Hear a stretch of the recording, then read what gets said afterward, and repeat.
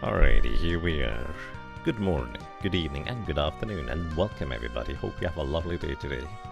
Welcome to Notorious, welcome to Myrthus, and welcome back Trash Can for 8 months of support. Welcome back, and I'm glad you enjoy your stay. Hope you're doing well. And welcome to a casual, little bit more of Final Fantasy V for Job Fiesta on the very, very slow PlayStation version. I didn't remember it being that slow, but well, here we are. Welcome everybody, hope you're having a lovely day today. And also, shout out to Jamie and Leroy, or well, Lee. Just because they came to visit earlier and may or may not actually be able to, well, see what we're doing here today. Who knows? Anyways, I hope you have a nice day as well. And Johnny Feria. So, without any further ado, let's just hop back in here, because we might as well. So yeah, this is the Final Fantasy V PlayStation version, which means, oh boy, it has loading times. So if you are used to the Game Boy Advance or Super Nintendo version, you know, there's maybe a little bit of loading here and there, but for the most part, it's kind of a smooth ride. This version, on the other hand, my goodness, this version, I would not consider this to be a smooth ride. So, this is Final Fantasy V, which means it's also for Job Fiesta. We are randomly assigned 4 possible jobs, and with the upgrade modifications to a run, we have to be, well, the new job that I choose to upgrade into whenever I want to. And with everybody right now, we have to be time mage at this point, and that's probably going to be still the case for the foreseeable future. And Galuf is missing. I think we did do the meteor mini bosses. I have to admit I don't really remember. It's been 2 days. Yes, we have timely mages. We also have blue magic, which means we can learn all sorts of blue magic stuff.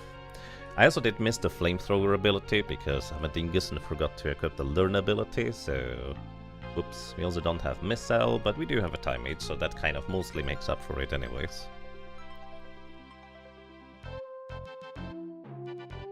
Yeah, hello. Welcome to you, Leroy. Hope you have a lovely day. I am doing quite fine. I hope so do you. Y3. Welcome to you as well. Luigi Martini and Egon Brücker, which I think are the people more locally watching here. I hope you're doing well today. So yeah. Good morning, good evening, good afternoon. Where were we? I think we might actually need to go next into... yeah, this is basically where we are just gonna go into World 2. And do we need to do any preparations beforehand? Who knows? And to Jamie. Hello, Jamie. I hope you're doing well today. And I hope the cake was tasty, and I hope... please don't take my Pokemon cartridges with you. I still kind of would like to keep that. Alright, we're gonna buy a bunch of rods before we move on into the next world, because there is always a chance that I would like to have more of these, I suppose, in the near future, so we will be able to, in fact, use these because we are, well, with time mages. Besides that, I think we are ready to rumble. Hello.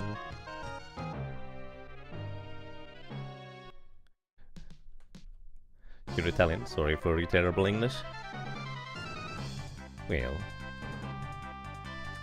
that's okay. Oh, you mean why 3 characters? Sorry, I didn't understand until now. So we are currently at a point in the story where Galuf went back to his home world, if you will, and we are about to join him in his own world, so we're actually jumping through a portal where Galuf is residing. After a short intermission here, we will be sent to prison, and then Galuf joins back up with us. English is too big for these times. I mean, that's perfectly reasonable.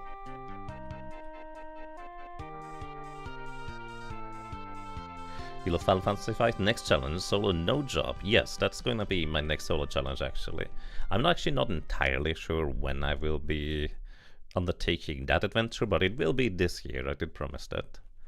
So I guess the most reasonable time would be sometime after we complete this thing here.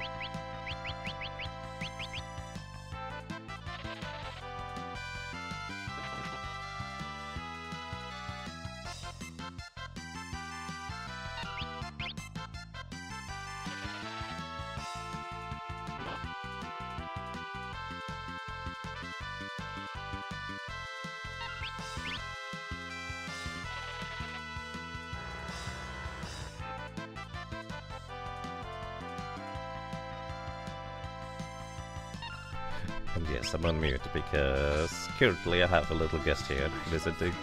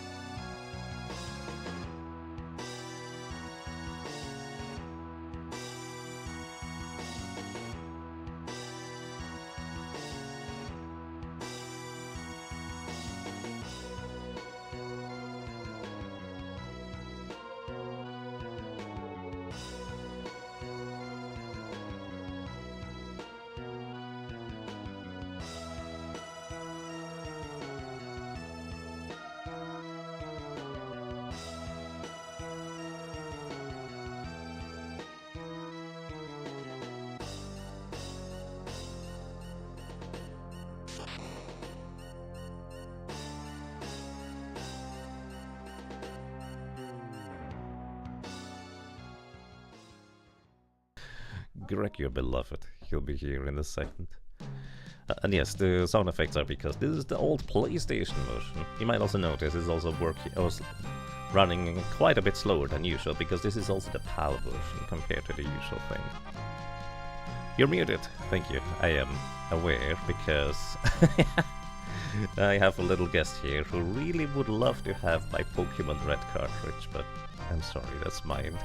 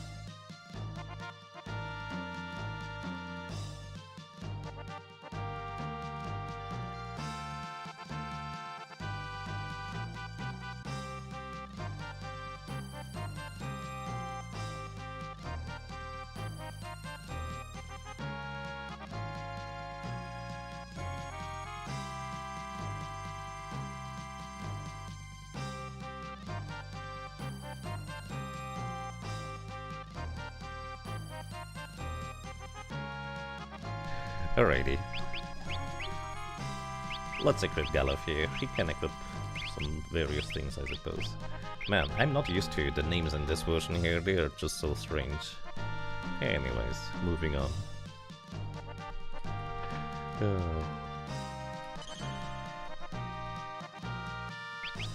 So, because Galuf is just kind of doing his solo mission here, you might think, oh, this could be a little bit tricky because we have mages with not particularly much defense, but Time Mage has actually a particularly good matchup into the upcoming encounter with Gilgamesh because, well, of a very strange kind of interaction of that the game sometimes does, let's put it this way.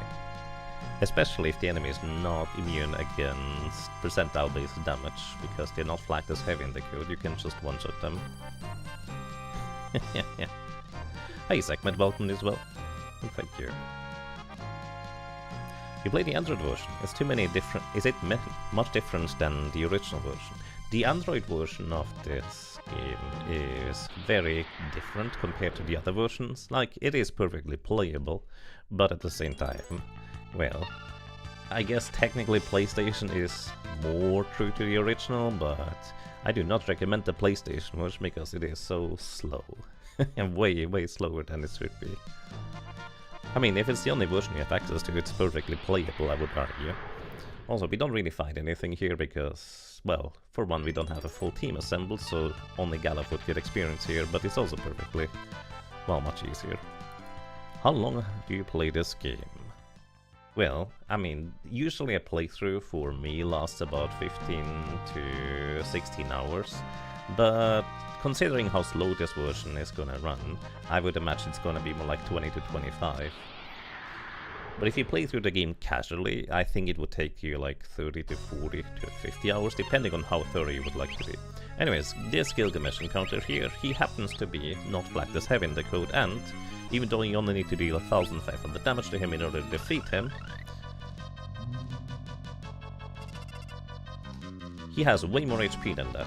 So this damage just reduces his HP by half of what he currently has, and he just happens to have, like, well, way more than 1500 HP, so using Demi on him will just kind of knock him out in one hit, making Time Mage actually particularly efficient to defeat this guy with.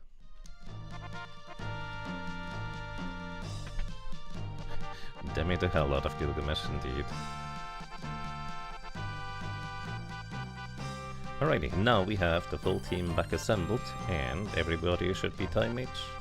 There's not a whole lot else I need to equip or do, because there's no job shuffling in this particular variant of the challenge, since everybody has to be the same job at the same time. So we just slowly walk back upstairs. My god. This version is so slow. And the back attack on top. Ferris currently has the Mangosh equipped, also known as the hunting knife in this version, which has a 25% chance to just block incoming physical attacks. So functionally a 1 in 16 chance for us to just block any individual attack, I guess. The nightmare of no thief in this version. Yeah, thief would be nice. You would actually be able to walk at least a decent pace here. But oh well. So, I always like to point out that if you switch the character here in the menu to have a different character be in the front, for funky programming reasons, your character is just looking like they're knocked out on the floor. And, you know, they're trying to sneak by the jail cell or whatever that's supposed to be in order to get past the enemies, which looks reasonably normal on bots here, where it just sneaks by, right? But then you also have, if you put Gallup in the front, and he is just sneaking by in a bit of a special way, I guess. It's more like a crab walk, if you will.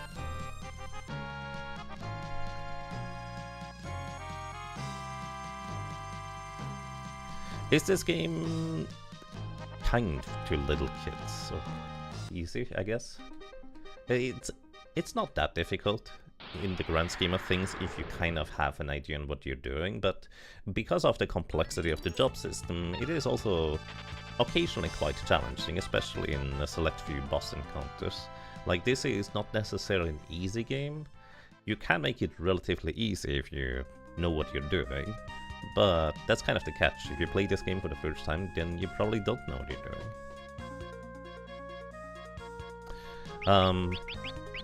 Is it for... Yes, I mean, this game is very much...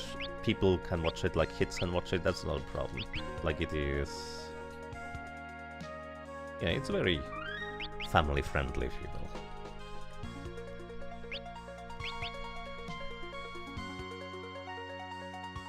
Final Fantasy V isn't too difficult, but for the first time is it challenging enough? Yeah. I mean, especially XF at the end of World 2 and the final boss, both of these I would consider to be quite tough, let's put it this way. Alrighty. Now we get into an encounter with 3 dudes. So these things are weak to lightning. We don't really have any good lightning spell, but they also only have about 480 HP. And I believe Aquaric should be able to knock them out in one hit. If we get lucky, we can get a high potion drop from these guys. So that would be very convenient, but it's a rare drop. Also, I guess it's called potion in this version of the game instead of high potion, which, well, nonetheless would be kind of a much better healing item than we currently have. Anyways, if you walk this particular path here on the bridge, you actually avoid all random encounters. Well, it's not really random encounters. They're specifically on specific tiles where you can get into additional bridge encounters. I would just circumvent all of them by just walking that specific kind of path. Anyways, welcome to Gilgamesh on the bridge. Enjoy the music. This Gilgamesh here is quite notable because he is rather weak to time mages, if you will. So first of all, we're gonna haste everybody so we get double the turn timer in comparison to normal. Everything just feels slow in this version. But haste effectively is the strongest buff in the entire game, as opposed to slow being the worst debuff in the entire game. Now the thing is, we don't necessarily have the best way of dealing damage to him, and I'm actually not entirely sure if Time Mage Mute will also, well, stop us from casting blue magic. I don't know. Anyways, we can also slow Gilgamesh, so he is gonna be even slower. We get significantly more turns compared to what he normally gets. And aside from that, this is where, once again, I would be using the fire ability, the flamethrower, but I forgot to learn it, so whoops, we don't have it. Anyways, he only has 6,500 HP. Once he drops below 2,500 HP remaining, he will start to try and buff himself with haste, protect, and shell, effectively taking half damage and going twice as fast. Although, because he's slowed right now, he would actually be going more like 4 times as fast compared to otherwise he would be. Welcome as well, non-offensive username 3. Hope you're doing well. Good morning. I'm glad you enjoyed the stream. So yeah, just kind of chipping away through his health here. Yeah, this big bridge theme sounds so muted. Yeah, I like a lot of the variants of how the PlayStation version sounds in terms of music, but the theme on the big bridge is kind of one of the weaker ones, to say the least. Alright. What is 7 times 350? Anyways, after about 10 spell casts here, he will be pushed into phase 2. And before that, I will want to mute the battlefield. But the question is, can I do this? So, the Time Mage mute is actually not like the you don't silence an opponent kind of spell. It is literally silencing the entire battlefield. That means we can no longer cast any spells at all. Except for, I think blue magic should still work. Because for some reason, blue magic is not considered to be something you can silence. So we can still cast blue magic here. I was actually not entirely sure whether blue magic would work.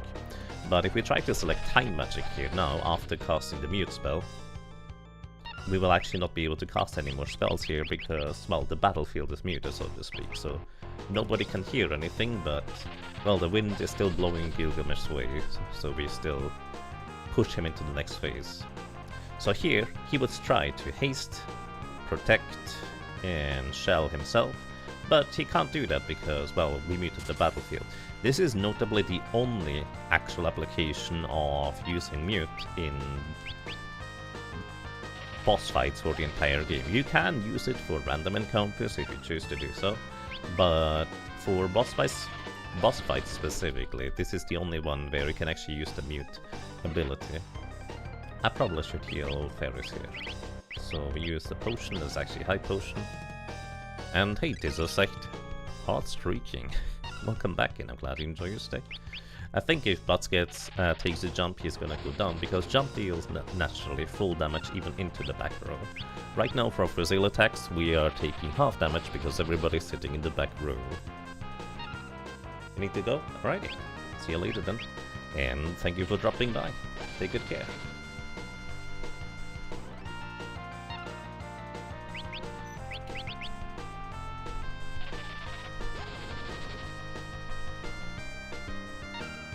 So yeah, this is not the most enticing or interesting kind of game for people to watch that are not particularly familiar with it or know particularly much about the franchise in general, I guess. But it's an interesting, well, I imagine for people that are mildly familiar with it.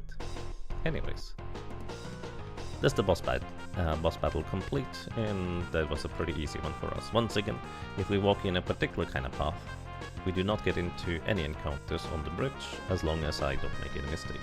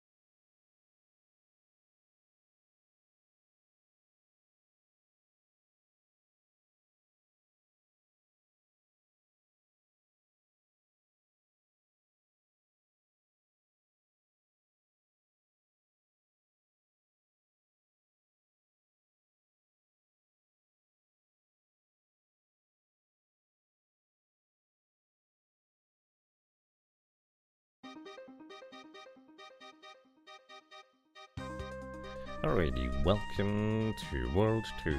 As I like to call it, this is kind of like World 2 proper, where we finally get to actually do stuff in World 2, and notably in the next town we'll be able to finally buy high potions, or as this game calls it, just potion. Devourer and Subterran. I wonder which one is which. Probably the Kraken looking thing is the Devourer, I would guess. And Subterran is interesting. They are called Lunenta in the fan translation. So, like, you know, I guess I have no idea what these things are supposed to be fair. Alrighty.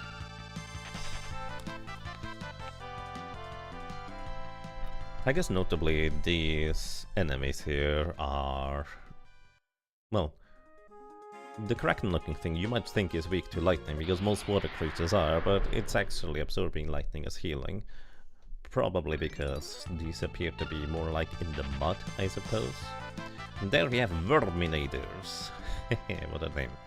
So these enemies will actually be able to teach us another blue magic if I, you know, go out of my way to get it. I suppose I might as well, because it can occasionally be helpful, because it knocks out your own character, but it also fully heals the ally that you're targeting, both to full HP and MP. So if I don't have any other way, at least that would be a way to recover our MP. If we run out of elixirs or something, we could just substitute it with those and, I guess, Phoenix Downs. In the meantime, we do actually finally, for our time mage, just get an offensive spell somewhere along here. And that offensive spell is not particularly reliable. You also get return and slow 2. Slow 2 targets all enemies, but it's actually less accurate than the single target slow spell. Return returns us to the beginning of combat as to exactly how it was at the very beginning. It also rerolls whether you get into a back attack or a preemptive strike for what it's worth, so it can be quite useful to just mitigate damage if you don't feel like healing up otherwise, or something like that. Yeah, and Comet is unreliable at best, I would say. However, I would also say it's one of the more interesting spells in general to use. We can't use this sword, so I guess we'll sell it. So here we can also buy Holy Waters. Holy Waters, they turn zombified characters back into regular ones, which that's only starting to become a problem here in World 2, but most other status effects you can recover by just using a tent or like a general healing thing. Zombified status you specifically have to remove via using a holy water, so there's actually not really much of a way around it, so it's always a wise choice to just pick up a few. But yeah, Comet, I guess the nice thing about Comet is that while it is not terribly reliable damage because it has huge damage variance, it's also a pretty cheap spell, so you can actually just keep using it on your time mage in random encounters, and I mean, it can work out just fine. And hey, welcome to you as well, Thalfon. Hope you're doing well today.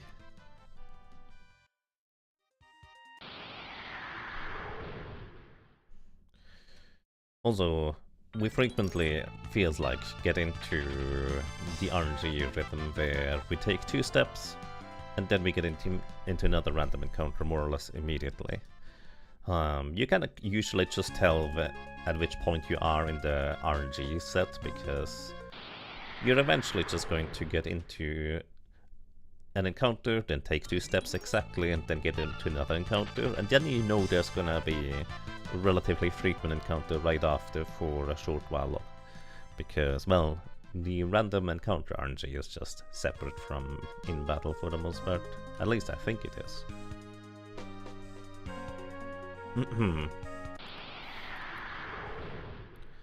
That are not as relevant to this party, but it always feels like a big breakpoint in the run when you can suddenly buy high potions. Yes, absolutely.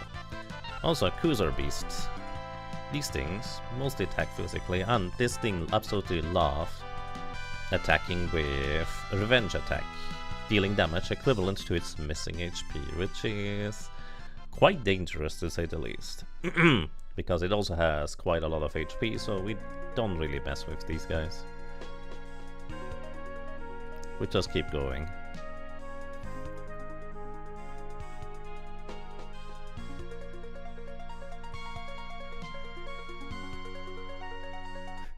You can deal 6000 damage to it and get walloped in return, yes. And the next boss here coming up is pretty much more or less the exact same thing, where it frequently will attack for however much damage you dealt to it so far as well. Goodbye. Whee. Everything just feels so slow in this version. Yeah,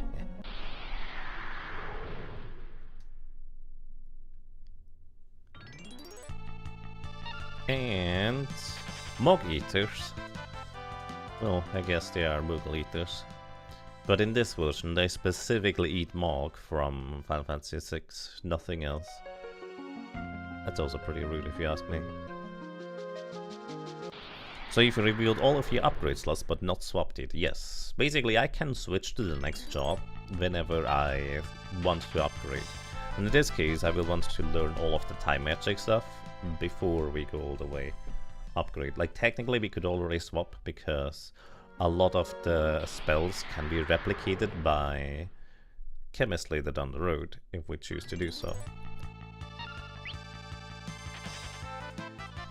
But also it's much simpler if we could just slap time magic on one character and then haste everybody and we're good to go. Sometime between Final Fantasy V and Final Fantasy VI, Moogles mutated and grew pom-poms.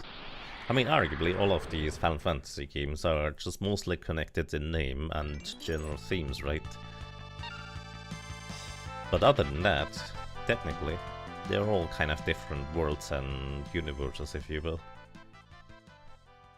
But Gilgamesh is, like, fun enough, the one thing that more or less links them together.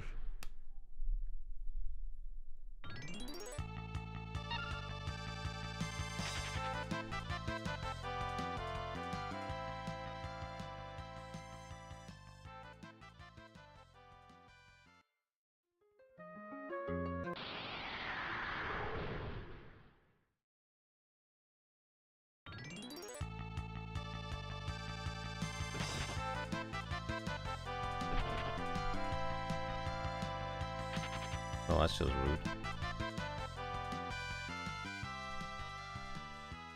Also, I'm terrible at reading chat. While earlier somebody asked what this game was. This is Final Fantasy V.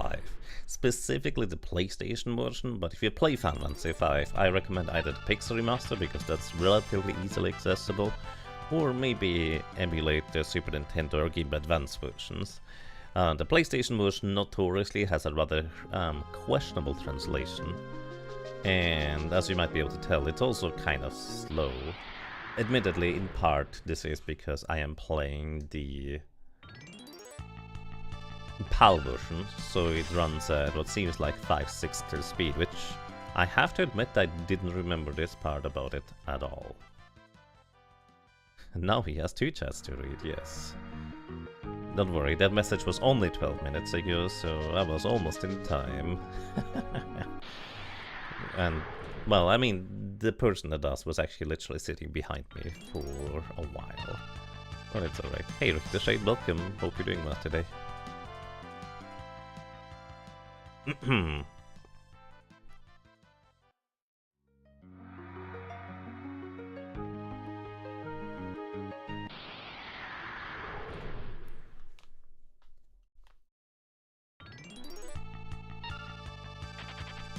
Not a whole lot to say about these. We could technically battle these random encounters here, but they do have a good chunk of HP, and we don't have a particularly easy way of taking advantage of their elemental weakness to lightning, since we don't have any lightning spells.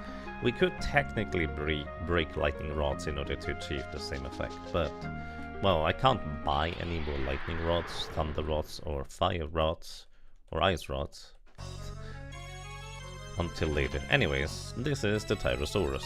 This guy, I think he is not flagged as heavy in the game, so we can actually just Deathclaw him in order to put him into critical HP and then just whack him once and defeat him.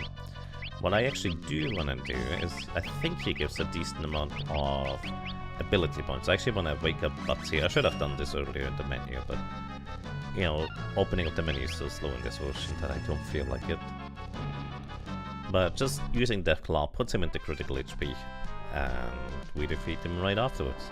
You can also just throw a Phoenix down at him. He is basically the first iteration of what became more or less a Final Fantasy tradition, where you gain... well, whether you can defeat one boss or even mini-boss with a Phoenix down in one attack. But since we have blue mages, we can just save our Phoenix Stones since they're reasonably expensive. Also, I think we got a rare drop from this guy, because he dropped an elixir, which is I'm pretty sure rather unusual, so that's nice. What level do you think is enough to beat Carl Boss as a solo white mage? It kind of depends on which character you choose as your solo character. You just want to reach the attack power threshold at, what was it, level 18, 19, 20? I think Lena needs to even go to like level 21 or so in order to get the next highest attack threshold. And then at least you have okay odds to defeat Caraboss. It's still not in your favor, but I think somebody ran some simulations on it and it came out to be like 3 to 5% chance of defeating Caraboss per attempt, which admittedly was much better odds than I anticipated those would be. On Ferris, yeah, Ferris has, I think, only 2 strength attack power. So I don't remember what level I was exactly. But let's see, if I check my spreadsheet. Ferris as a white mage. Or white mage in general, what? Excuse me. White mage has 17 attack power, plus 3 from Ferris. Actually, it's plus 3 from Ferris, so that's nice. So it is 20 total for Ferris, and the level threshold you wanna reach for having a decent shot at defeating Caraboss is level 20 on Ferris. It is 21 on Lena. But 20 on Ferris should be sufficient. If you go for Butts as your solo white mage, level 19 actually gives you, I think, the same damage threshold there. I think.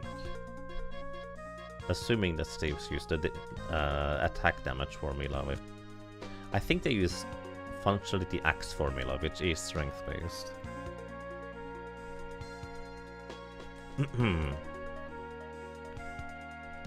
Yeah, Lena needs to be level 21, Ferris and Galuf level 20, and Butts is level 19. Leveling to that part actually is, well, it takes a while. Also, yes, Phoenix Down Cannabis against the Tyrannosaurus earlier. Anyways, welcome to the Moogle Village. They initially ran away from us because they are scared of the sketchy humans.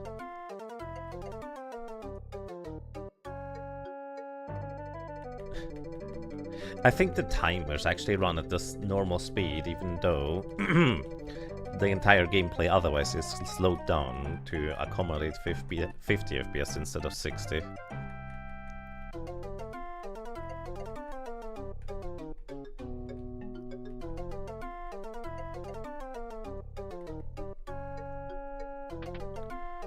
And don't forget to actually talk to the Moogle inside here, otherwise your next time with advance the story is not gonna progress afterwards. And picking up all the money, 10,000 gold. Dancing Dirk it's called in this version rather than a dagger. I mean, that's fair, I guess a dirk is a dagger type weapon, so that makes sense. So the dancing dagger is our only way to try and confuse an enemy with. And that's relevant, because there's a bunch of blue magic we can only learn if we confuse enemies. And until now we didn't have a way to confuse enemies, so we could learn a bunch of them. How kind to leave the Moogle the last guild. Right. Also, this Moogle is particularly happy that we are trying to fit in and gives us another elf cloak. Once again, this is an accessory with a 1 in 3 chance for us to just dodge any physical attack coming in. So we will be able to put this onto somebody. I guess you can have this one, but why not? We don't really have that many interesting things to equip either way. And in fact, we probably could just breeze through most of the game here until we arrive at Exeter's Castle, so not entirely sure how much battling I'm gonna do along the way. Probably just the usual, just knock out a few zombie dragons, and that's about it. Maybe it's the lucky one guild. Maybe. But yeah, normally the elven cloak is called the elf cape in other versions.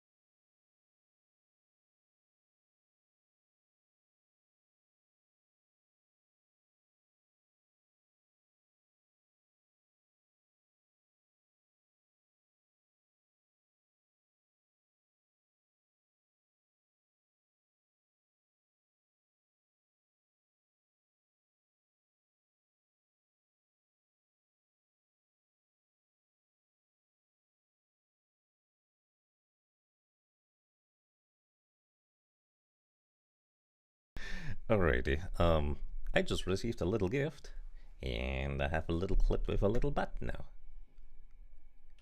A very blocky looking bat, but that's alright. And I also, I think the little guest I have is also, he fell asleep on my bed, I suppose. That's alright. Anyways, welcome back to Final Fantasy 5, everybody. Hope you have a lovely day today. Good morning, good evening, and good afternoon, and also good night to those people that might want to just sleep. Hello.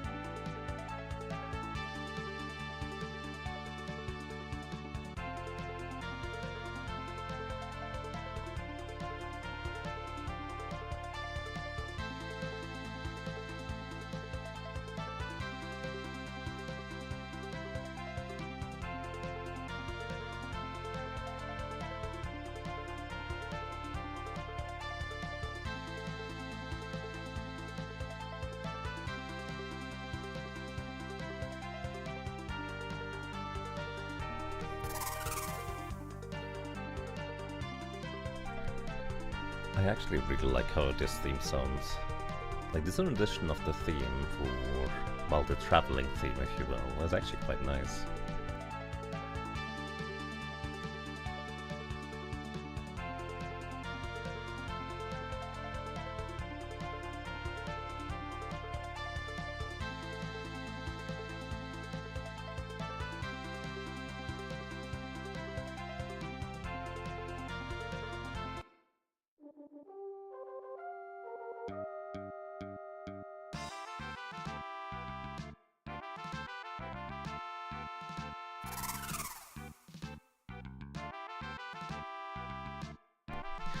Alrighty. The little guest decided to leave. Well, actually, that's not technically true. Yeah, the little guest's mother decided to say goodbye and leave. And I hope they have nice vacations, because they happen to be around. I think that's nice.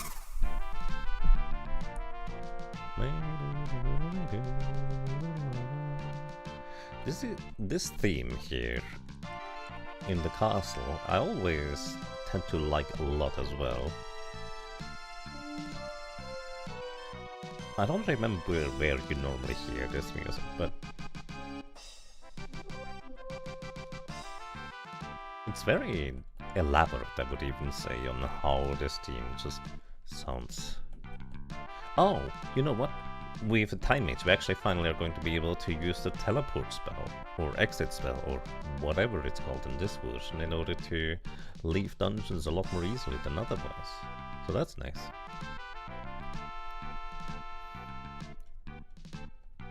You like the music when the goofy stuff is happening in the game? Meanwhile, it's like the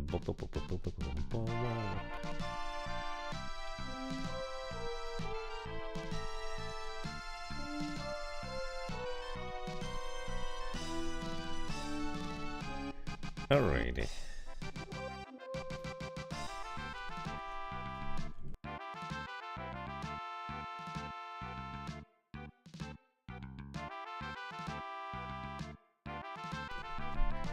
Alrighty. I suppose we also will have chemist at the end, so maybe I should stock up on all the various drinks. I think the only drink you cannot buy is actually the giant's drink, which, you know, conveniently enough, we do in fact have chemist at the end, so we will have access to just the drink command naturally, which, well, is quite nice, I would say.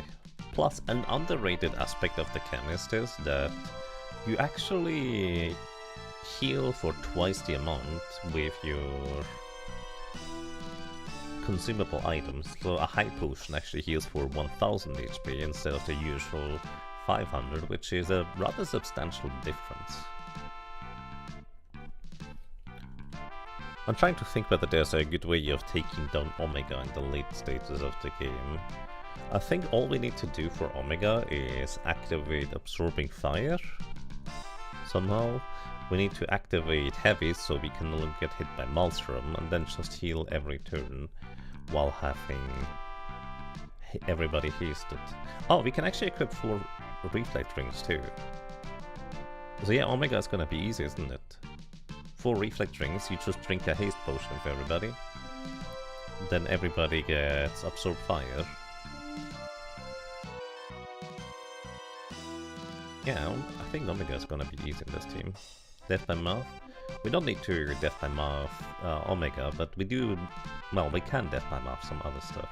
In fact, we have actually the perfect scenario to set up Death by Mouth against the final boss even. Just need to remember to do that. So we could go into the basement to level 5 Doom a bunch of statues for easy experience and ability points. If you're ever looking to gain a bunch of ability points in, well, Final Fantasy V, one of the easiest places to grind ability points is right here. If you have a way to deal area of effect lightning damage with, let's say, a Black Mage or a Summoner, that works really well.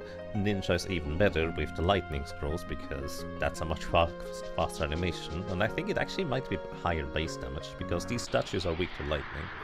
Alternatively, if you have a blue mage in your team, you can also level 5 doom these guys, and this is basically like the encounter you would like to see in this scenario. These guys are level 20, 25, I don't remember. The animations is a bit slow. This is why I would say Ninja with the Lightning Scroll is more desirable for it. But it's one spell cast, guaranteed knocking out the enemies. You get 2,500 gold, a little bit of experience, it's actually not that much, and 8 ability points. So this is a very easy way to grind out a bunch of money, if nothing else, if you're looking to earn a little bit of something extra, I guess. Further, if you have a thief, their rare steal is actually Twin Lance. Twin Lance is a very powerful kind of thief slash ninja dagger that attacks twice. So it's not just that that weapon is particularly strong because, you know, it has much higher attack power than anything else you can have at this point usually. It also just straight up hits twice, which means the double lance in a bunch of situations actually straight up outpaces even the legendary weapons in terms of damage output, purely because it attacks twice in a row. That's mostly true for enemies that don't have that much physical defense, because the higher the enemy's physical defense is, the less, well, useful the double attack is, of course. And since it's not a legendary weapon, it does have, like, I guess pretty good, but not crazy good attack power, so most of it just gets mitigated by high defense enemies. Anyways, here we have the Abductor. This guy is susceptible to all sorts of things. And I actually have no idea what level he is. Can I check? Well, if I had the thing I could check, I guess. Anyways, let's see if he can be Doomclawed. Apparently yes. So, he has 9 HP remaining or less, and then we just hit him once and we win.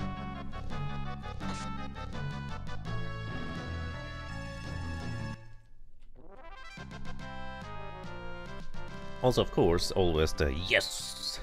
Yeah, it's still funny, in my opinion.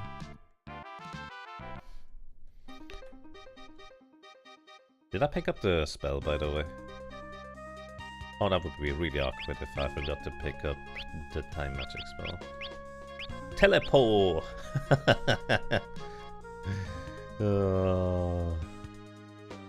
Now I know why the fan translation calls it exit as a spell.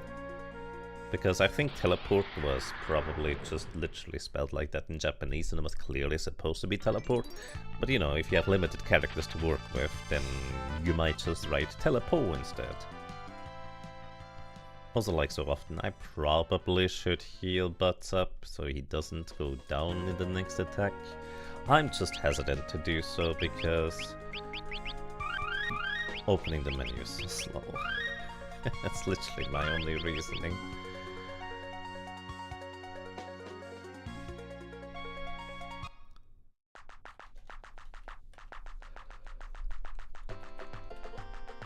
Alrighty.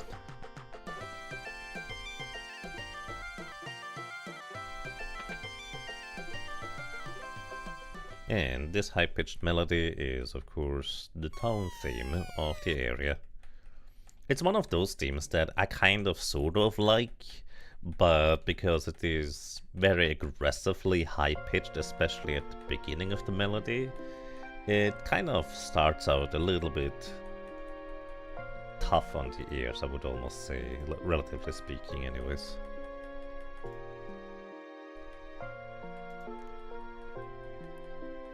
The pitching, it's right at your nerve. Yeah, it's just a little bit high-pitched. I do occasionally like when there's like bits and pieces of melodies that are relatively high-pitched, but I prefer lower rumbling melodies in general for a reason.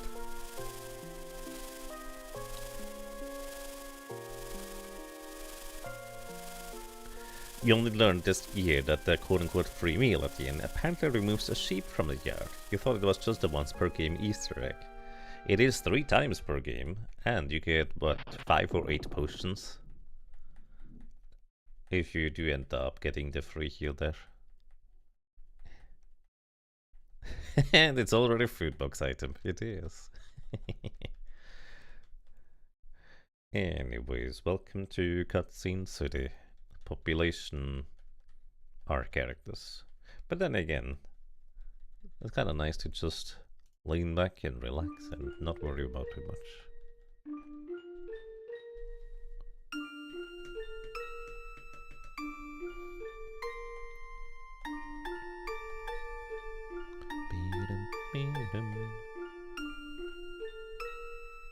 In the time that I managed to clear one world, Elmagus over there just completes an entire Job Fiesta run.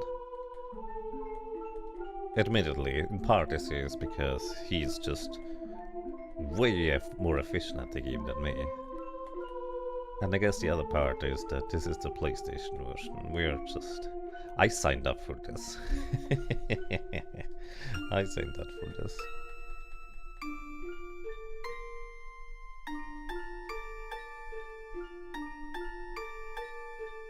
You like that version of Nostalgia? Is that the song name?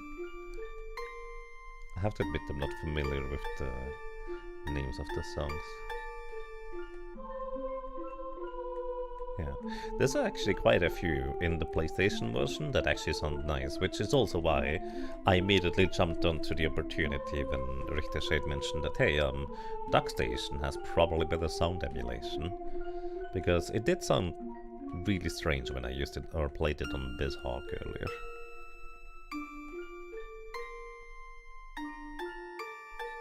Have you ever played Stronghold Crusader? No. I know it exists. I've actually never even seen any gameplay. But I distinctly remember this being one of the boxes that was always on the shelf in the video game store we occasionally went to. And I was always thinking, man, I would love to have this game too. But of course, I got to pick one video game a year for my birthday, and that was it.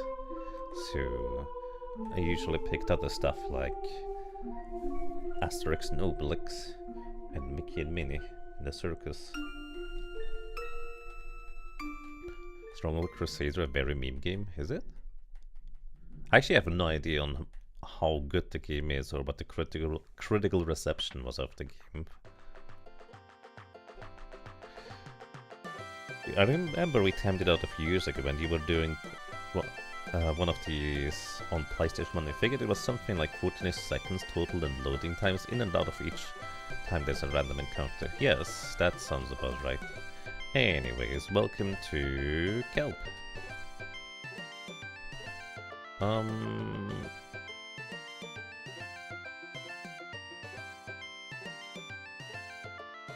I don't think there's any new spells here. I believe this is the same spell selection we had in the previous city. Let me just double check. Time magic is the only stuff we can buy anyways. Yeah, these are the only ones. This is fine.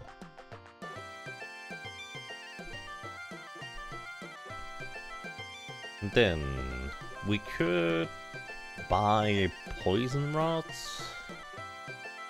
those are not going to be relevant until we get to Azul Magia or the Blue Mage guy. Cluster? What do you mean cluster? Is that the ninja dagger? Crossbow? I think that's the killer bow.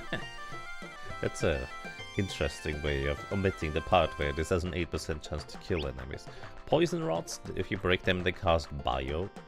I suppose this is like our only way of dealing poison-based damage, but they're also pretty expensive.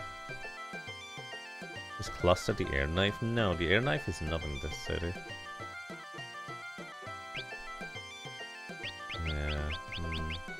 The Halcyon Blade, I believe that's like the... It's a dagger that I never buy, because I don't usually have any reason to. What else could we buy here? We could buy Earth Ropes. You know, Earth Ropes, I suppose that's a reasonable name for it. Gaia Gear or Gaia Rope. Generally makes a bit more sense though. Right, I guess we actually don't really need anything from here, so we just leave.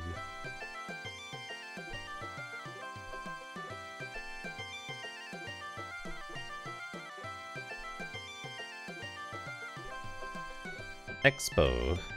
Cross as in X is in kill. I guess.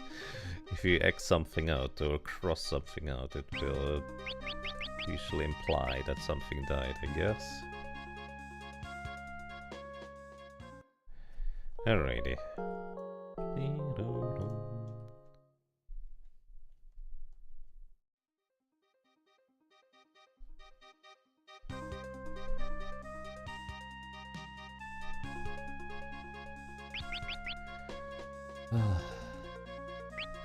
Memo? No.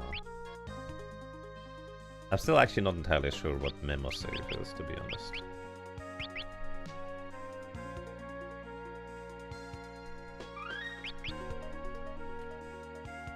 I imagine it's kind of like the equivalent of a quick save or so. Anyways, welcome to the Valley of Dragons. Yeah, okay, that's a fine name, I would say. In here, we can encounter a bunch of enemies and grab a ton of money. I guess this is kind of most notable for being where we can get a ton of money for all sorts of things.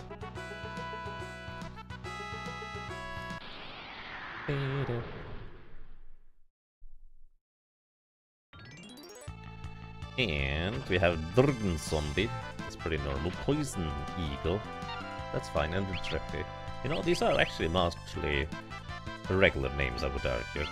So, let's see. We're gonna try and Doomclaw the Dragon Zombie. DRGN for Dragon is pretty good. They do have... They are not flagged as heavy, so that means you can actually knock them out, or well, knock them to low HP with Doomclaw, so this is an option. Nice, you hit. You can also just throw Phoenix Stones at them, which have a decent chance for success. But of course, we have blue magic, so we can take advantage of that. Notably, the Poison Eagles have pretty much no real HP anyways, and if we just need to knock out a single enemy at the end, Comet is a very cost-efficient spell to hit enemies with. It has really high damage variance, anywhere between, what was it, 200 to 1200 damage or so, which, to be fair, is actually really good damage on average, all things considered. We always get a Dragon Fang from the zombie dragons, and those Dragon Fangs are actually going to be useful for later when we have the Chemist for various mixes, so we actually don't want to use these, or sell these for once. However, if you don't need them, if you don't have a Chemist that is, or I guess a Cannoneer, then you can just use these to gain 2,500 gold each encounter with a zombie dragon, which is pretty decent, I would say. Now, notably, the zombie dragons are not flagged as heavy. However, these Skelesaurs, that's actually pretty solid as a name. These Skelesaurs are in fact flagged as heavy, so you kind of need to deal just regular damage to them. They are weak to fire, for what it's worth. However, they're also very annoying, because they can paralyze your character and put you into critical HP. They are basically like Carl boss. Except that the damage or the paralyzing attack doesn't deal damage, but aside from that, it's basically Carl boss. Anyways, Doom Claw, please hit.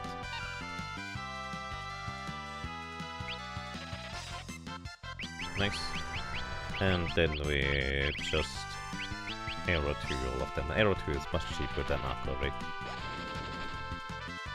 And the Poison Eagles only have like 90 HP or something. I actually don't remember how much HP they have. Anyways. Come on. The Druppies have like 900 HP if I'm not mistaken, so they might survive this. They do. But they don't survive too. Most likely anyways.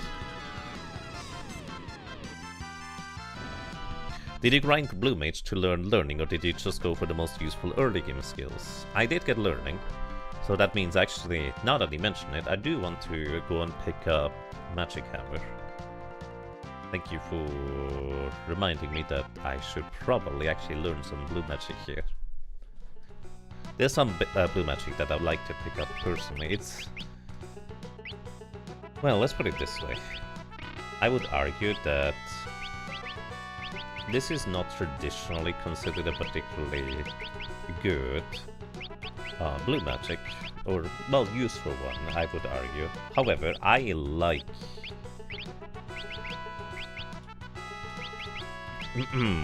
I like this one a lot with the Magic Hammer, because Magic Hammer allows us to half the enemy's MP.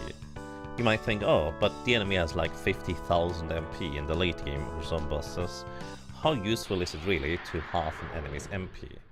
But if you know anything about maths, and if you divide something by 2 just 10-15 times, suddenly they have almost no MP remaining in general, making it actually really, really good. By the way, we can also use teleport in combat, which functions the same way as if you were to just run away from combat with the flee command or the smoke bomb or any other ability that allows you to guarantee run away from combat. The main difference is that the animation is much longer and it does cost you MP, but hey, I mean, at least you have some way of guaranteed running away from encounters as a time mage, which is honestly quite nice, which will almost certainly come in handy in later scenarios. You forgot about the yes. MemoSafe doesn't use memory card. You can save your game and reload it from it if you wipe. It is lost when you had hard reset or turn off the PlayStation 1. Oh, interesting. Thank you for the information, Thalfon. So it's basically just a temporary save that is not actually saved. Because if you turn off the PlayStation, it's just gone. Because the PlayStation doesn't have any internal save disk or data. That makes sense. Anyways, we're looking for a Drippy encounter. I think there's a Drippy plus Poison Eagle encounter in one of these outside areas. That would be reasonably ideal for it. Or we could just get another Zombie Dragon Drippy and Poison Eagle encounter. That would also work. There we go, this is what I'm looking for. So, now, we're going to go ahead and knock out the Poison Eagle. A dagger attack would knock out the Poison Eagle with our weak mages even from the back row. But here I'm looking specifically to just get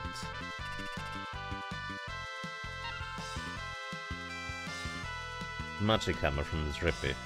We currently don't have blue magic equipped. Oh, don't miss. It can be resisted, which is kind of makes it a bit more awkward to use than usual.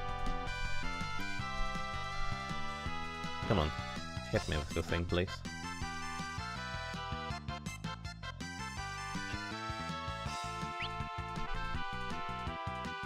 Come on, hit me with a Magic Hammer, please.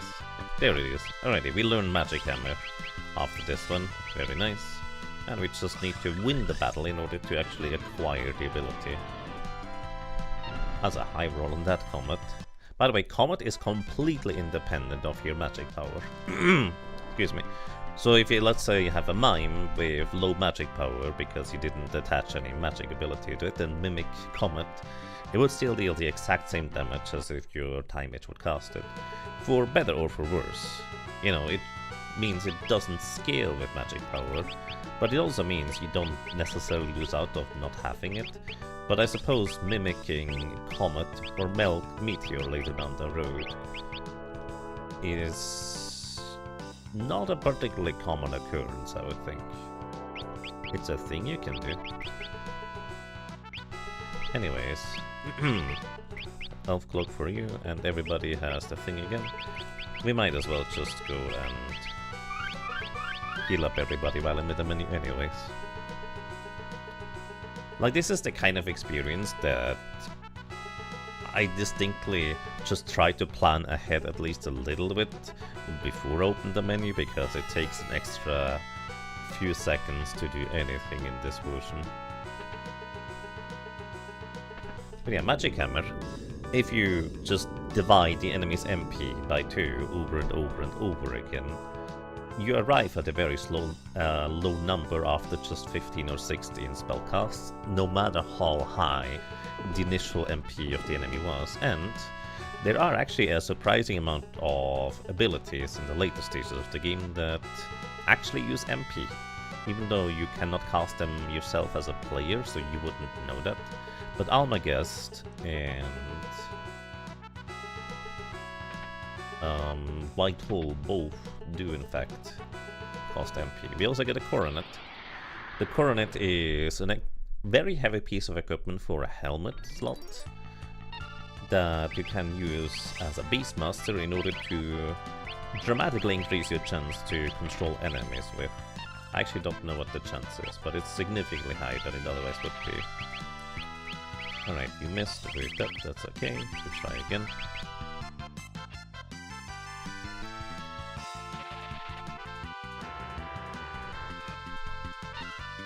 And there it is. I guess we could just dagger attack instead of casting any spells. And more Dragon Fangs. I'll need to figure out what the mix is for absorbing fire, I guess in the later stages. It's gonna be the plan. Because fire will be what we'll use in order to defeat Omega. Drink Haze Potion, fire, absorb, floating beforehand, anything else? Well, I guess we also need to deal damage to the guy. How do we deal damage to Omega with this team? Everything is so slow.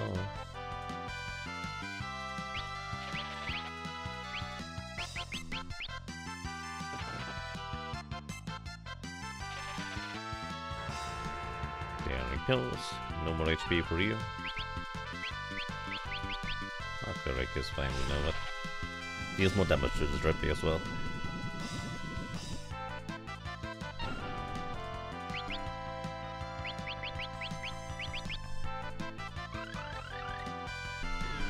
Does this version have the bug where Ether/Elixir resets an enemy MP down to 9,990 had more? Yes. Well, I assume yes. I have no idea why they would have caught that bug or cared about it for that matter. Admittedly, I've never tried it, but I would be very surprised if it didn't work. Because I think it also works in the Game Boy Advance version. Again, I don't think it's something I've actually ever tried for what it's worth, but I assume it works.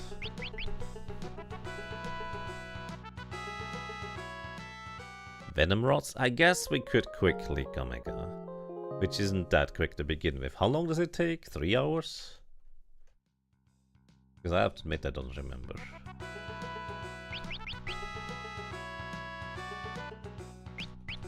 It's really funny that it's called Quick Leak. It's because the spell from the Time Mage that you use in order to Quick Leak is called Quick. But it's... yeah. Welcome to you, Humberto Montes. Welcome, hope you're doing well today.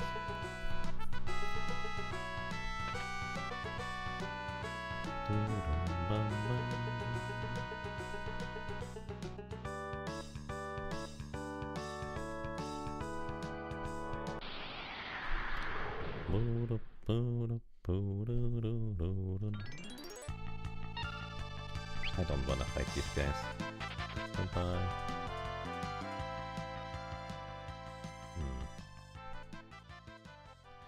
I guess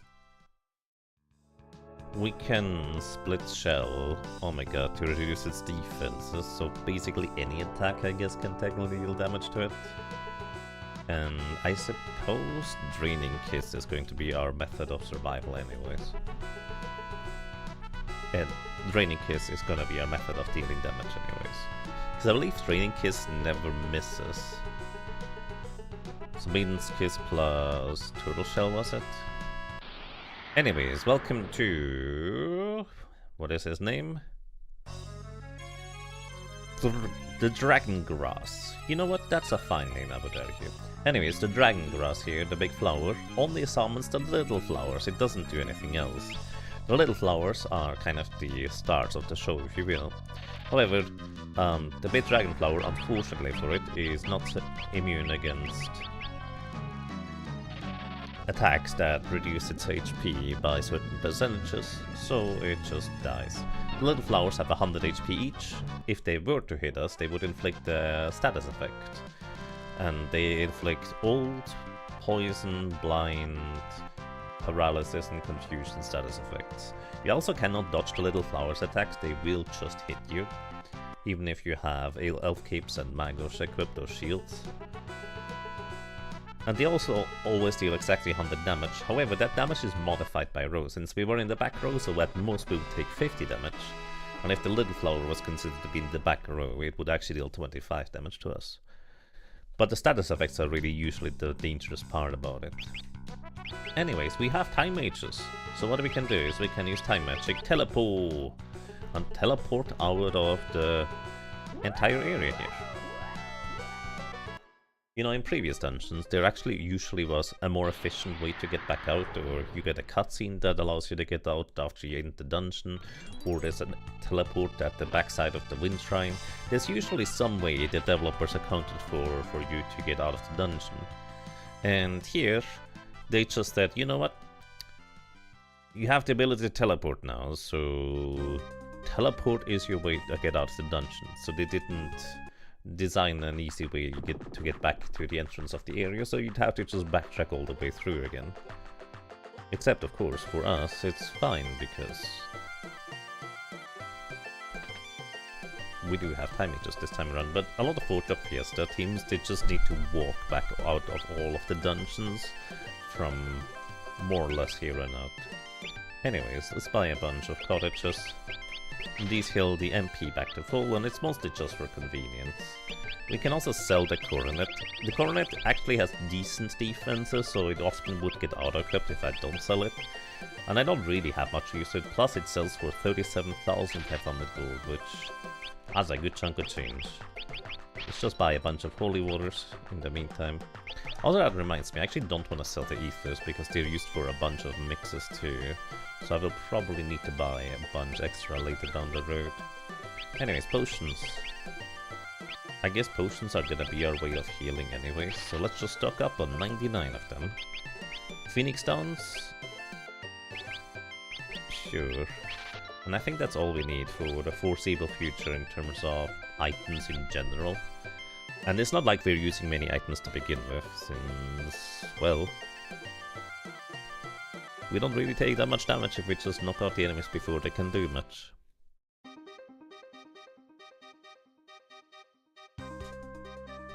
Yeah, I mean, to be fair, certain dungeons like the Dragon Valley that we were just in earlier, or Drakenvale, whatever it's called, those are actually fine places to just defeat encounters with in order to gain a bunch of experience and a bunch of extra money along the way, so it's not a bad thing to just linger there for a while longer. Do I go and grab the float? Well, yes, I do. I was initially thinking, it's gonna be extra slow in order to go and grab the float spell, but I guess it's okay. It's very nice to have float before we get into World 3 anyways. You can buy float later in Mirage Village, but float is useful before that, so it's nice to pick it up early. There's also an episode in the trench here, all the way on the east side, if you just follow the other path to go through the trench. Or the moat, I guess. But...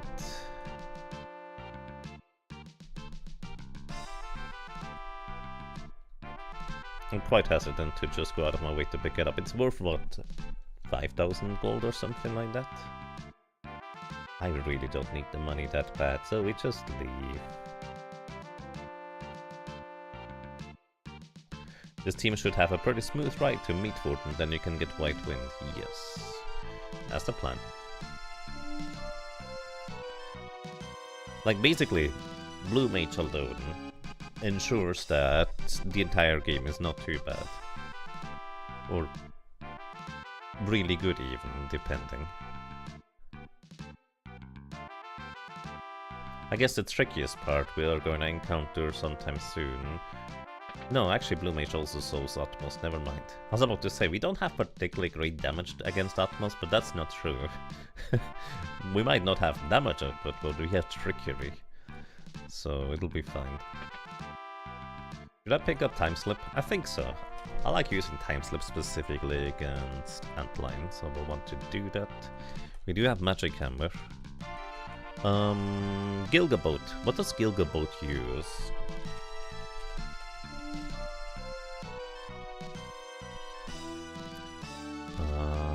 Ship. Didn't he also... Oh, he uses Missile. We could try and learn Missile from Gilgamesh on the boat. I think Missile is relatively cheap as a spell. But then again, we have Time Mage, so...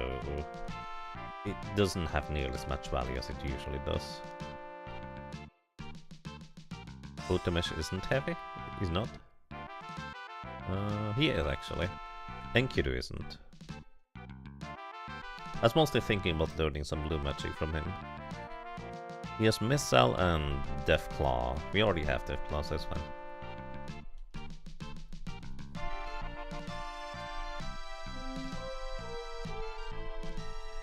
Yeah, he's not immune to death. Heavy is when they are immune to percentage-based damage. Like Time Mage stuff, so to speak. Most of Time Mage stuff is percentage-based damage. And Blue Magic, putting an enemy into critical HP through Deathclaw, that is also considered percentage-based damage.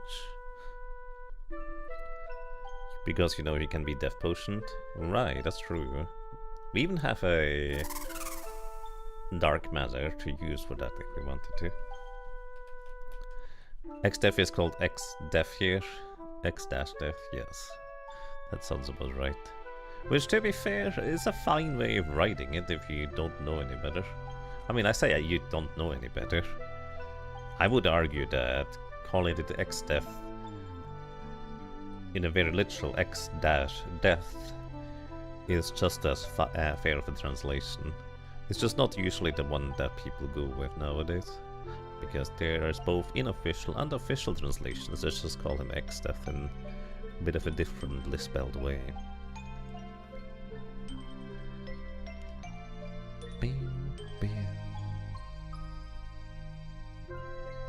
Alrighty, what else do we need? Where can I learn Flamethrower? Does anybody know if there's an enemy that uses the Flamethrower? Because I'm really missing that ability. It's just such a nice, cheap and efficient spell. It's so handy to have, and I, well, don't have it.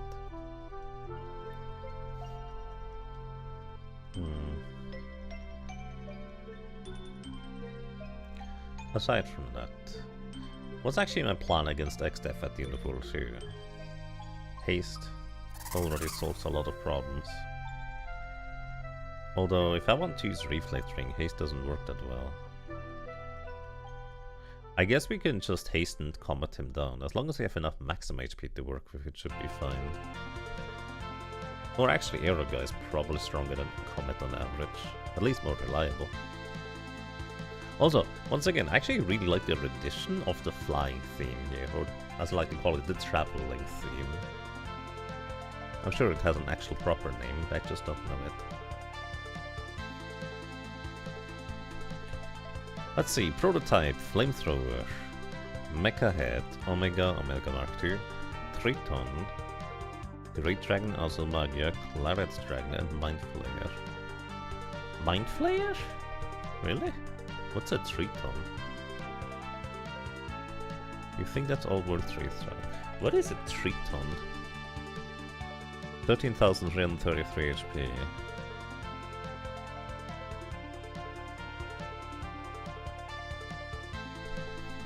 Heck is a Triton? Mind Flayer only with control? Yeah, that makes sense. Anyways. Triton is a boss? Is it?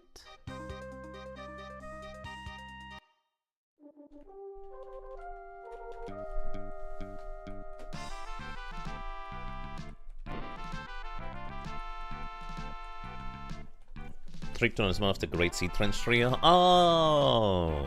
Right, I forgot. Thank you. So I guess there's actually not really a good way to get Flamethrower anymore now. I've really missed my opportunity there. I mean, we don't need it. Like, originally, I did have the ambition of learning all of the blue magics on my character. But that was before I realized how slow this version truly is, to be completely honest, so I might just not do that, I'm sorry.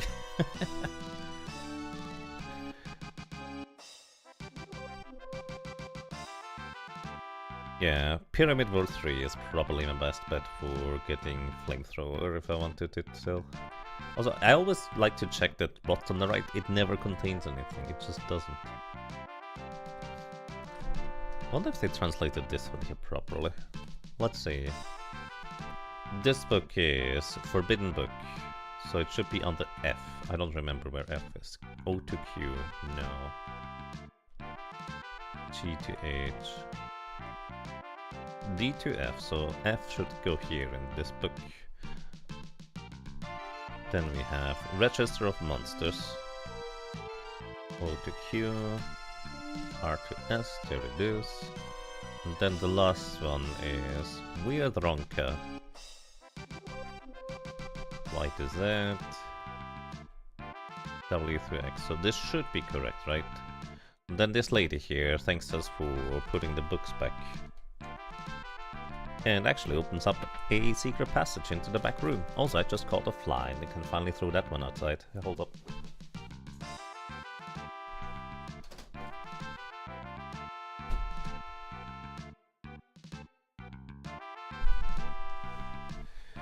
That's one of 2 flies that has been bugging me since quite a while now. Are flies considered bugs? What kind of category does a fly go under? Insect? Is that a bug?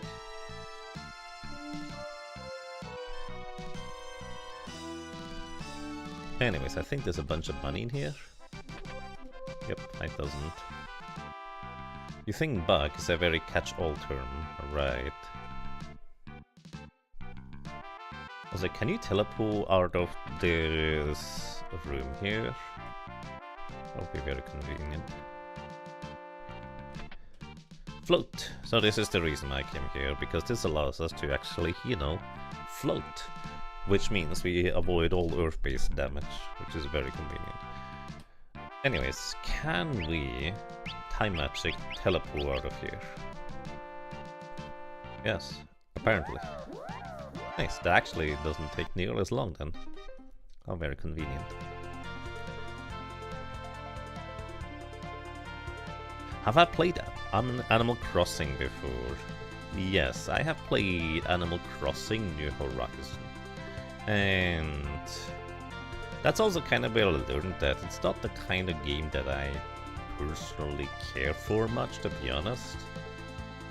Like, I built up a bit of a village, but then everything was just time-gated at the end, and that was just not interesting to me. I'd much rather play something like Stardew Valley, which has a lot more, you know, granular control over the things you do, rather than everything just taking extra time because the extra animation needs to play per tile, and then watering a flower is just like a little arc. It's basically not for me. If you will, you could say the game is just too inefficient for my taste. I'm not sure that's a fair thing to call it. It is just slow, and slow is not necessarily bad. It can be comfy. It's just not for me.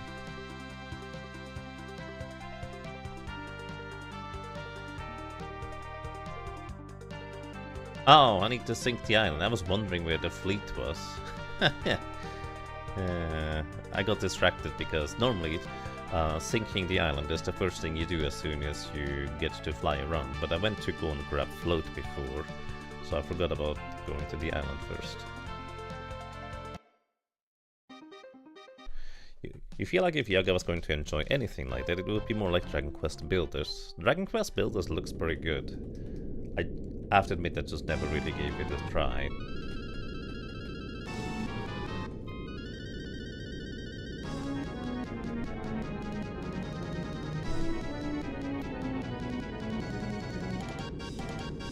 Do you ever get stressed not being able to run like a thief?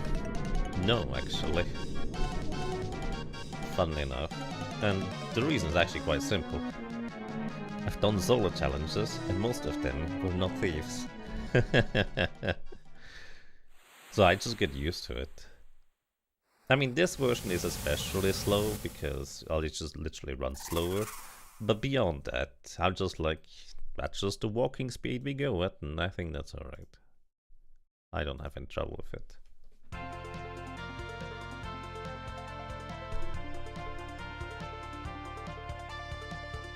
Yeah, Animal Crossing is, from what I've learned, just not the kind of series for me. It's for other people, and I think that's okay.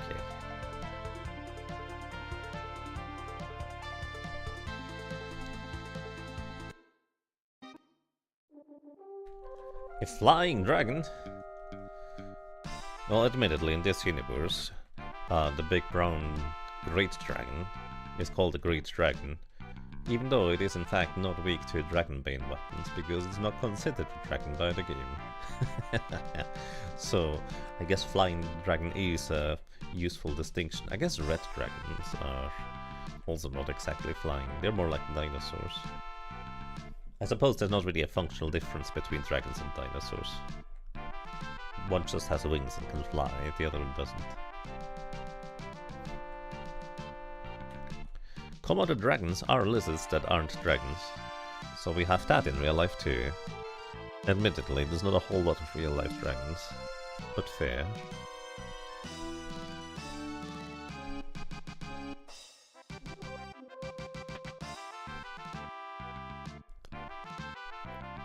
Wait, I'm too early. Good morning. Can you tell that I'm already a little bit tired? My social batteries have been drained a bit by visitors. It's not a bad thing, it's just a thing. Are there creatures that you would consider dragons? I guess dragonflies.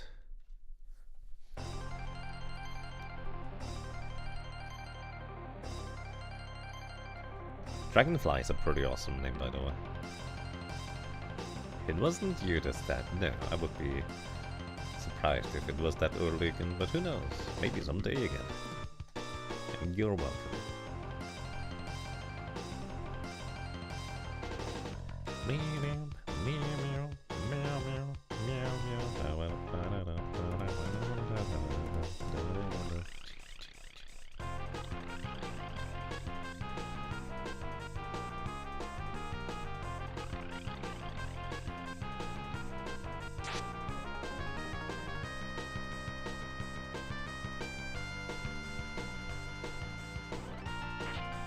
Yeah, I think the music in the PlayStation version overall is pretty good. This theme is a little bit lacking, and kind of like the pirate theme, or was it the ship graveyard theme, was kind of lacking the baseline heaviness.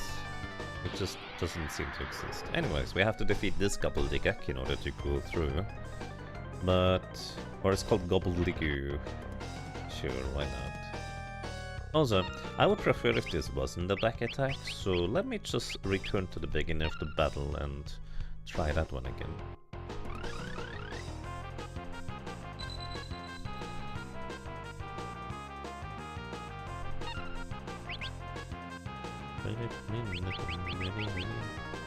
So, time magic. Demi. I don't remember how much HP they have. There's like a little bit over 1000 HP. Oh, you didn't hit. That's fine. Comet doesn't miss. You think that's another good example? Fighting a dragonfly, you'd want to bring an anti-flying bug spray. Probably why you don't see a lot of dragon killer weapons IRL. Not enough dragons for it to be worth it. Maybe.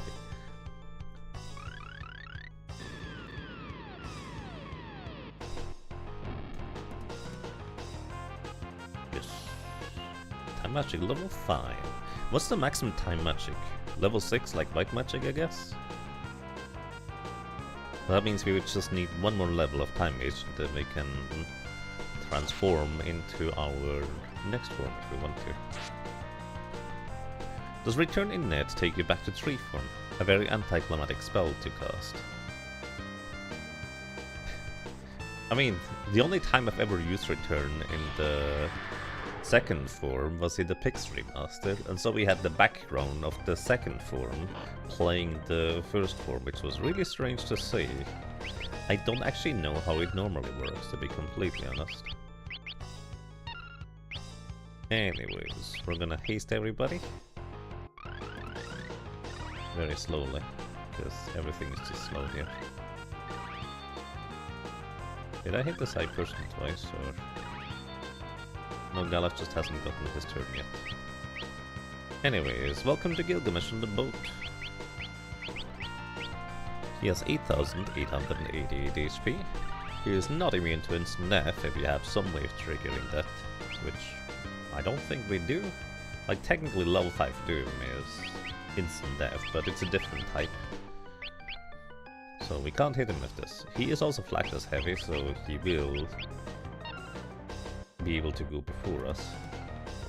Because I guess I didn't learn the other thing. I'm pretty sure you can slow him for what it's worth. There he goes. And now, what else can we do? That's largely it, I think. So I guess we should just start dealing damage to him. And I'm pretty sure my best damaging ability at this point is just spamming the comet. So I guess that's what we do. Once he drops below 6,000 HP remaining, he will call in Enkidu, which is gonna heal him and Enkidu for 4,000 HP with White Wind. And there's not a whole lot we can do about that, that's just gonna be what happens. So in the main team, we just throw space rocks at him at high velocity. Those are some good damage rolls too.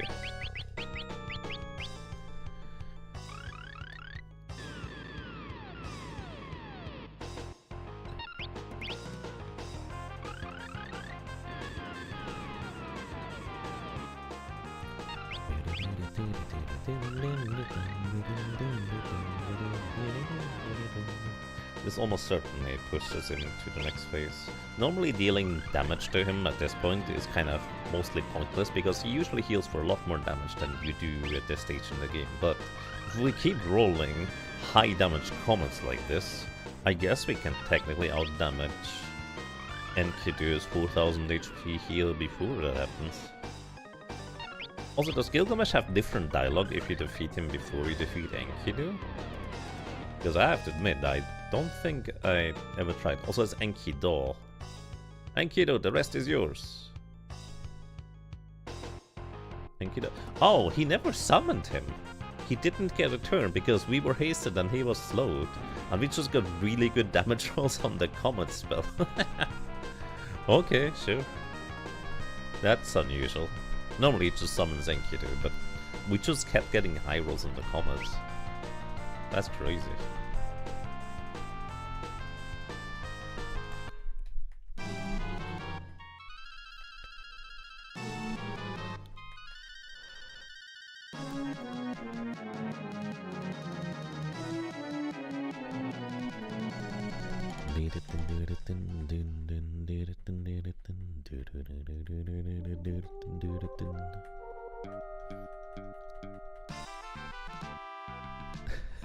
Oh god. Finally, level 20 on your solo white mage after 5 hours and 33 minutes. Are you just doing a straight up solo white mage challenge run, or are you doing like a solo challenge run with a Job Fiesta rule set? Do you happen to get white mage first? Was it that grey rabbi there? That's so good. That's the perfect use of the black and white thing. It's just a casual run. Wow, just a casual white mage start. And yes, that takes about that long. I believe in my first solo white mage challenge run I ever did, I got reasonably lucky against Carl Boss to succeed after like 15 or 20 tries already. Which I guess is more or less supposed to be like on rate, I guess. But it still feels really lucky.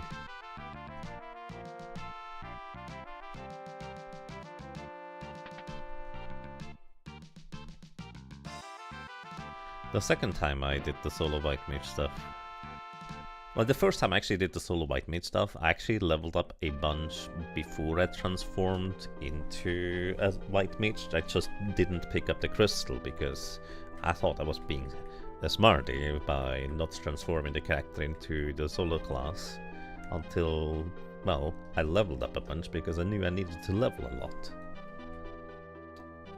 But you know, it's also kind of leveling up as a white mage is a bit of a challenge because you can't reliably one-shot enemies, even at like level 15, 20, because your damage rolls are just so high variance and your damage output is just so low to begin with. I actually ended up doing some solo Job Fiesta runs at some point, and I happened to get a white mage, and at that point I like to think I've redeemed myself, because I did do a proper white mage start. And also, of course, it just takes forever and a half.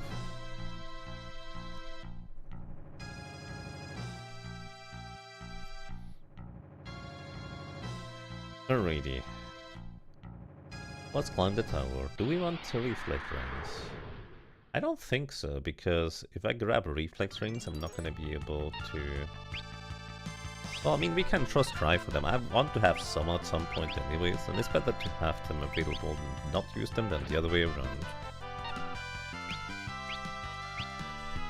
So these Reflect Knights, the Reflect Knights, they have innate reflex to us, so they bounce back spells that we try to cast at them.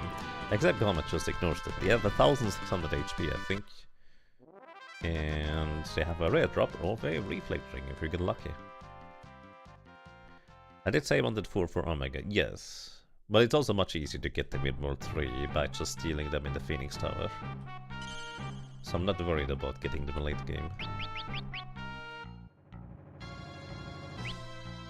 No memo. Oh, no.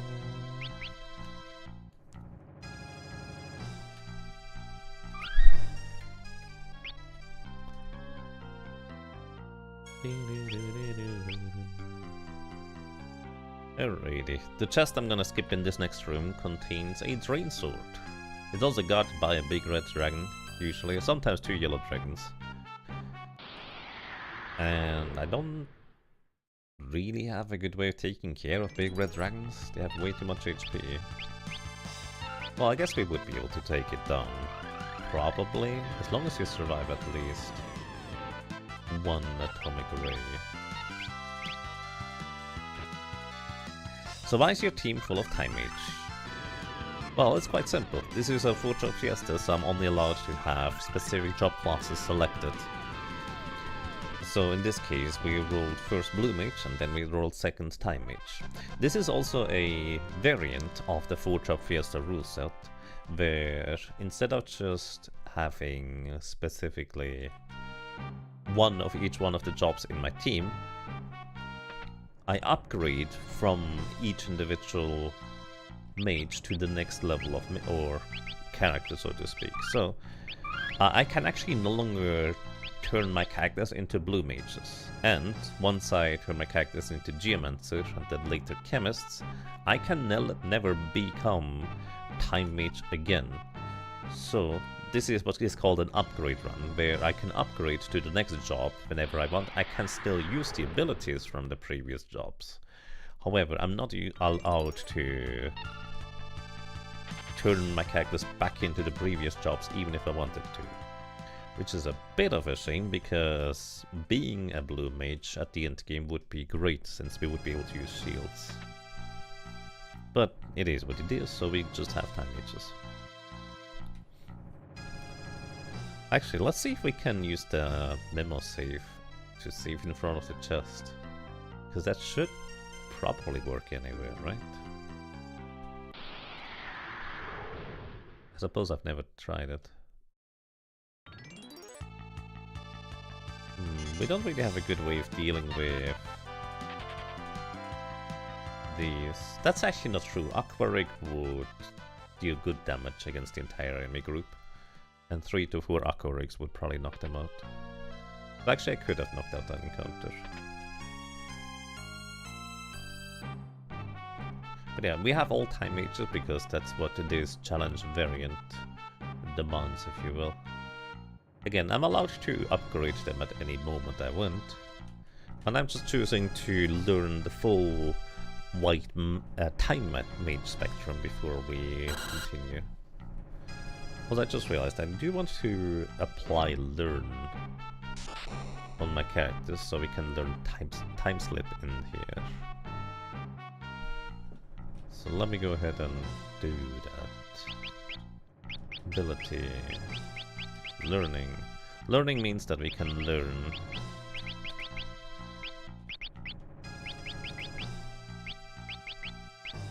time magic abilities, because either you need to be a time mage or you need to have the learning ability equipped in order to have access to learning new time magic spells. So we should hopefully run into a traveler type enemy here.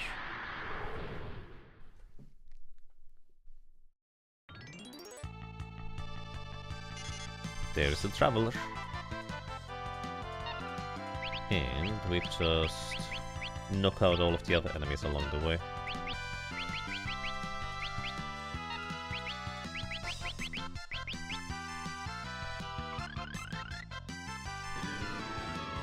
So these travelers have an ability called Time Slip, which is blue magic. And Time Slip is pretty annoying if an enemy has it, because it both applies the old status effect as well as putting your character to sleep. And the old status effect quickly drains your stats to be basically 1 across the board, which means your physical and magical damage output is just absolutely nothing anymore.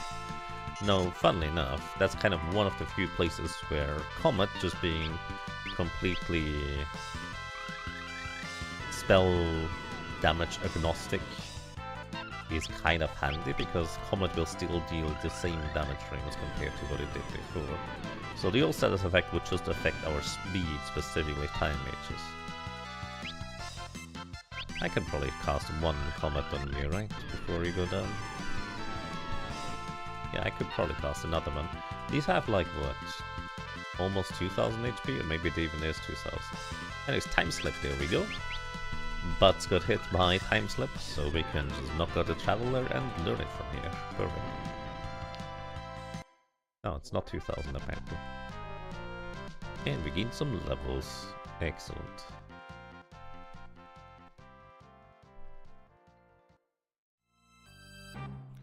And then we equip Blue Mage abilities again, so we can use this. If you play the Pixel Remaster, you actually can use Time Slip against the big door enemy at the top here.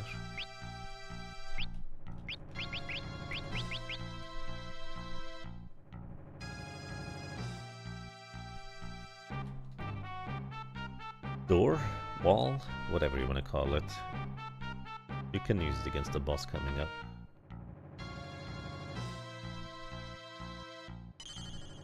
Deeper Expellion. Hey, welcome. Welcome back, actually, even. Hope you're doing well today. Let's see. Deeper Explain, I think it might be. Feel free to correct me if you'd like to. On how to pronounce your name.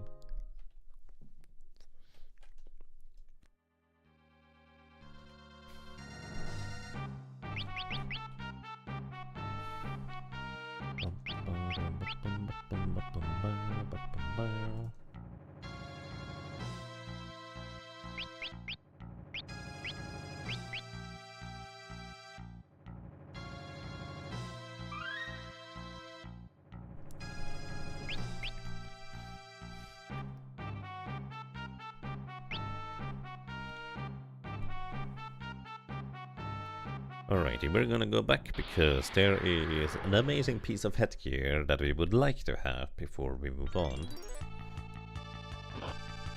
More travelers and level trippers, they are called in this version. They're called level check in some other versions. Basically, these level check enemies have a variety of level spells. I don't think we can learn level 2 ult from them, which is I think the only other level spell that would be useful right now, and I'm pretty sure, like technically, they have level 3 flare, but they never use it against us, which is a bit of a shame, because level 3 flare would be a really powerful spell to use at the end of the world here. But in order to get level 3 flare, you actually specifically need to control these enemies with a Beastmaster and then have a white mage cast Reflect on one of their allies when they use level 3 flare. So it bounces over to your characters, and your characters need to have their level bit divisible by 3 in order to actually learn it. So it's a bit of a mess to learn level 3 flare here, but it would be a really strong spell if the enemy's level is divisible by 3. Righty, and we get Yellow Dragon as our opponents. Alright. They do not like yellow one bit. Anyways, the nice thing about this encounter is for us that the Yellow Dragons are not flagged as heavy, so we can actually Deathclaw them. Also with haste, I should get another turn with Gallop before the Yellow Dragons get to move. So I should be able to heal him. So Yellow Dragons frequently like to use their Thunder ability, which deals 25% of our maximum health in damage every time they hit us with that potion for you.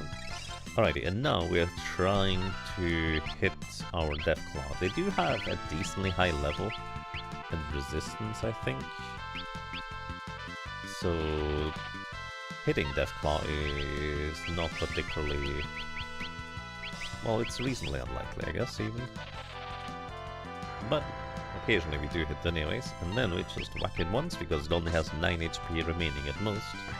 The silence effect does nothing. And then it's just one.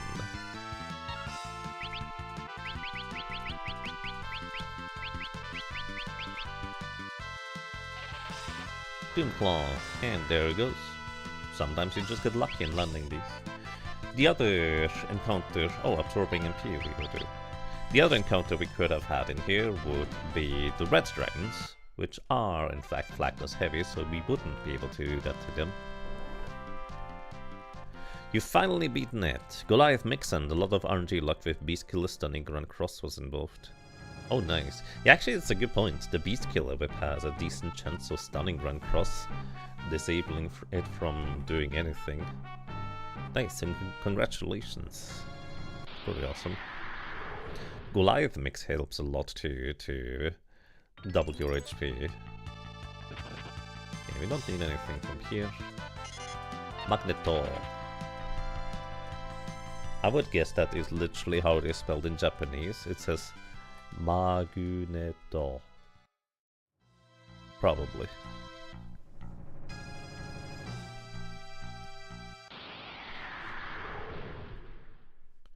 You also learned that focus does indeed full damage from the back row in the Pixar Master, yes.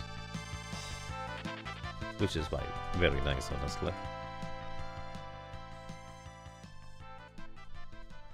Because the physical part hitting you frequently is a bit of a nuisance.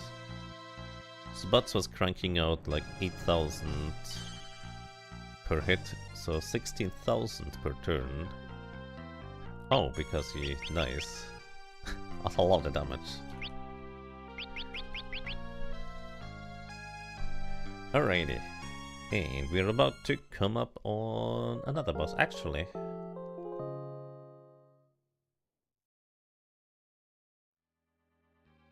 There's one more blue magic ability that I want to learn before I move on. I think I technically could have learned this earlier, but I'm not actually 100% certain about that. Let me go and equip learning again. Also didn't try the memo thing. Oh, no memory card. Why do you need this animation for when there's no memory card? I don't think I've ever seen that before. I guess there's just no memory card in the slot. Apparently there is a Pixar Master specific thing, which explains why you didn't know it worked. Yeah, it is specific to that version. Similar reason, I imagine why kick as well as dance do full damage from the back row. Alright, we're looking for one of the big green guys. Whatever they're called here.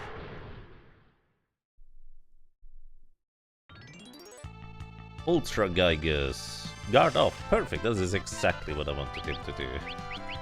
That is precisely what I wanted him to do there. I actually don't know if this guy is flagged as heavy or not. But guard off means that it reduces the character's magic and physical defense by half, I believe. Which is not relevant in most scenarios. But I think it's gonna be helpful to deal with X-Def at the end of World 2. Although I'm kinda worried that I'm going to underflow X-Def's magic power, so he might be absolutely nuking me with his attack later down the road. Also, Gallop already being at low HP. That's actually oddly convenient, I will say. Anyways, we learned Guard off. Which is nice.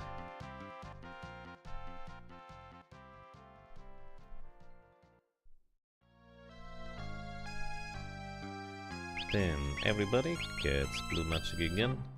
And I have full confidence that we're gonna be able to defeat Atmos coming up in the first try, so I'm not even going to worry about going back inside in order to save. It'll be fine.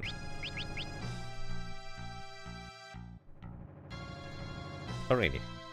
If we get one more encounter, we can briefly knock out Gallop and then run away. That would be pretty good. There it is. I think I actually could have taken a step up there. I don't think you initiate the encounter yet. We even get the first strike. Alright. Gallop, you're already ready to take a nap, so let's actually have you take a nap. Then we run away. So, the reason why we did this is quite simple. If you encounter Atmos while you have all characters alive, he will just cast Comet twice per turn. And you can already see in how much damage Comet can do. It can easily one-shot like 2 characters per turn if he feels like it. However, when there is a character knocked out on the floor, then all he's going to do for the most part is just drag that character closer and closer to its big open mouth. Some people like to call this the Kirby boss because, well, the thing just looks like it has a gigantic mouth, which is fair. And occasionally it will also cast other spells at us that slow us or demi us or even hold us for what it's worth, which is pretty annoying when that happens. But, well, we just hope he doesn't do that. Plus, we do have actually a very easy way of defeating Atmos here.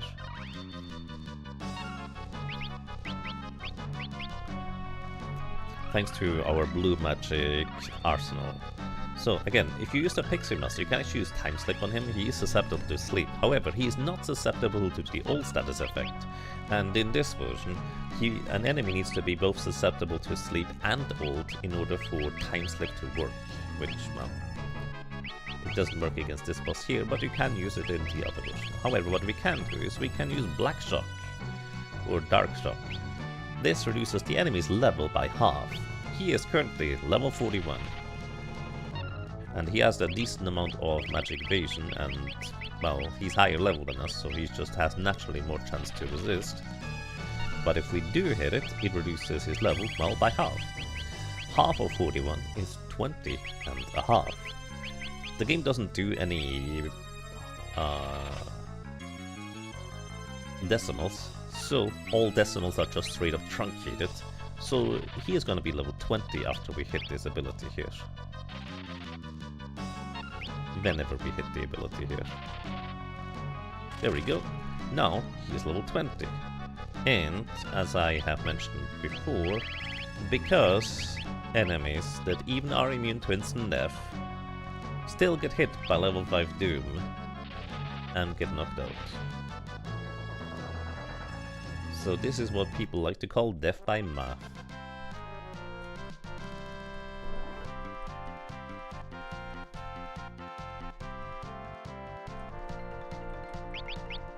And we even get a dark matter for our troubles.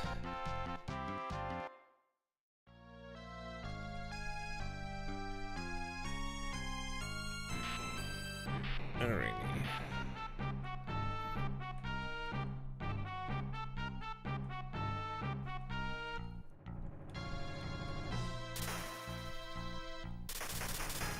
I don't think I'm going to worry about learning. Maybe I should. I was gonna say, I don't think I'm gonna worry about learning Arrow Ga or Arrow 3 yet. But maybe I should.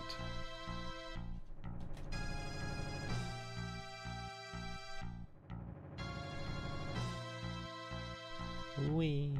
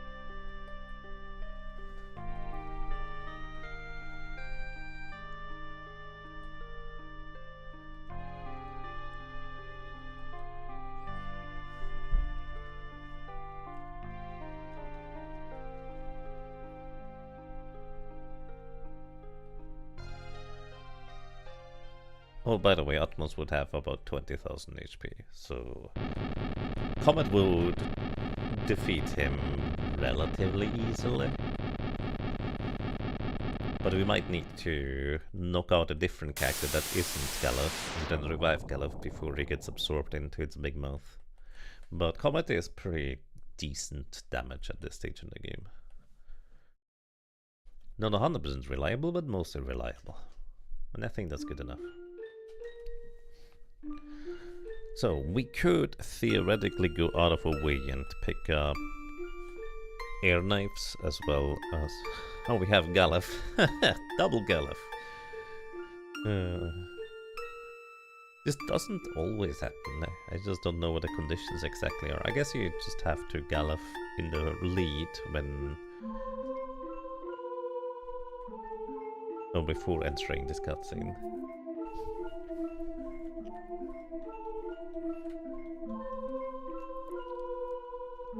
But I, for some reason, remember that this doesn't always happen still. Anyways.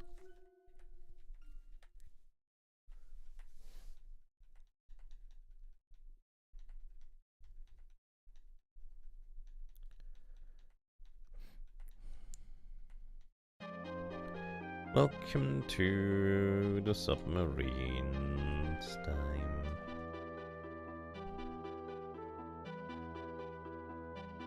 I guess I do kind of want to knock out...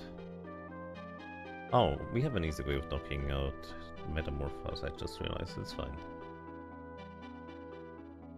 Not a problem. So we just need to find a Metamorph which has, I think, World Demon in...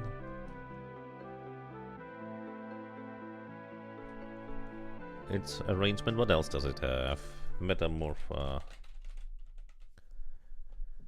Alright, Metamorph with Ifrit, Shiva, Ramu. Wait, that doesn't seem right. Galakat, Elf Toad, Shiva, and Ifrit, Wyvern, and World Demon. So Ifrit, Wyvern, and World Demon is what we're looking for. Oh, so there's actually a Metamorph that also has Shiva, Ifrit, and Ramu. I didn't actually know there was an overlap between the characters. So there's 1, 2, 3, 4 different types of Metamorpha enemies. So Metamorphas, all they do is they do nothing on their very first turn. Then in the second turn they transform into a creature. The third turn they unleash one specific spell based on the creature they transform into. And then they transform back. And then they repeat. They have 7000 HP, they're weak to wind and water spells for some reason. And they are, however, flagged as heavy in the queue, so taking them down could be a little bit awkward, but at the same time it really isn't, because while their main form is flagged as heavy, their base form is not. You know, I probably should already equip learning ability on my characters, otherwise we're not going to be able to actually learn. I don't know if they use Arrow 3 on the entire party, or if it's gonna be single target. I'm not sure. I'm gonna put learning on to 2 characters.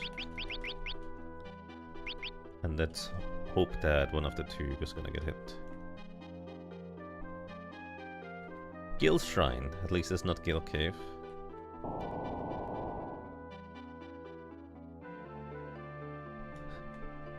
Wait, was this place called Gil Shrine? I did not pay attention to its name. Alrighty. Moving on. I think the most common time we encounter the Metamorph enemy we're looking for is in like the second to last room. I don't even know if they can appear in the earlier iteration of the battle. So we're looking specifically for encounter let's see, F258 is in group 249. It's also group 250. And these are the only ones. Alright. So they do actually appear as a uncommon encounter in this area here, I think. And then they appear as a common encounter in the later area.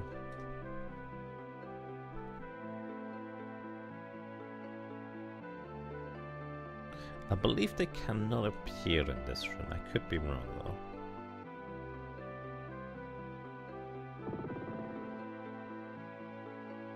Actually, I'm probably wrong.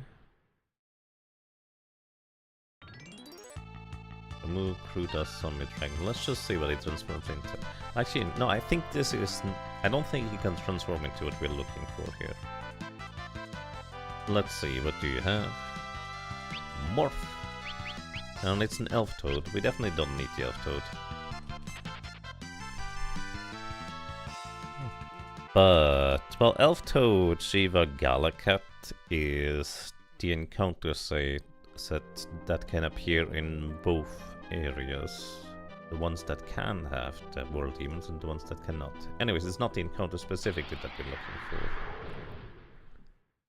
So, I still don't really know. Could just be an uncommon encounter here.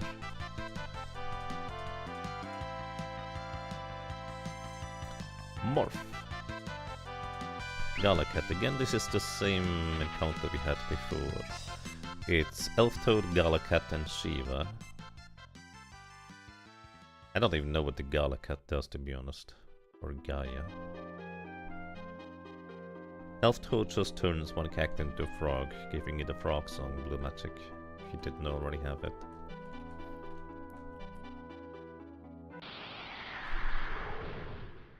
This from here, I'm pretty sure can have the one I'm looking for.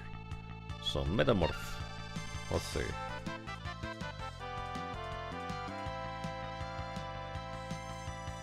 Morph. And we get Ifrit. This could be the one we're looking for. Or it could be the Roman. Anyways, we're gonna put him into critical HP with Doomclaw. Because while the Metamorphos themselves have all sorts of resistances, what they transform into is weak to all sorts of things instead. So we just put him into critical HP, so any little attack will just knock him out from here. Ifrit was always going to cast Blaze, which is 25% of our maximum HP just gone. Then once again, Metamorpho does nothing the first turn, the second turn it transforms, hopefully, into the World Demon that we're looking for. Morph! Ah, it's not the World Demon, this is the wrong encounter set, unfortunately. Shiva, Ifrit, and Ramu is one potential encounter set here.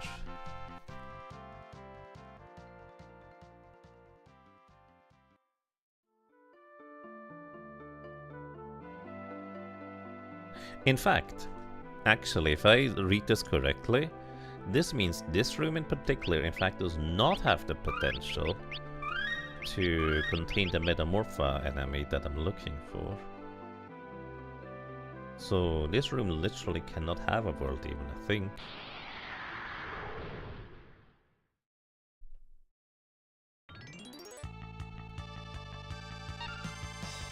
So I guess we'll leave.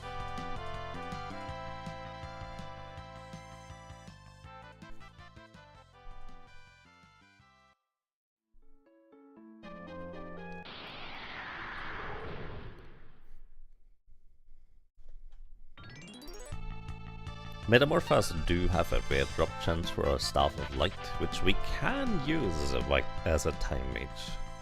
You can break a Staff of Light in order to cast Holy on an enemy, dealing pretty massive Holy Elemental damage to enemies, and notably XDF at the end of World 2 here is in fact weak to Holy Element.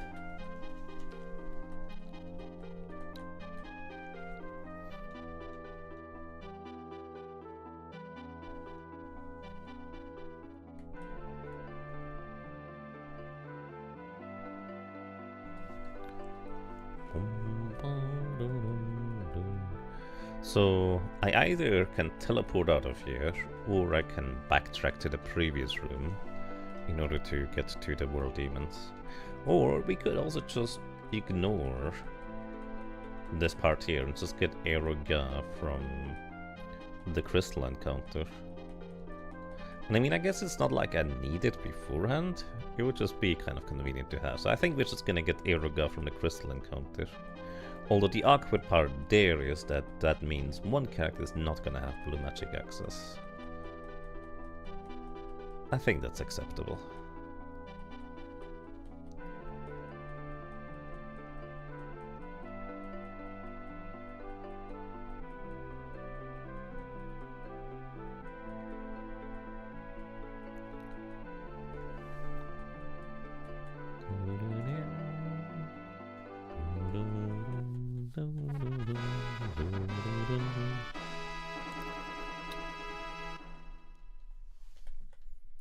And we got the thing that allows us to enter the Forest of Moor.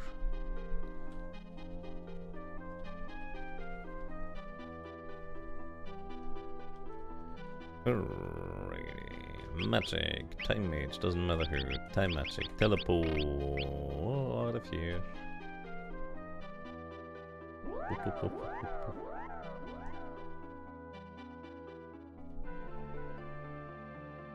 You beat Carbos in less than 10 deaths with your solo mage or white mage?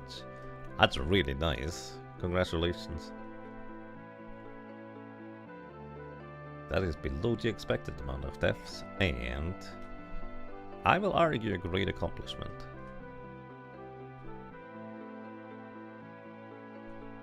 Like, that takes a lot of perseverance to push through. You need to. Oh, sorry, I missed a d20. Again, by the way, if I miss anything, chat, feel free to yell at me, because I'm just terrible at reading in time. Alrighty, roll a d20 for Hoppy. Ooh. 1. I mean, if you are a divination mage, rolling a 1 is not necessarily a bad thing. But you do have a luck point. Okay, Hoppy immediately uses luck point. Alright, luck point. We reroll and Hoppy gets... yeah, it's a bit better. 13. Not bad. Anyways, we get a second Mangosh, 25% chance to block physical attacks, which is very nice.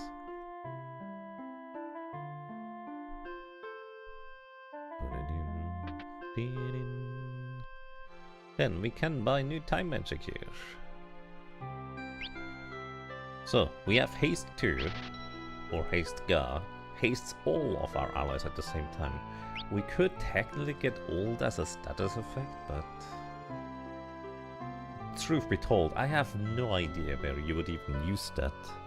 Like, there's not really any enemies anymore at this point where casting Old as a status effect like this would be relevant. Like, we have Old 2 available soon. So I don't know where I would want to have it. Demi 2. Demi 2 is called Quarter in the fan translation, or Graviga in the other or in the official translation. Graviga is a much better name because Quarter does not reduce the enemy to 1/4 HP. It reduces them to 1/8 of their HP remaining. You know what, I'm just gonna buy the old spell anyways. Bit of a money investment, but that's okay. Don't worry about it too much. Oh, and I caught the other fly.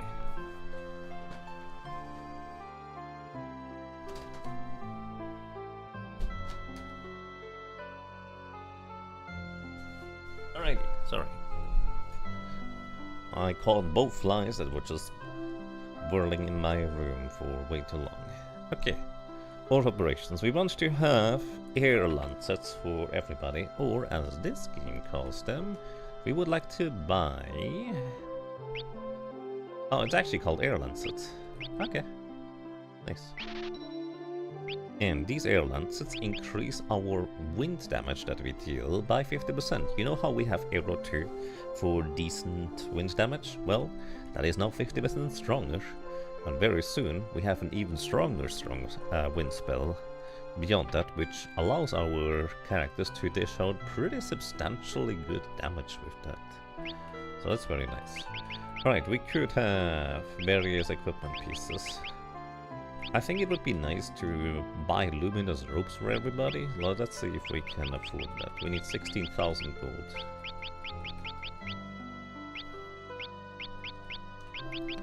Don't need this, don't need that. Man, normally I would just sell the dragon fangs. We also cannot... actually, can we use a bone mill?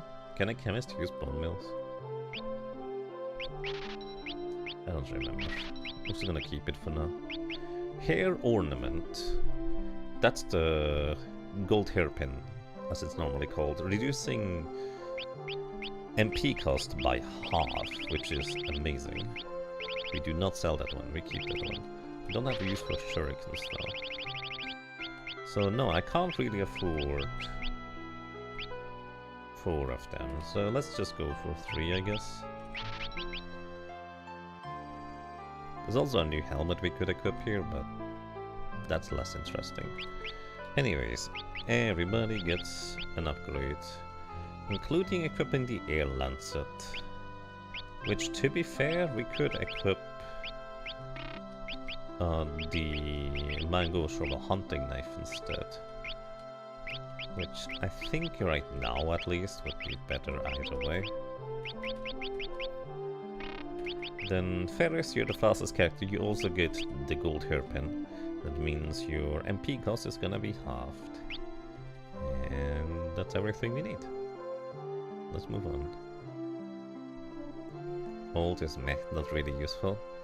Yeah, especially in the Super Nintendo and PlayStation version, I believe the old status effect doesn't even reduce the enemy's damage output for the most part. Because the enemy do not recalculate their attack multiplier, so they still deal the exact same damage as they did before. In other versions, they do actually recalculate at least their physical damage multiplier, so that means on, let's say, the Game Advance version is actually a decently strong ability.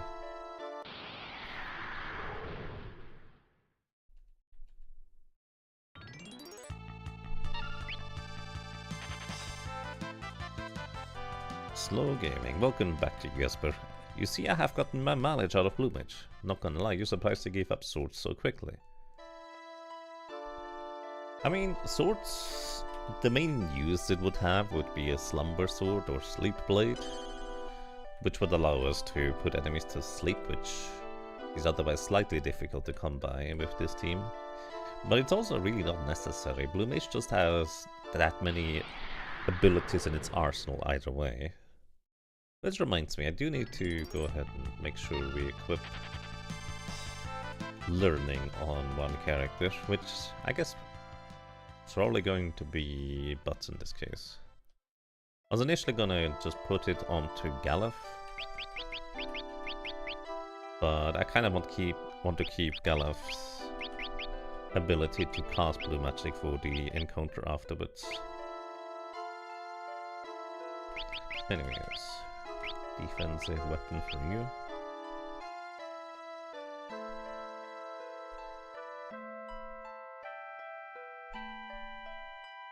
So, there's a bunch of chests in this place. I think there's a giant's drink in one of these chests. Giant's drinks are like the one kind of drink that you can't buy. So picking them up is useful because they have a particularly useful effect when you drink them. I think the chest on the right contains an ether. Giant's drink doubles your maximum HP for the duration of the combat where you drink it. You can also get it through a mix, but I think you need like a dragon fang in order to do that, and an elixir. So it's pretty expensive. Or at least you need an elixir and something. I don't remember what the second ingredient is.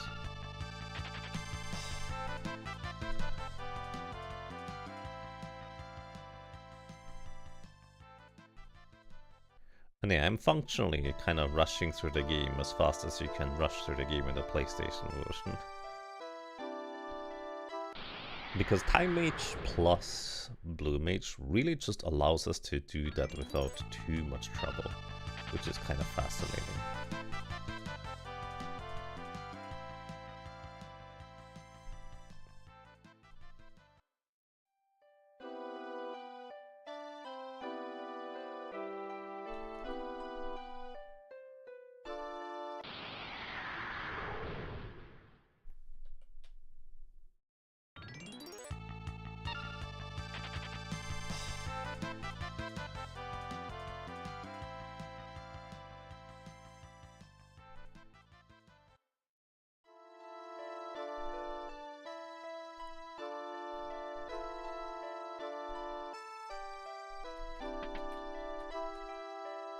Money.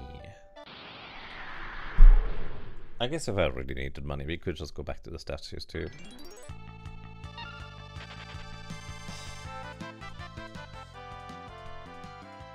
Also, I just realized I'll need to be careful with the fire crystal because I don't think we survive.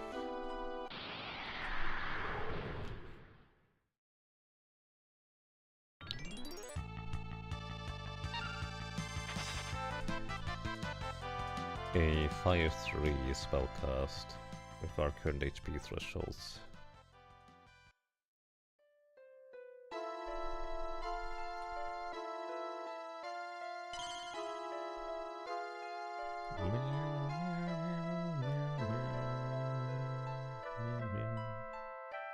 Miss?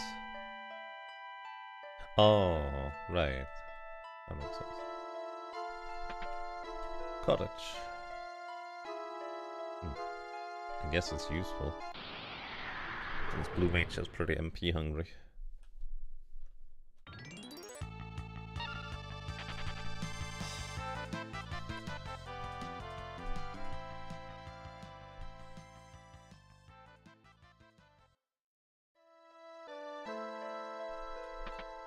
There we go, yeah, there's a giant shrink in here. I did remember correctly.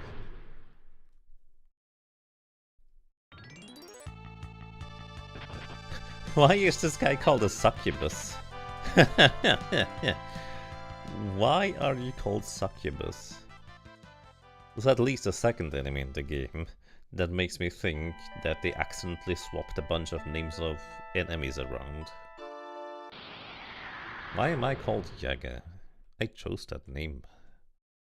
That one in particular is mine. Also Imp, Mammon and Galak Jelly. You know, that's fair. Don't tease him like that.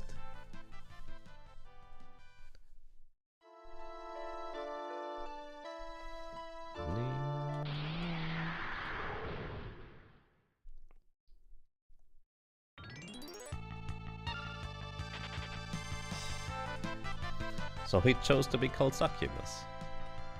I don't think that's how it works in this one. I think that's just a creature type name.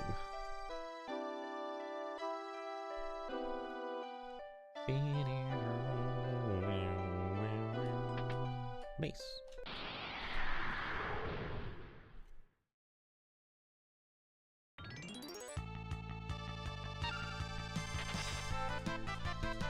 These things are normally called wyverns, I think. Is that right? No, they have a different name. I don't remember what these mean. All enemies look the same to you, No, that guy's wearing green. The other enemies in here are purple, and I guess there's one other green guy. Those are blue and the brown enemy. I can see colors, sometimes even shapes. Who knows? Anyways, we don't pick up the shield until the forest burns down, because then we get a flame shield which sells for a lot more money. And our late game jobs would not be able to equip shields anyway, so we just pick up the shields for money instead. Also, whenever you interact with the fire, it delays the cutscene timer a little bit, so me making Galaf touch the fire and jump slows it down. So let's just, I guess, not do that for now. Instead, let's get Goomba stomped by a Moogle. How do you get Goomba stomped by a Moogle? Well, simple. You look at this fire, stare at it really hard for a while, and then the Moogle jumps out of a hole and decides to rescue us by jumping on our head and ramming us down into the earth. Goomba stomps. Very effective, very efficient. Thanks, Mr. Moogle. And then we can get a full heal here.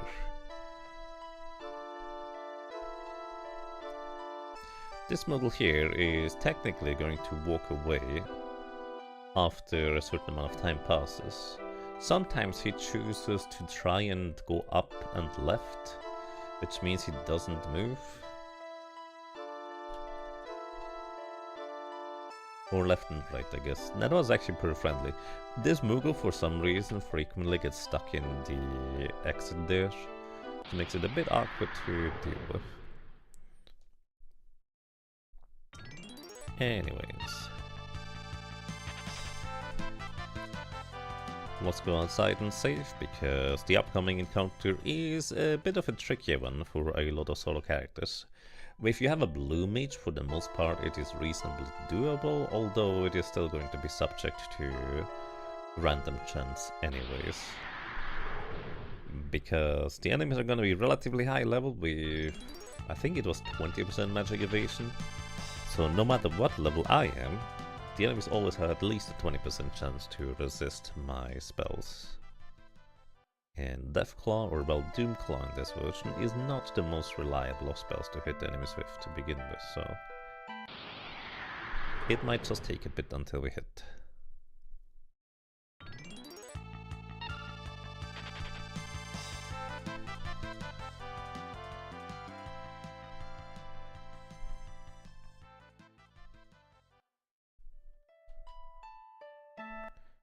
Right, we briefly leave, just so we can save.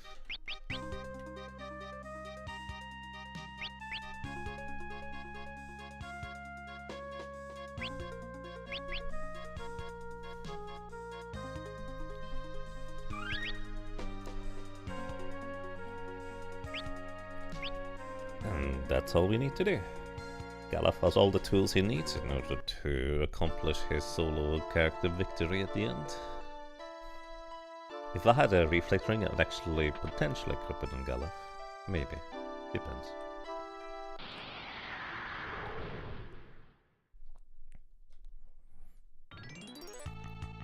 Anyways, we get whacked by the jelly, so we'll have to heal up afterwards, but that's okay. I think these guys can actually deal like 400 to 500 damage if they use their special attack. They can hit decently hard.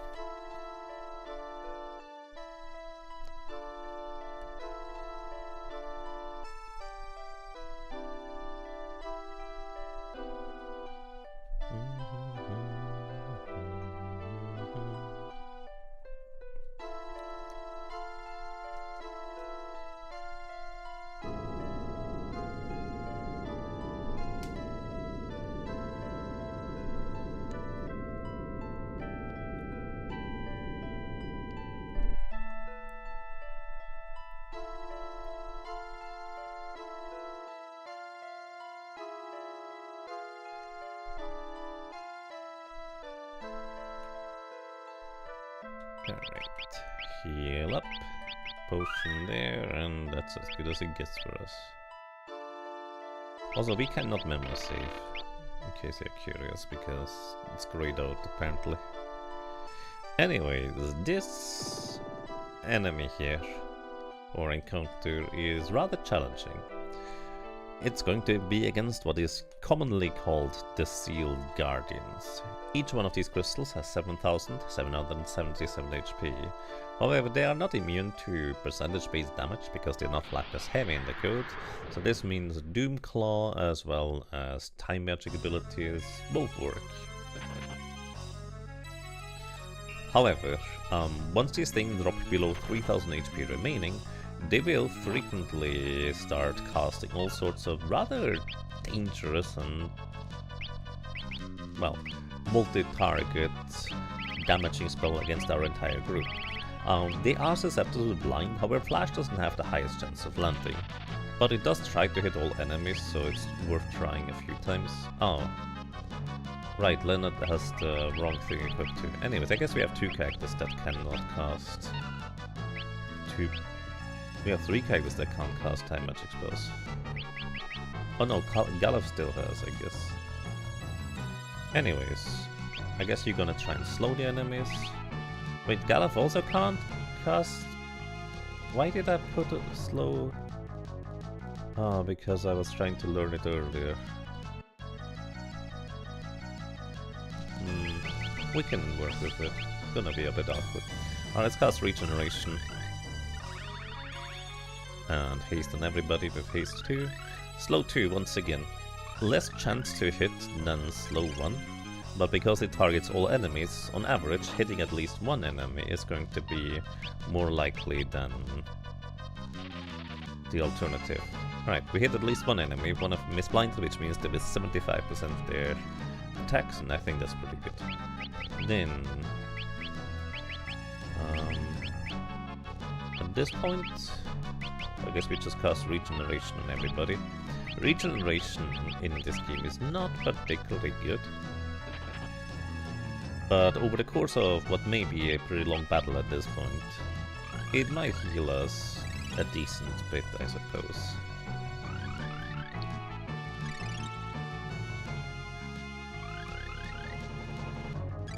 Right, everybody's regeneration now. Okay, the top crystal is the one that is blinded, so that's good to know. So what we're gonna do is we're gonna wait until one of the crystal attacks, the left one in this case, although I don't actually want to do this on the left one. Okay, right crystal attacked, we try to cast Doomclaw on it. The chance for it to land is like, what, 10% I would guess? So it's not particularly likely, but well, it will hopefully happen sooner rather than later. In the meantime, we just need to heal up.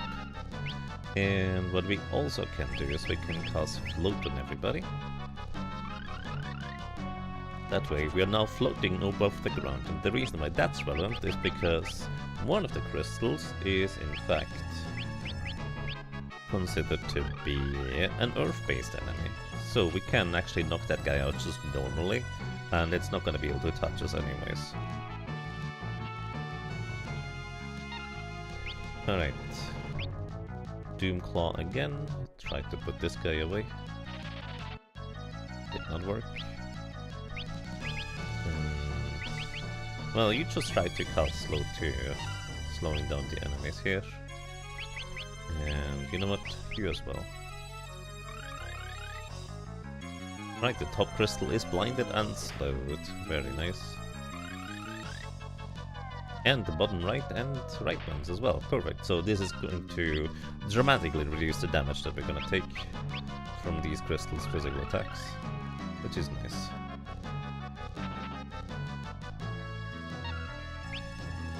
Alright, Doomclaw on this guy. Missed again, that's okay. And in the meantime, we try to cast Demi on you, and you're gonna try and slow the crystal on the left. Again, single target is more accurate, so we hopefully hit that sooner rather than later. This is like one of those battles where I kind of feel like it would be nice if Final Fantasy told the player, oh there we go, Demi 2, just a casual 6,800 full damage.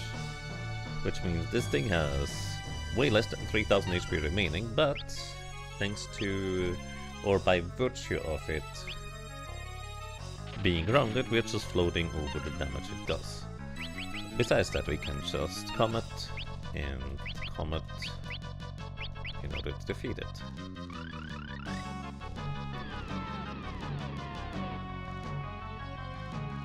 And there it goes.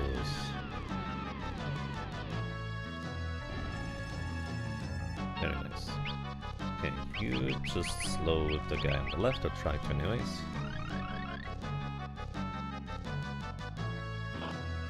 Okay, I think the top crystal just moved.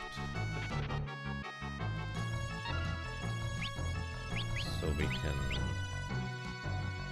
do that guy, or try to anyways. And since it didn't work, what we're gonna do here, we're gonna wait till one of the other crystals move, the guy on the right move. That one is Aqua Rake. If you know anything about this game, you know Aqua Rake is not actually water damage, but it's supposed to be. They just made a whoopsie. Anyways, we're gonna Demi 2 this one, or Garabiga, right after it moved. Try again. 2 tries is fine. Oh, and it worked. Alright. Then this thing is now at really low HP. We once again are just going to do our weirdly consistent damage of Comet to try and knock it out, and Galuf just got a high roll. Perfect. Very nice. So, and then we wait until the top crystal moves. Because we want to knock out the crystal on the left last. This is intentional. Alright, it moved, so we try a few times knocking it down. Doomclaw missed. Demi 2. Demi 2 has a much better chance to hit than Doomclaw, so we can work with that. Okay, that missed again. So we just don't try to do this round. And we slowed down the left crystal too, nice. Even less physical damage taken. Honestly, those regeneration ticks actually quite good. Once again, gonna wait until the crystal on the top moves. Like this, try to Doomclaw it. Try to Demi 2. And Demi 2 again. There he goes. Alrighty. We have plenty of time. We get like about at least 2 turns compared to it getting 1 turn. So we have plenty of time to knock out the remaining HP without getting murdered. This crystal would probably one-shot us even if our characters were at full HP. Notably, the 5 crystal is also the slowest one of the bunch by a good margin.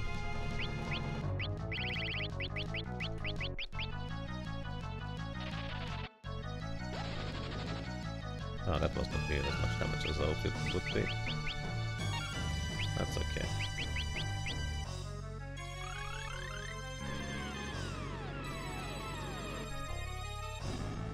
Alright, and the top crystal is down. So, now for this crystal, I will specifically want to use Doomclaw on it rather than Demi. But also I want to be at full HP when we do that, so let's just wait until regeneration regenerates us back up. Well, what I guess I could do is I could try and blind it. Our chance to land the blind is just not particularly good, unfortunately. What is 77 divided by 2? 38? Just kind of curious.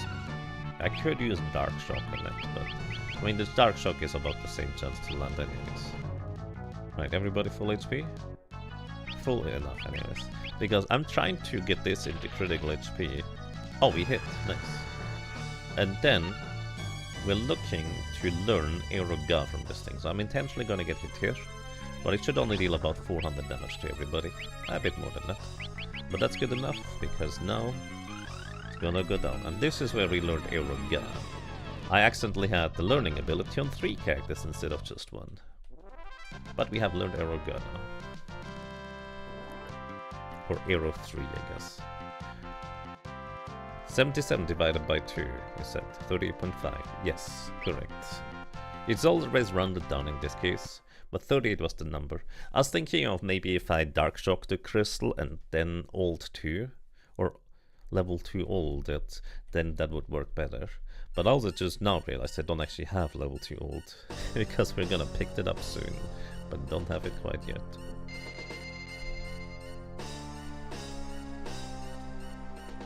Alrighty.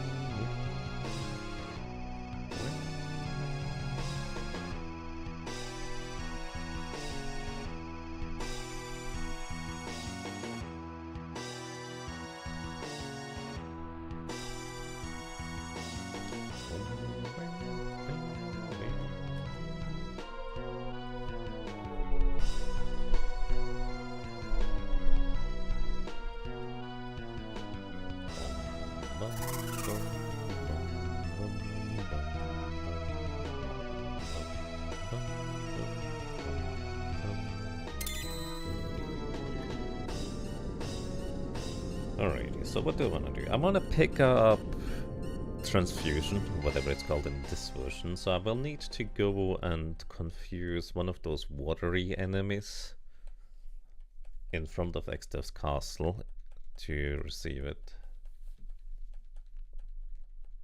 Then we go into Extev's castle, learn level 2 hold from the magic dragons. Once we have a level divisible by 2, that is. And then we should have an easy way to just grind out levels by virtue of having Aeroga as a very effective leveling tool.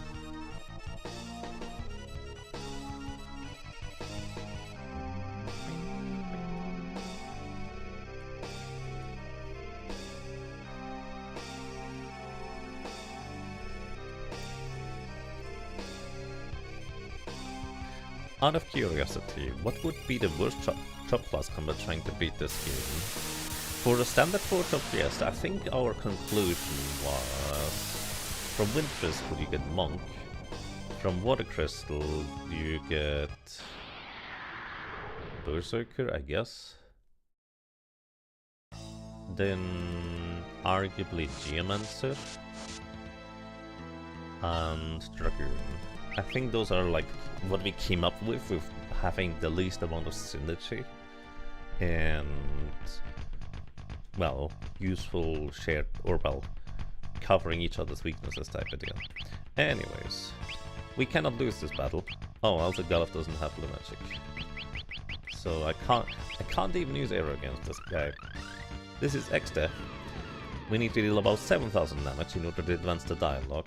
Galuf cannot die here unless you use a Bone Mill and give yourself a Phoenix Town, or use Blue Magic Explode, or Transfusion. I actually forgot that I could do that here. Also forgot that I could have picked up Explode in World 1 too.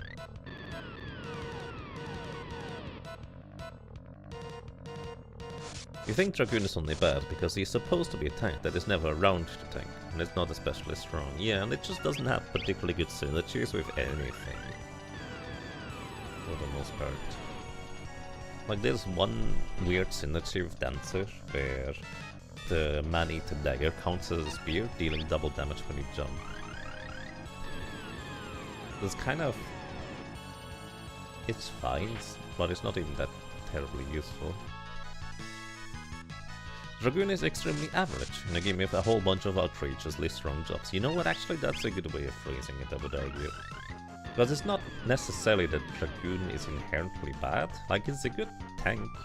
It survives really well, and the ability to jump over specific kinds of abilities and attacks is quite nice. But it's just that there's a bunch of other classes that are so much more powerful. And I would say it's like a similar case with Monk. Like, Monk is not all that bad, especially the Pixel Master where it received a few buffs. It's pretty solid, all things considered. But it doesn't have like outrageously great synergies or combinations, although I will argue that putting barehanded on other top classes in order to give them the Monk strength is actually pretty solid, and I will argue barehanded punching with Berserkers is also pretty fun. It's not the best you can do, but it's pretty fun.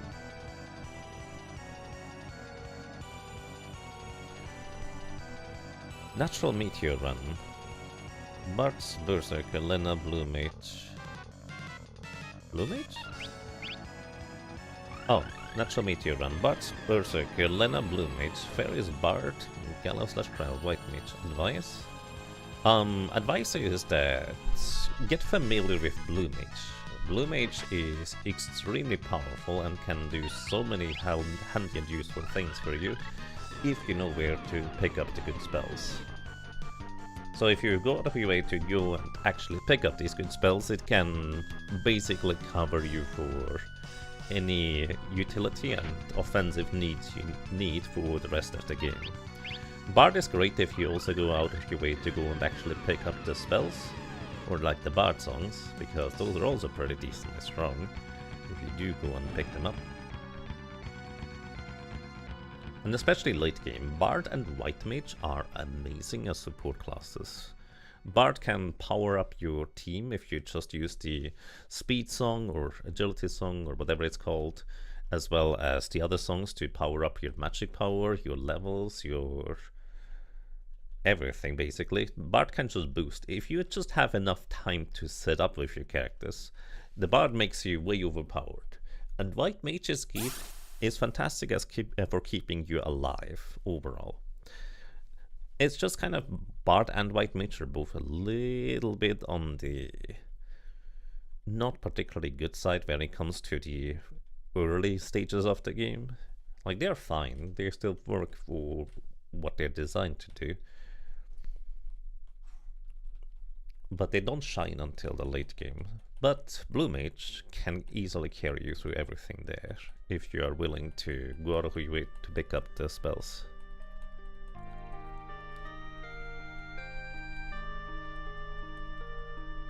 Yeah, I guess you can cast Confuse to pick up some Blue Magics too. I'll have to use the Dancing Dagger in my scenario here.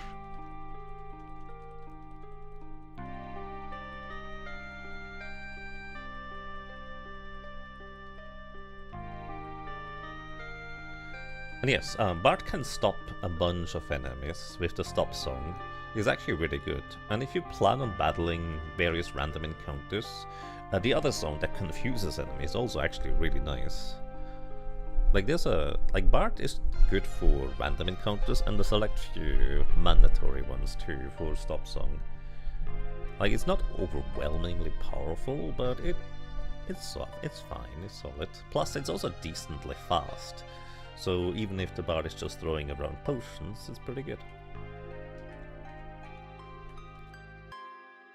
Use the Confuse song to get White Winged. Nice.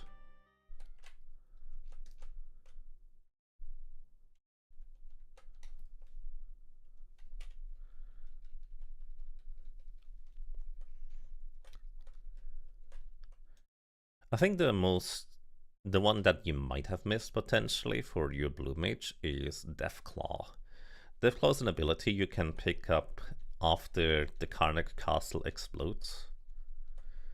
And it allows you to circumvent so many difficult encounters if you have that on a Blue Mage. Alternatively, miss that if you can still pick up Missile from either the missile launchers before Soul Cannon, or maybe even from Gilgamesh on the boat. That can also be used as a substitute for it.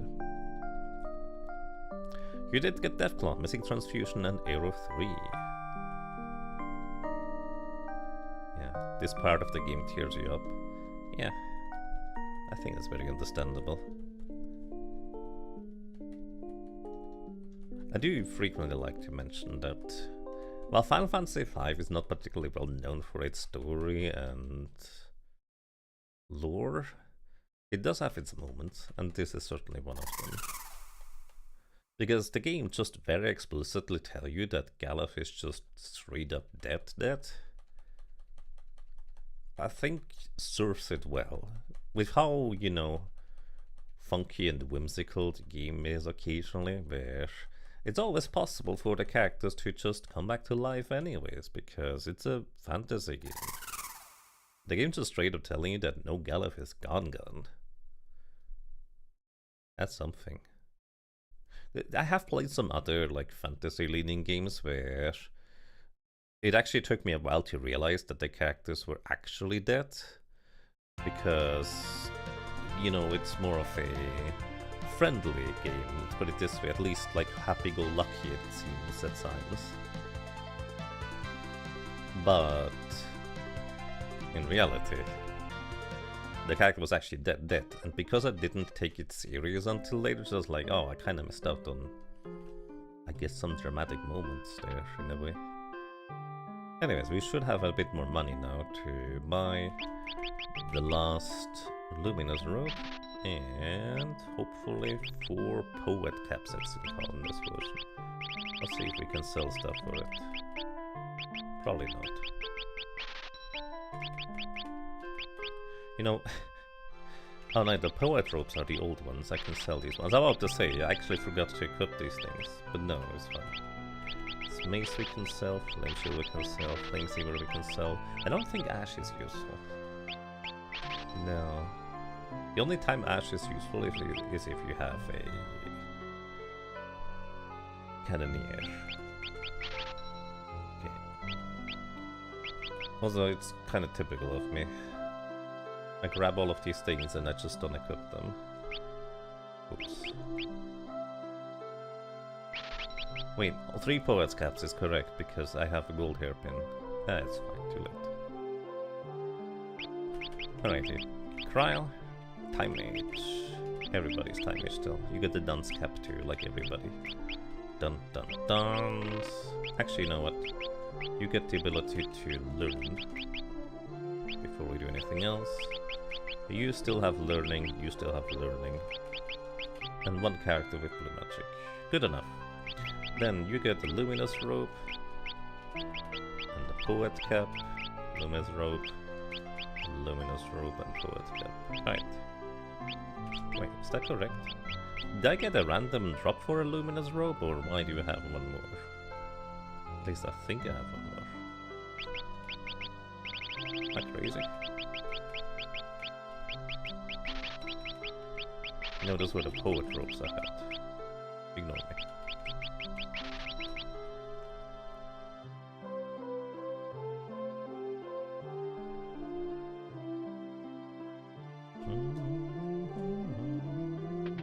This is the PlayStation motion. PlayStation 1 to be specific. It has... Oh, it's so slow. Loading times. In and out of the battle just takes way longer than it needs to. I'm gonna buy up to 30 Phoenix Downs, and I think that should easily serve us for the rest of World 2 here.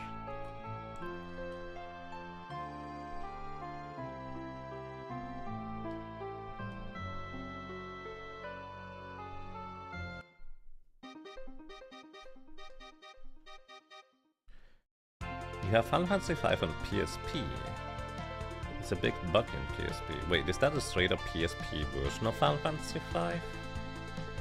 You can get high potions before Siren? Wait, how? I mean, the slab enemies have a high potion as a rare steel on the North Mountain. PSP version is the PS1 version? Oh, interesting. Does it have better loading times? I didn't even know. Well, or is it like an emulator running? I didn't even know that was on PSP.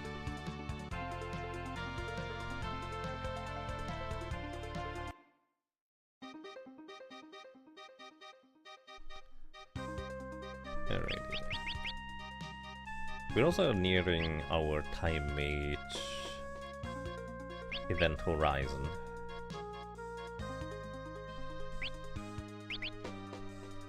Where we're about to learn. I think that's gonna be the last ability for the Time Mage. Unless I'm gonna have equipped staves or equipped rods for reasons. I mean, it would allow me to equip the Wonder Wand, which a chemist cannot otherwise do. Do I need the Wonder Wand? I need to grind out a Berserker staff. That's not necessarily true. We can Berserk with chemist mixes, but that also hastes the opponent, so we don't necessarily want to do that.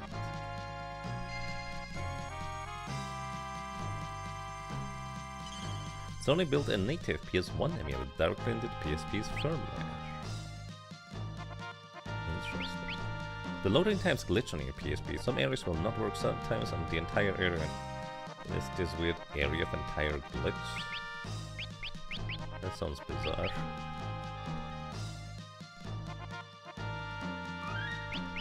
The room where you pick up the map has a high number of encounters where the enemies dropping to high potions, but yes. We're trying the PSP version next. I assume it's just the same as the PlayStation. So I don't feel the need to go for that one, to be completely frank. Alright, chest on the left, bottom left contains like a high potion or an ether. Bottom right is a diamond shield, which I guess would sell up for a bit of money, but that's okay. Is there anything in this here? So these wall mages notably have innate wall or reflect mage. So they actually cast their own spells onto themselves in order to bounce it over to us. Also notably, the enemy encounters in this area are quite tough to run away from. They have a lot of what I like to call runaway resistance. So this is where our ability to guaranteed run away from encounters comes in very handy, thanks to the time mage being able to just, you know, leave encounters. The slow animation doesn't help for, I guess, expediting the process, so.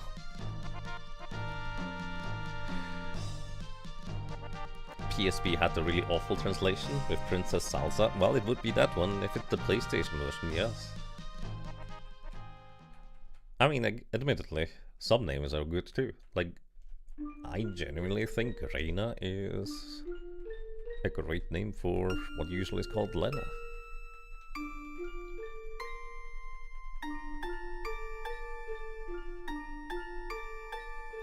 You own 2 copies of the GBA version, the PS1 on PSP, Steam Pixel Master, and the weird other versions on Steam.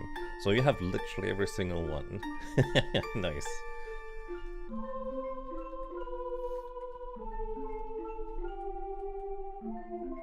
You have a copy of the Super Famicom card? Nice. I do have one of those too. That's where I did my solo Berserker run. Because I figured if I'm not using speed up anyways, I might as well just do the original console and the original cartridge. So unless the battery died on that cartridge, which, you know, it's possible, those cartridges are really old by now, I should still have the save file on the Final Fantasy V cartridge for that. You got it in the event for like $15 US. Yeah, they are pretty cheap. The Japanese Final Fantasy V and 6 cartridges for that matter. At least dramatically cheaper than the English counterparts. Well, I suppose you can't actually buy a clean copy of Final Fantasy V as a cartridge. Those are all remakes. They don't technically exist officially. It's like you restart Central on the PSP version. You know, I thought this is about as slow as it gets with the PlayStation version, but if it's restart Central on top of it, yeah. Have I banned someone before?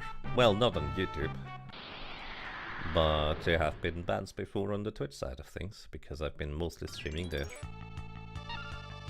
Alrighty, also this is perfect. Well, I say that, but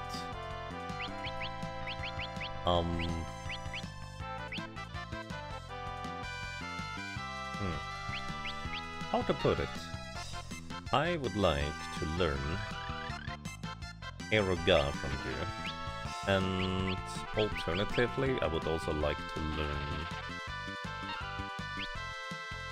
Actually, are you heavy? Or are you just resisting my spells? I'd like to learn Eroga, and I would like to learn level 2 old from this guy. There we go, he's not heavy. These things have 2900 HP if I'm not mistaken, so now we need to get hit by Eroga here. And level 2 old. In the meantime, I guess... Nah, I'm too lazy to just cast regeneration on everybody. I guess I could defend with everybody, except for one person, because then we take half the physical damage. There we go, level 2 old. Excellent. That is one thing I want to learn. Now we need to get hit by Eroga. I think he can, every other turn has a 1 in 3 chance to cast level 2 old and level 3 Eroga. Or that's level 3 Ero. It's Eroga. He was probably also going to knock out somebody when that happens too, which is okay. Level 2 old. Is going to reduce our stats towards 1, but again, Comet just doesn't care about your stats anyways, so we will knock it out either way. There we go, error 3. I do want to have all the experience and ability points on all characters, so we do revive Trial before we knock this guy out. But now we will learn both blue magic things right here, because I'm pretty sure she should have the learn ability equipped. That's kind of the ideal encounter for this. Alrighty, we should have learned level 2 old. And Arrow 3. I don't know why Arrow 3 didn't show up. Can you only learn one blue magic per encounter? Is that a thing? Magic. Blue. No, we did learn the other one too, it just didn't show up for some reason. Okay. And with this, we give blue back to everybody because Arrow Ga, or Arrow 3, is really strong. It's kind of the equivalent of the level 3 elemental spells from the Black Mage, slightly weaker. But also notably, these magic dragons that used Arrow 3 against us are weak to Arrow 3. So we actually can easily take care of most encounters in here by just spamming Arrow 3 against all of them. It's just a text bug? Yeah, it seems like it. Oh, well, this is like the one exception. I'm gonna just teleport out of this encounter. This is like the one exception of an encounter where we can't do that because the reflect mages, of course, they reflect our spells. Including Arrow 3.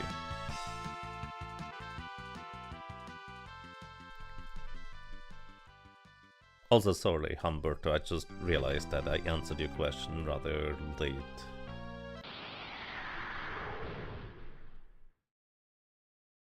Comet not being reflected can be nice. Yeah, if I wanted to battle these guys, I could with Comet. But I'm also kind of lazy to switch spells around all the time.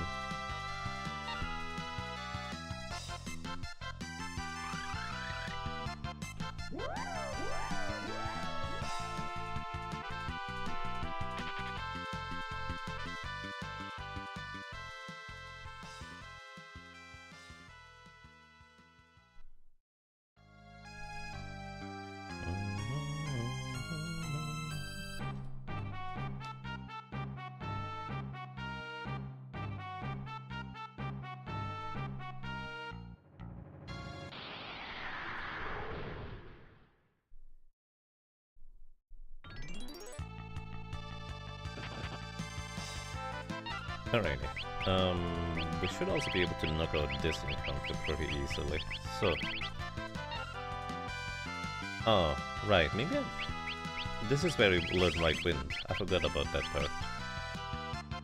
Actually, this shouldn't knock out the Raging Bunnies yet, right? Yeah.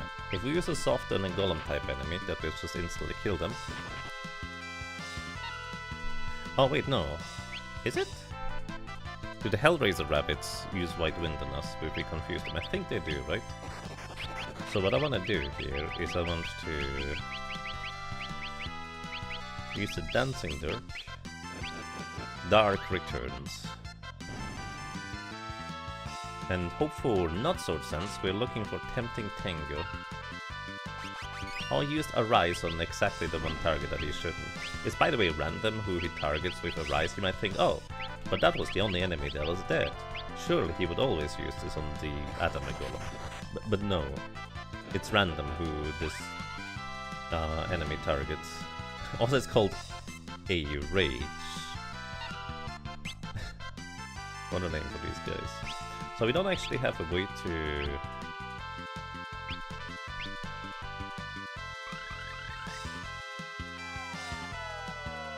confuse them reliably, unfortunately. So we're just reliant on the 1 in 8 chance whenever we attack with a Dancing Dagger to confuse.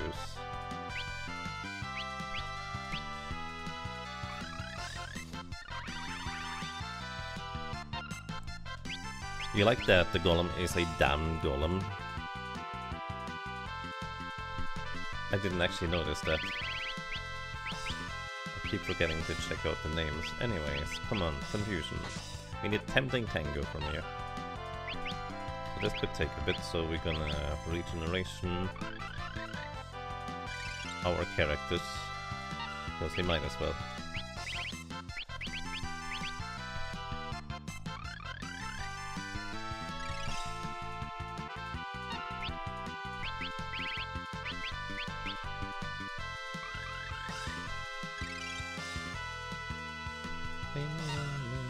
Come on. Jitterbug is the wrong one. I think that might actually knock it out. Yeah, it does. A bit of a shame. Actually, you know what? We're gonna give this guy a potion, so Jitterbug at least is not gonna knock it out, although I think it will still get knocked out by...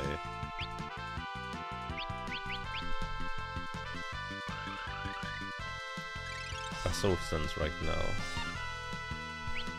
You defend...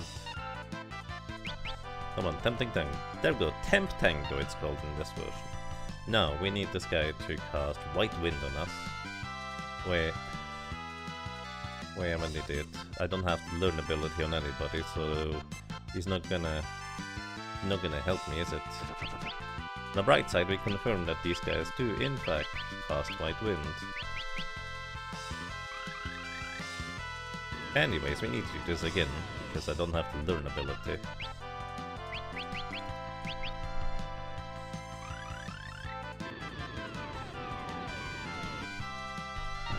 Also, he doesn't do the counterattack Arise spell, because he was confused. I only have to set it up on one for this? Yes, actually, because it always hits your entire party. Notably, it doesn't hit the Rage Bunny itself. Right, you get learning. Trial, I guess that just kind of makes the most thematic sense on having her be the person to learn things anyways. Also, I think this room might be my best bet for getting the Hellraiser bunnies. Technically, we could like single target a later encounter. Also, these guys is actually something we still want to knock out too, for what it's worth. So let's do that. Because we are looking to get a power staff from these guys.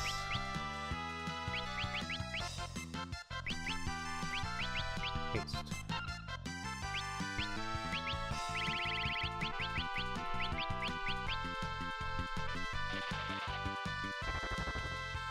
I don't remember how much HP they have, but I think 3 arrow 2s should do the... Oh, you don't have the knife equipped, do you? You have the wrong weapon equipped. Oh, because he has the dancing dagger equipped, of course. The horse, of course. Muddle. That's fun. That's actually interesting, because that's the same name they give for the Final Fantasy VI equivalent, isn't it?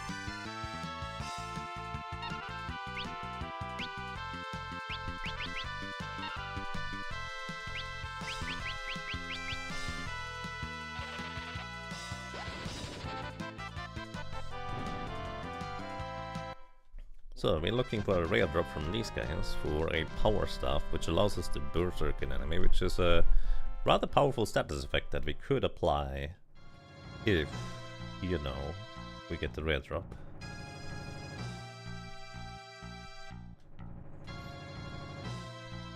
How was your afternoon or evening doing so far? Quite fine. By the way, I figured it would be auto-correct Umberto Montes. But it's usually written with a G, not with a D. Jacket, that is. Anyways, I'm doing quite alright, thank you. I hope so do you. Arrow 3. And we're gonna switch over.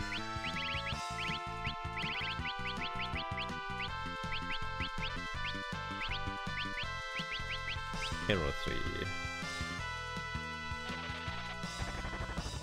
Almost every blue mage are broken, and OG in every Final Fantasy series. I have to admit, I have not really played that many blue mages, I guess.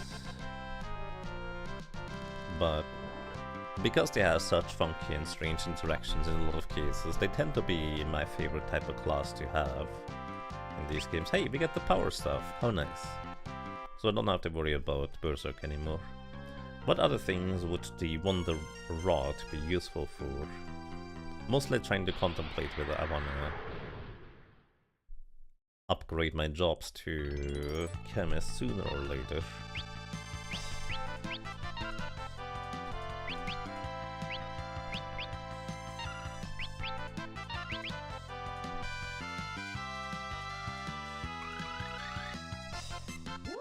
Float. You get float. I do have float. But the Wonder Wand cannot cast float. I'm mostly trying to think whether there's anything else we need from it. Like, we will have Shell and Protect through Mighty Guard, so that's not a problem. Berserk would be the one other thing. Yeah, there's one charge of Blink, but one charge of Blink is not gonna do that much for us.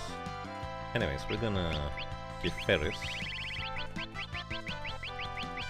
the Dancing Dagger, Dancing Dirk, I guess. And then we hope for the Temp Tengu, as this game calls it. In the meantime, we knock out a damn golem with a soft and start casting Regeneration. Actually, first of all, face us. It's a damn golem. In the fan translation, it's called Adama Golemen, like adamantite golem, and here it's just shortened to a damn golem. It's quite amusing.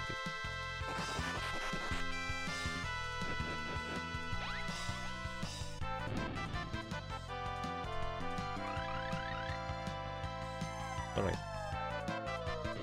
The top raging money is not slowed, but that's okay, we can focus on it, I guess, for now.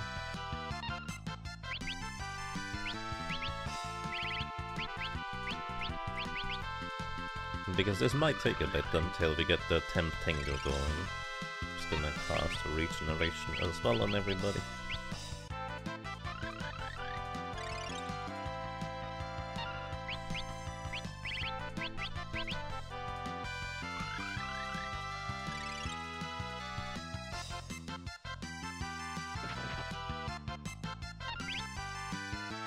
Wonder Waltz, this also absorbs MP from the enemy. This is magic or MP damage rather than regular damage. Which I suppose is oddly convenient on our characters that are about magic hungry. Sword Senses actually will probably knock it out here. Arise, not enough MP. Actually, yeah, that's an interesting point. We would need to potentially give the bunny an Aether in order for it to have enough MP to cast White Wind. Critical. No, not the Sword Senses. Sword Sense is the same chance as Temp Tengu. Well, it's technically the same chance as every other dance for what it's worth, so... we just happen to get 4 of these now. How inconvenient.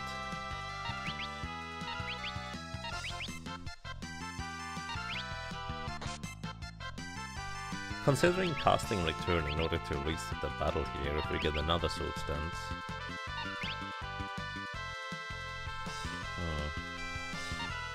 I guess we can also give this thing Regeneration. So it heals over time, and maybe throw it a potion. So Ferris doesn't knock it out too early.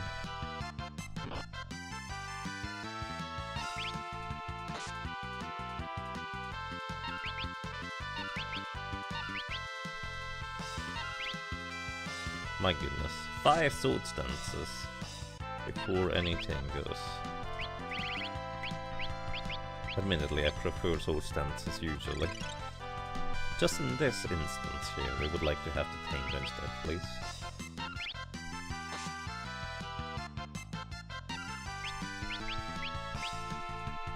Also, this bunny might be immune to regeneration status.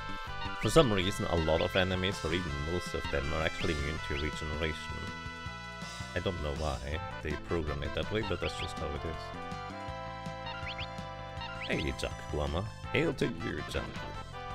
Thank you for the good luck and welcome, hope you're doing.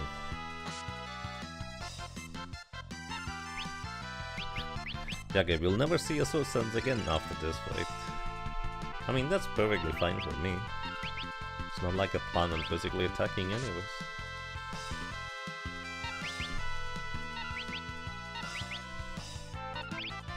Always remember to stay hydrated. welcome as well, Tejas Sect. Hope you have a lovely day today.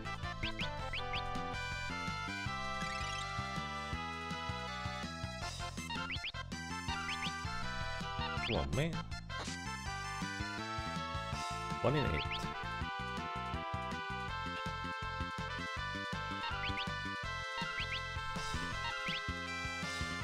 Wonderbolt. Well, this thing is now out of MP too.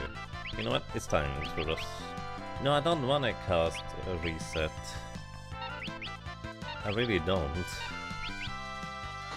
So then I have to set up everybody again with regeneration. Oh wait, it's not immunity regeneration. Is regeneration affected by haste? There we go. I think I have to give it an ether though, or otherwise it doesn't have enough MP. White Wind is pretty pricey. Yeah.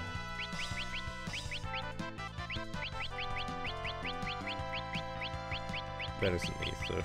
There we have.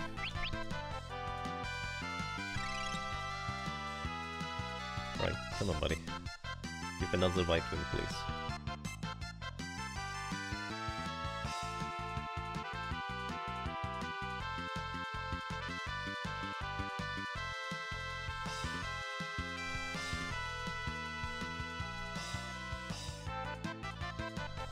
Isn't a rise like 50 MP? Does it actually cost you MP even if it doesn't work? There's my answer. Yes, it does. Stop using a rise, please, bunny. We need just some White Wind.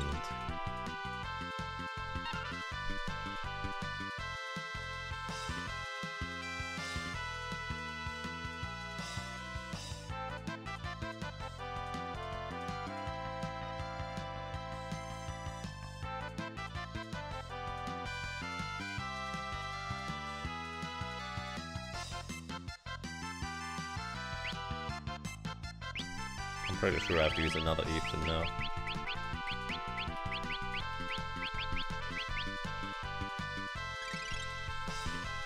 I shall arise even more.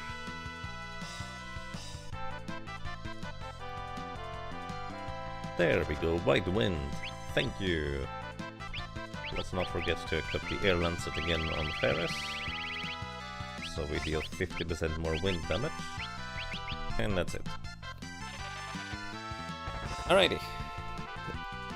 In the end it worked out. It just cost us 4 ethers. And like what? 10 minutes? I don't know, it probably wasn't quite 10 minutes.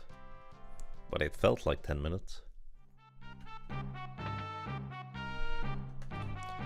Also, what we can do here is we can go into our magic menu for any time mage and cast float. Now we're floating, which means the lava doesn't affect us because you float over floor traps when you're floating. You can also go and pick out this chest because why not? It's a Gale Bow. It's just worth a bit of money. I actually have no idea how much money.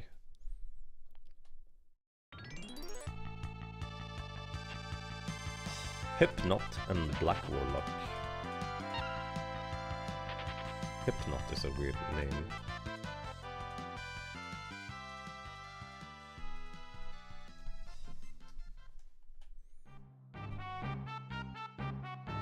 I was like, yes, indeed.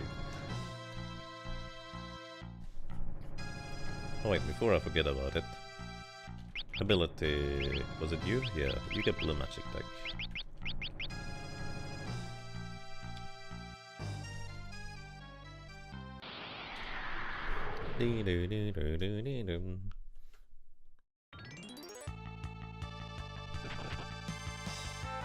Run away!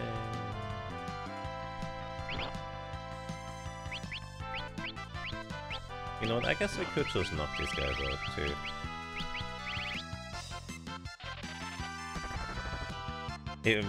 Whenever these enemies in the back there, whatever their name is, remain as the last enemy in combat, they have a chance to use Blaster, which either one-shots a character or it paralyzes them.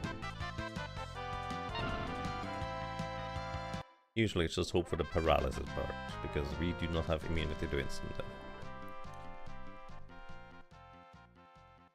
So yeah, given us the quad circle run, that was about, I would guess, 10 years ago now.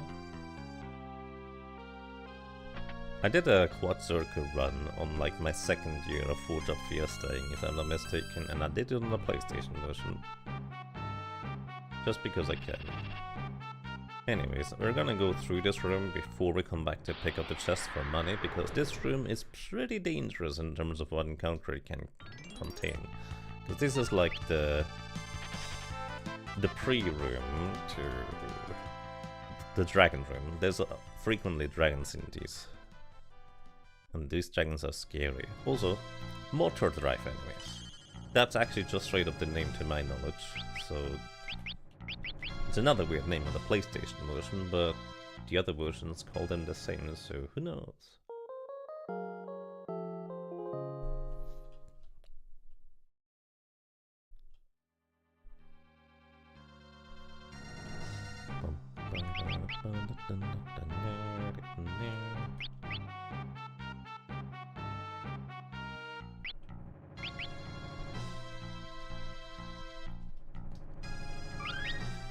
Alrighty, we got to save.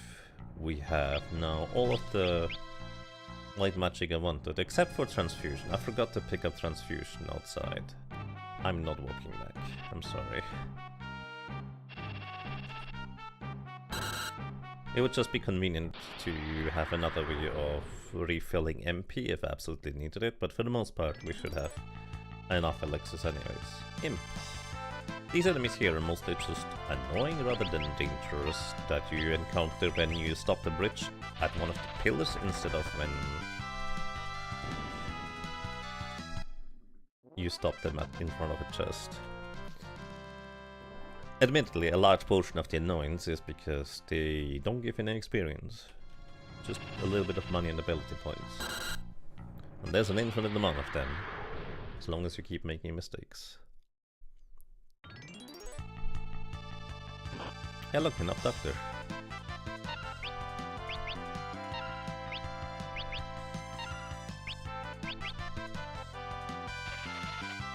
I have no idea how much HP they have. 2,500? Something like that. So I think 2 arrow 3s will knock it out. Oh wow, no it doesn't. These enemies here notably are a bit different than their regular counterparts. Although I don't know if this is like the original abductor or whether they actually just usually have more health than what I thought they did. No clue. Anyways. Everything is just ever so slightly more delayed in this version that I do. I didn't think this would affect overworld movement or stopping the bridge here, but evidently I was mistaken. Shoutouts to this version, Super Nintendo and Game Boy Advance, where Kryl doesn't immediately get a turn when she gets confused. She needs to refill her action time bar entirely again before she takes an action after getting confused. Which is so much nicer than you get confused and your character in your party immediately hits you for something dangerous or buffs the enemy with haste or something like that, because they could of course do that. Because when you're confused you randomly cast damaging spells against your own party and helpful spells for the enemies. Blizzard! Sure, why not? That's a ice-based sword, night exclusive sword. And well, it probably sells for a bunch of money. It's a pretty good sword, but you know, we can't use swords. Even if we still had Blue Mage, we still couldn't use that sword because, well, it's a night exclusive weapon for some reason.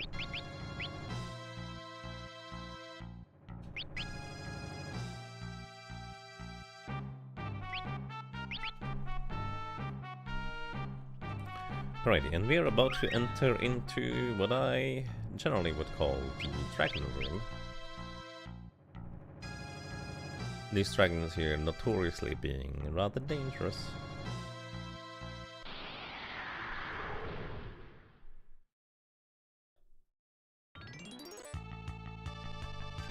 Well, this is not a dragon.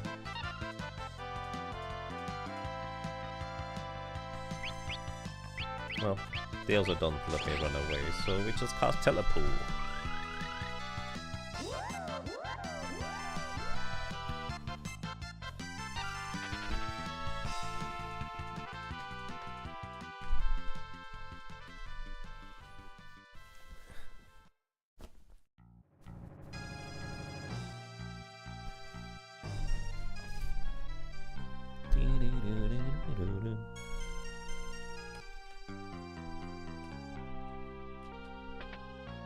Elixir.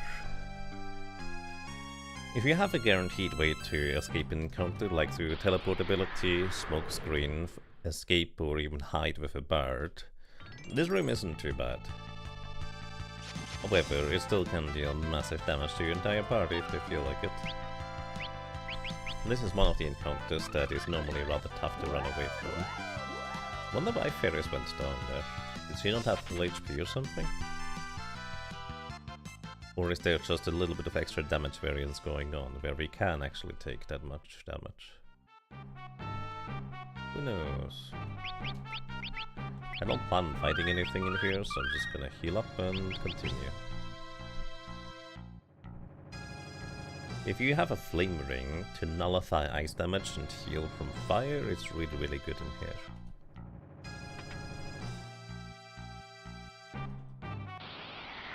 Also, diamond equipment helps to halve lightning damage received. Because there's also yellow dragons, and sometimes double yellow dragons.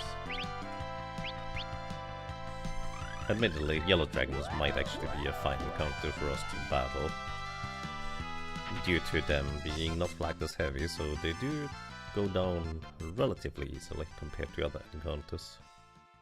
So maybe I should just fight these guys. Anyways, pick up Ferris in this case, and potion.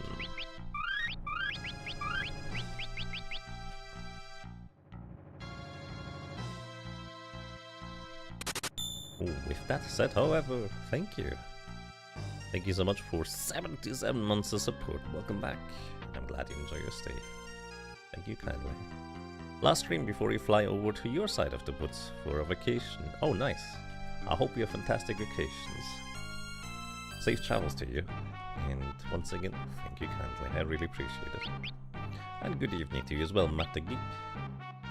Thank you for the good luck, because I always can use it. Once again, we cast float. So we float over the lava and don't take massive damage every step. This room here is still very dangerous in terms of what encounter you can get. So let's see if we get the dreaded triple, or well, double yellow dragon is okay. But the blue dragons could be dangerous. Lightning is 25% of our max HP just gone. So, what we're gonna do here is we're going to... You know what? Let's do this one. I think Demi 2 is much more accurate than...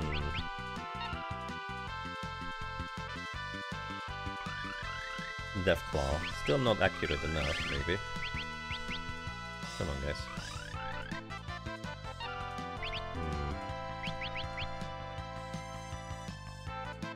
We can just return to the beginning of the battle, I guess. When the stuff doesn't work out, that way we don't take as much damage and have to continuously heal up. Lightning!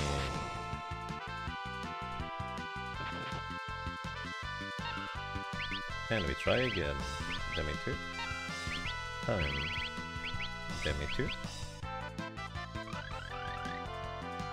Next.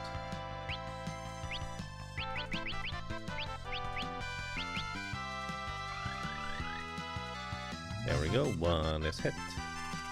I'll probably continue the battle from here. As you can see, that is absolutely massive damage if you do hit it. Which is pretty good. Good news, I would say. I do wonder whether these guys can be level 2 ulted or not. Anyways, this is going to knock out that guy.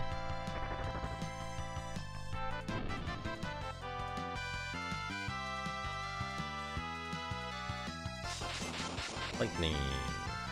But does not survive another one of those. Well, let's haste first of all. Then we hope we hit this guy sometime.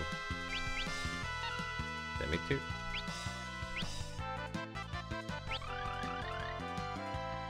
Yeah, me too.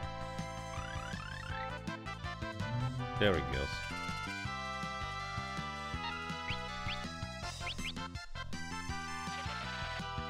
And this should be a pretty good experience. We also have a rare drop chance for a coral ring, which is not terribly useful, but it sells for a good chunk of money, so I wouldn't complain.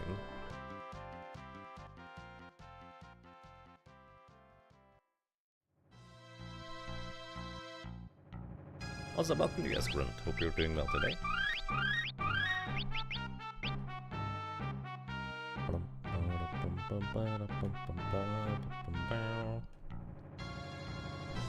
And we go all the way to the right to pick up some more money. Money's gonna be very relevant once we have our chemist mixes.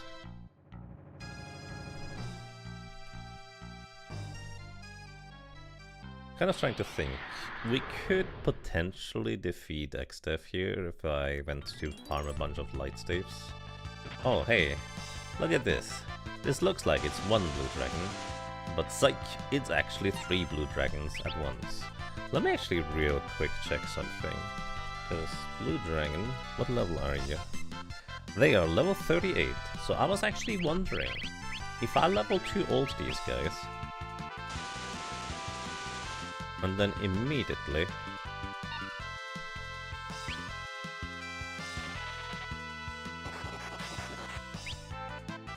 try to level 5 Doom them right afterwards.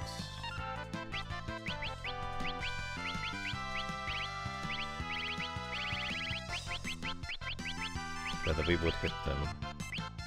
Although admittedly this is rather sketch.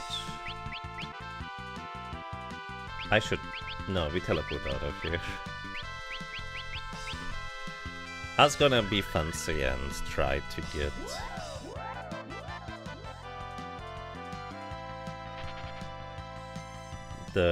Basically, if you use ult on an enemy, they actually also lose their level aside from all their stats. And if you time your attacks correctly, you can level 2 ult an enemy and then level 5 Doom immediately as soon as they hit like level 35, level 30, 25, 20, 15, etc. However, that is anything but reliable when you don't have a setup for it, if you will.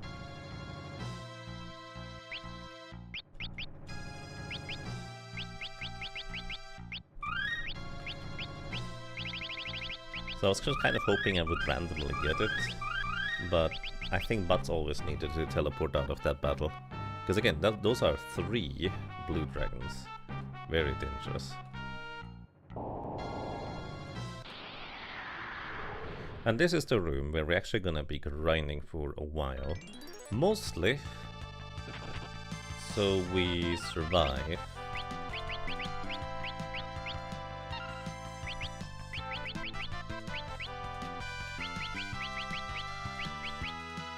Let's come up.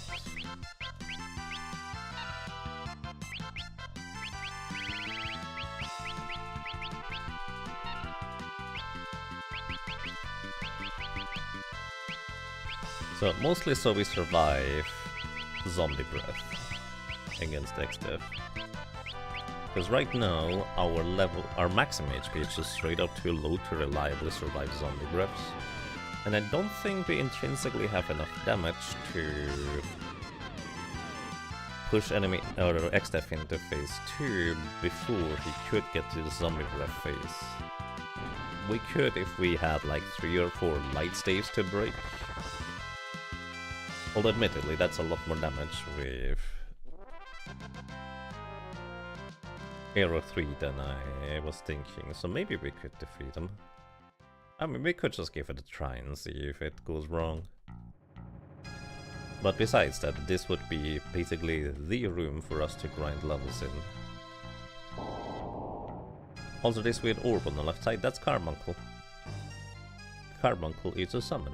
If you have a thief, you actually can get 2 reflect ring steals from it, because both of the Carbuncle forms have the common steal for the reflect ring. How does the upgrade work? Because you're using all time witches, right? Yes. Upgrade means that at any point I decide, I just upgrade to the next class, which means I will no longer be able to turn my characters into the previous class, but I can still use their abilities. So here, we're looking to get Time Magic level 6, I think it is. So we can even cast Meteor at the end of the game too, if I choose to get Meteor, which is debatable whether that's worth it.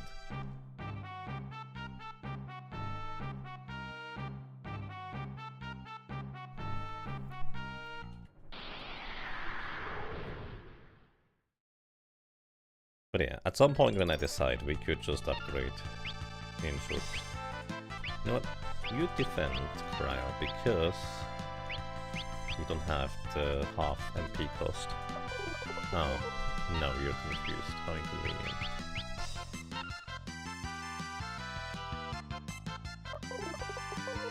So everybody quote-unquote mastered Blue Mage at the start. We didn't master Blue Mage, we just got the learning ability as well as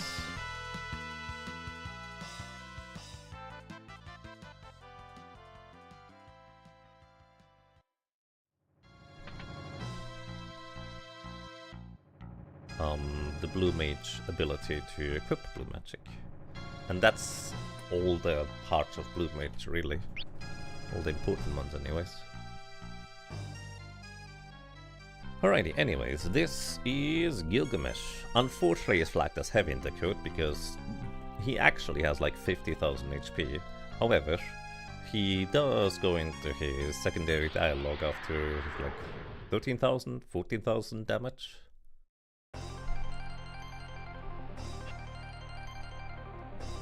And, well, I think he is immune against every status effect in this encounter. It's like the one battle where there's an enemy that is not susceptible to literally anything.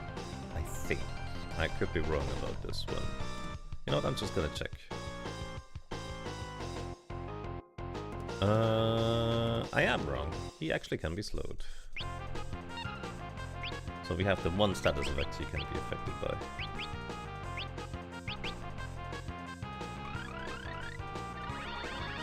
Blue Mage's fine ability scan. Yeah, I wonder how it differentiates between check.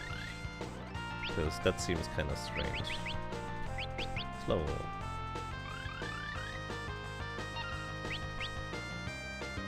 He's also level 53. So if we half that, he would be level... Right, nice, level up. He has also 30% magic evasion, which is pretty high.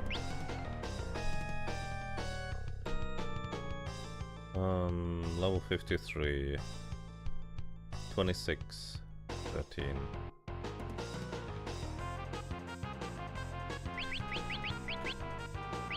You know what? We have enough damage with Blue Magic.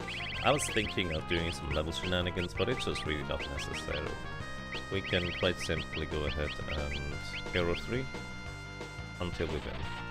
Because Arrow 3 is plenty of damage. With him being slowed and thus hasted, he is not gonna get many more turns at this point. This boss here is more annoying rather than necessarily dangerous most of the time.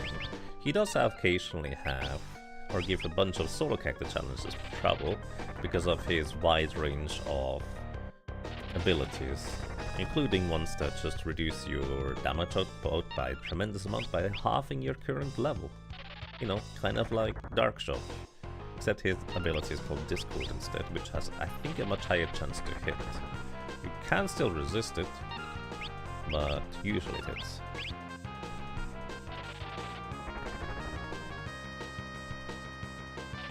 Is it Math time?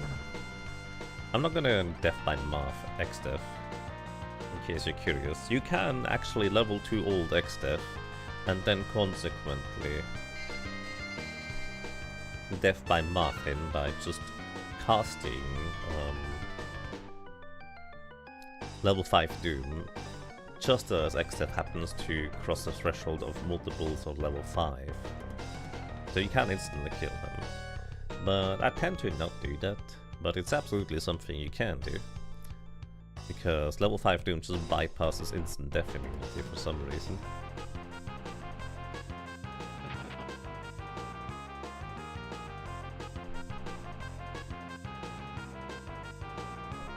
Unfortunately, we don't have level 33. Also, Little Song is not a blue magic we can learn, which is also a bit of a shame. Now fly. Now we fight in earnest. Gilgamesh Morph. Okay, he doesn't do nearly as fun of a dialogue in this version.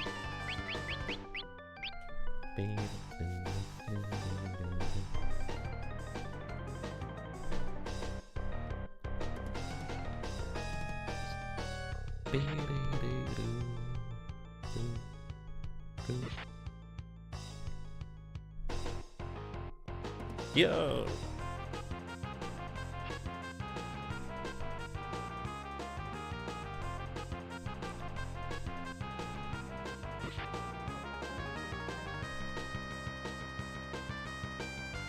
An invincible sword? I don't think the sword being invincible helps you. Maybe that's where he went wrong. You want a strong sword, not an invincible one. I guess invincible sword would also help you.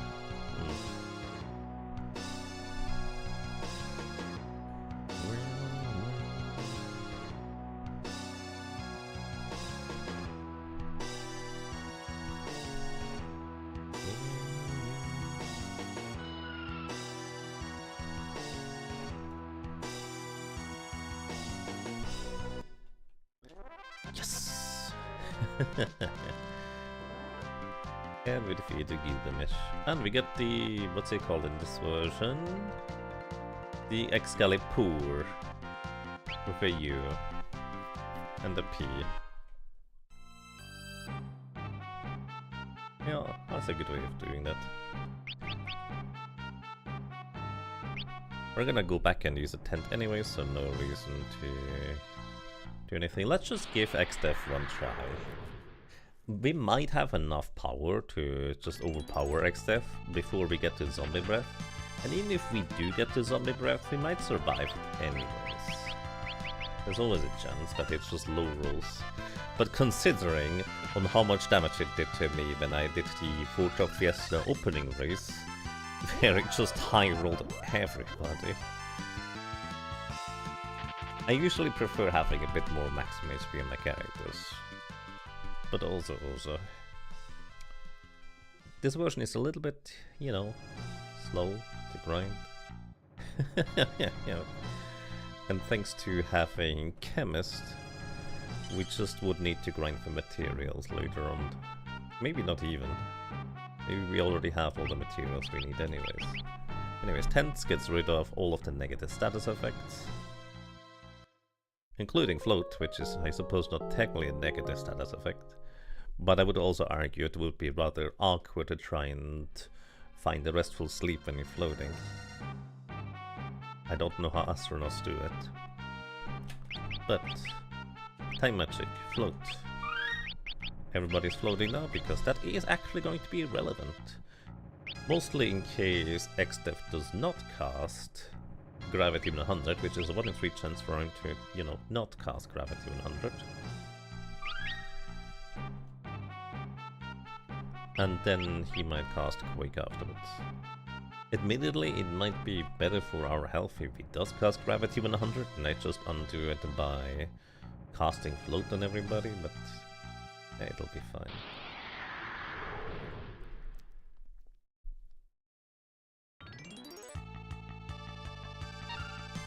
Alright, 2 damn golems. Which we can take care of rather easily by just throwing softs at them. I say easily, but I have to actually find the dang things in my inventory.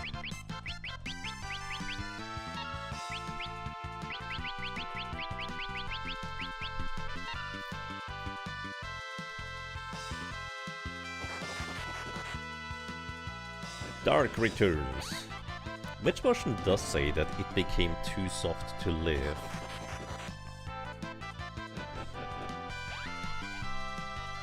Because I thought it was the PlayStation version, but apparently not.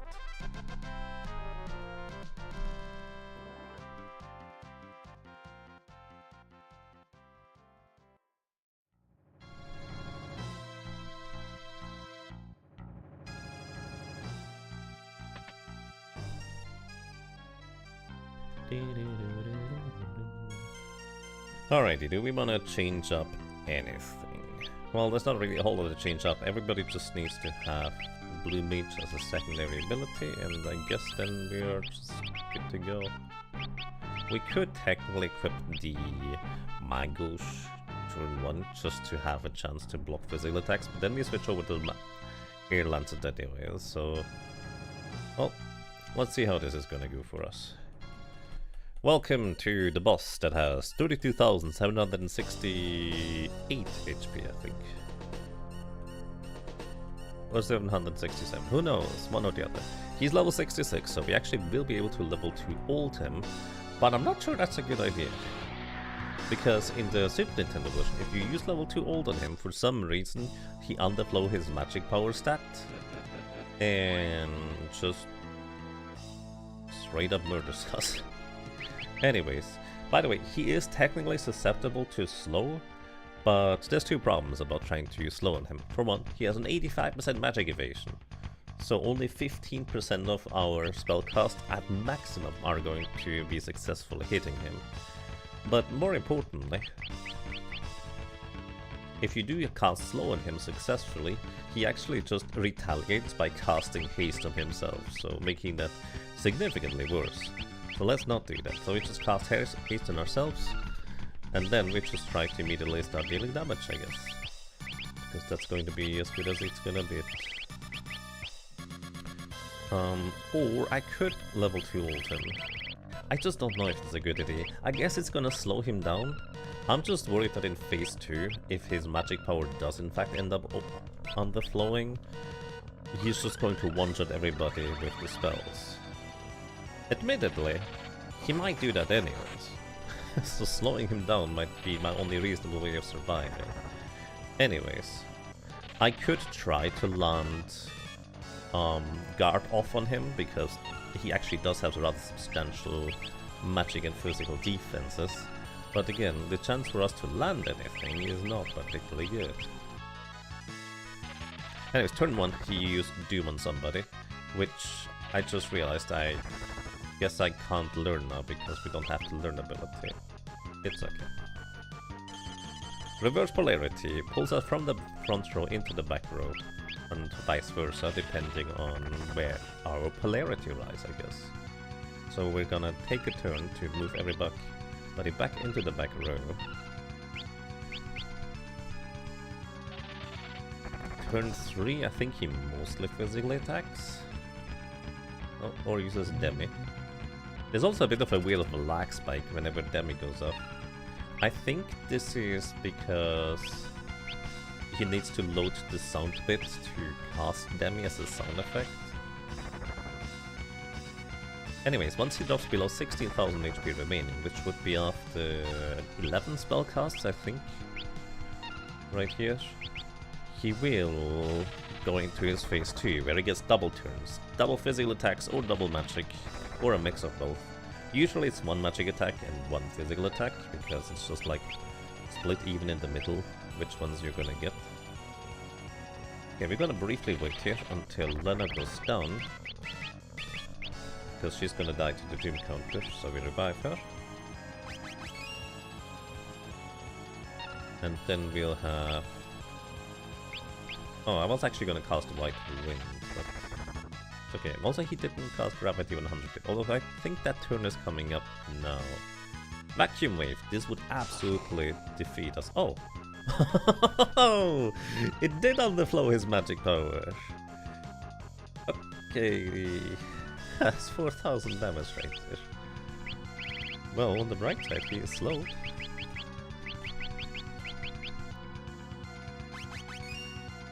I was correct. Now, if we had reflect rings now, this would be a done deal. Well, that's not true. His physical attacks could still murder us.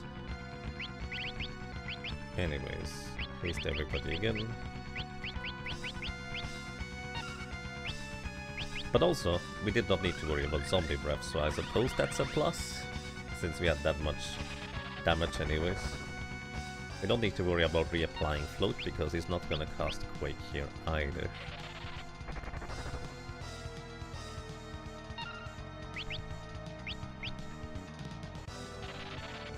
Yeah, he should have basically 1 speed now, so at least we do get a ton of turns compared to him getting 1, so I think we should be fine. He will most likely just knock out 2 characters every time he gets a turn, but because we are all hasted, we should be able to get everybody back up more or less immediately. And if we're lucky, he either skips one of his turns, which he just did, or one of his attacks gets blocked by our physical evasion. Is it worth casting haste? I think the answer is yes. It's always worth casting haste, because it gives us so many more turns. Plus, if it knocks out 2 of my hasted characters while 1 character is not hasted, then that would be significantly more awkward. But yeah, this is like the one time, for whatever reason, the enemies do recalculate their magic power or magic multiplier, and reducing the enemy's magic, apparently through the old status effect, just underflows their magic power.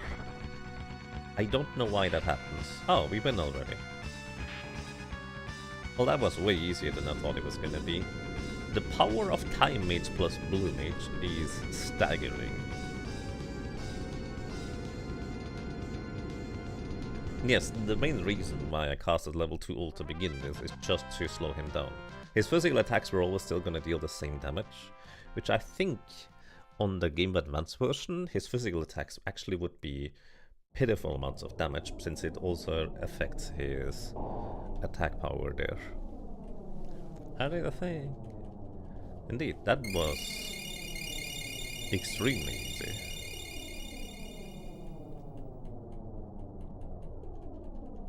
So, I've always wondered, you know how World 3 is basically World 1 and World 2 merged together?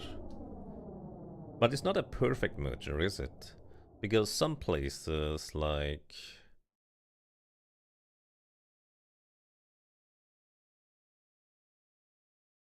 North Mountain, are suddenly in a desert. What happened to all the forests that were around North Mountain beforehand? Is there actually a World 4 out there, technically, with all the leftover bits?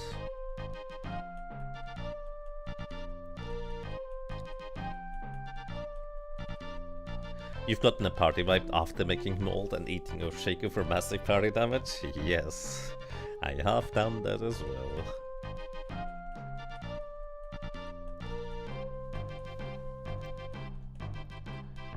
Oh.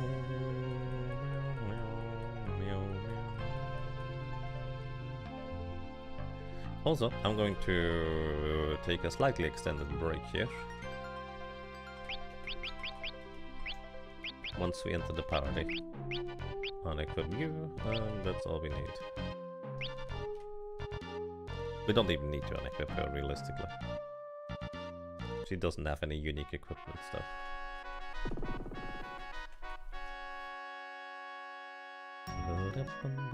I like the dings.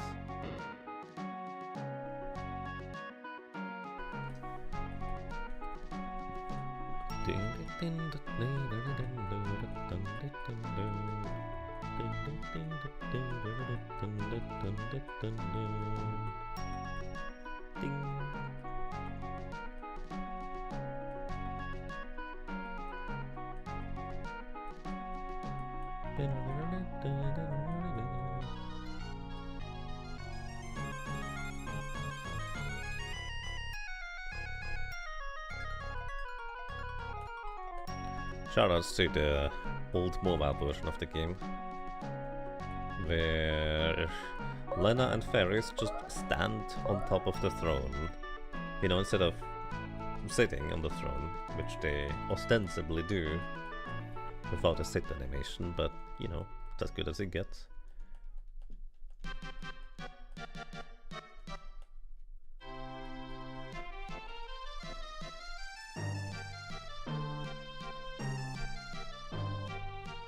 But in that version they clearly stand with their feet on the seat cushion, which is just strange.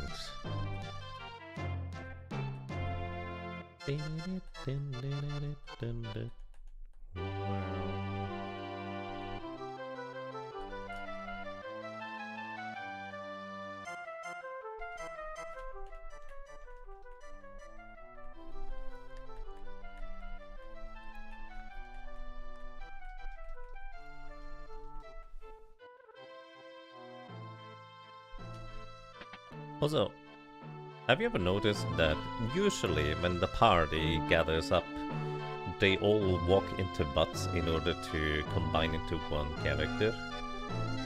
But on the balcony there, Butts walks into Kara, kind of,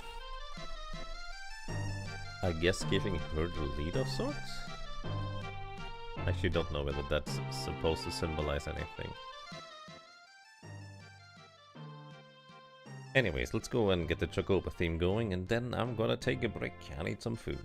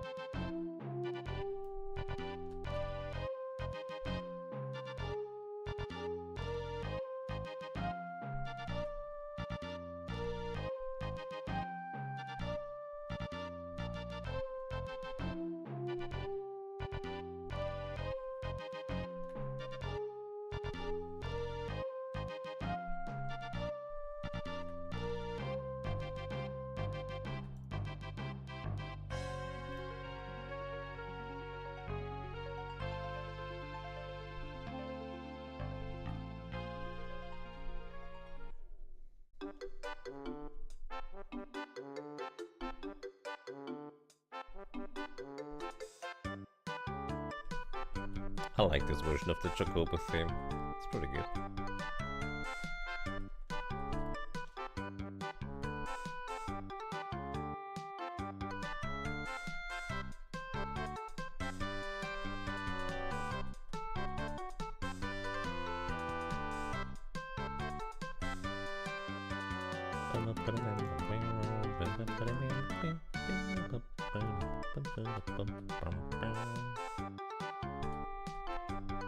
Goodbye.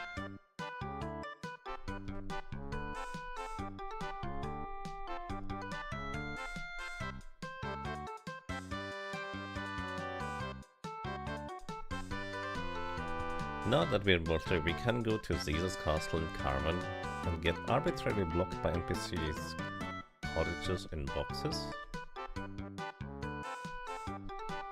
I actually didn't even realize that was a thing, not gonna lie. You taught me something today, Rose. Alright everybody, I'm going to be taking a bit of a break. Turns out when you kind of rush to accommodate for some guests, some more energy is spent than usual. So I'd like to have some food. And this is an excellent time to take a break.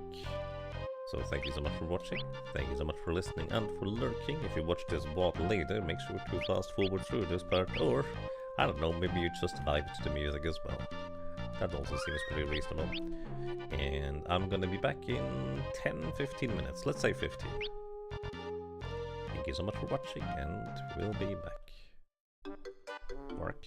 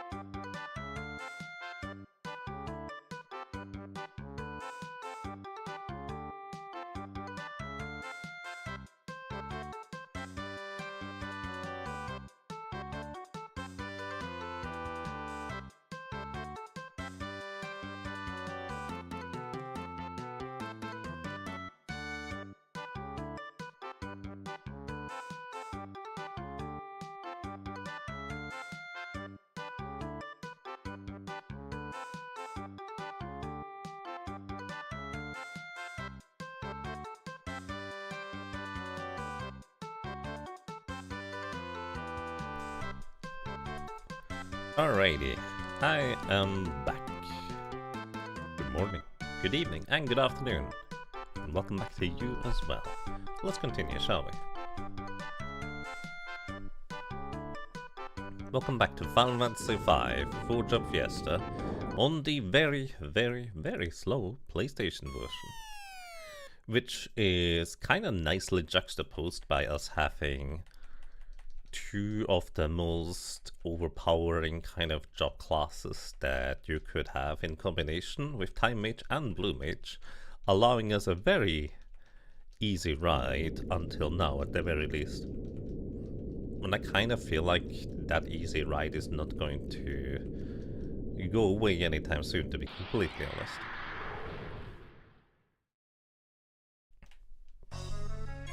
Anyways, order of operations. This guy here is the Antlion. He has 8100 HP and he is level 34. If I level 2 ult him, he's gonna slow down dramatically. But it's also gonna be much easier to hit him with the other blue magic spell I actually wanna hit him with. He is the one boss, notably, that is weak or susceptible to both ult status effect as well as sleep, so time slip actually works on him. If it hits, and it did hit, and now he's put to sleep. Which is very convenient, because now we can just knock him out from here, and enemies that are asleep in Final Fantasy V do not wake up, ever, unless you do a regular physical attack on them, which I'm not going to.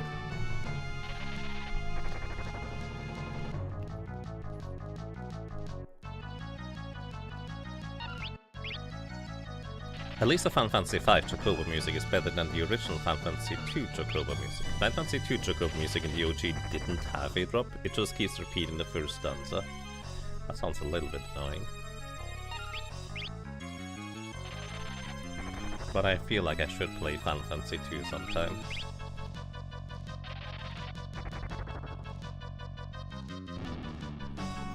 Alrighty.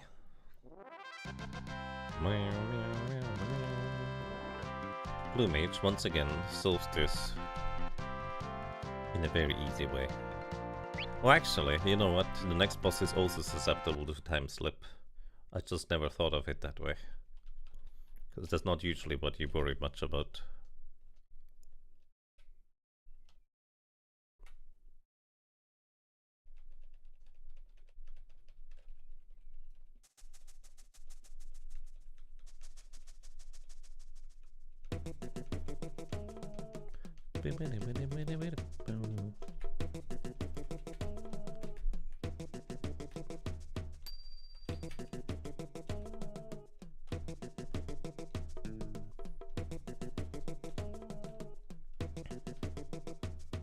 Isn't it a bit weird that our characters see a rope dangling from above, then try to reach it, the rope pulls back, and instead of yelling up, "Hey, who is there?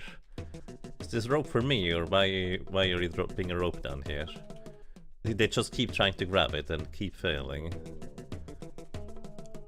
No communication between the two parties until the very end here. Just like Ferris isn't yelling down that, "Hey, are you guys down there? Are you hurt? Are you alive?" And the cactus down here not yelling up, "Hey, who is throwing down this rope?" I mean, it works out in the end for us, so it's fine. It's just a bit peculiar, I realized.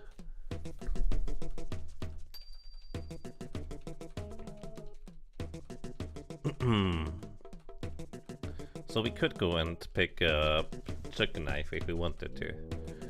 Admittedly, I'm not entirely sure whether there's any point in doing that, but it's something we could do.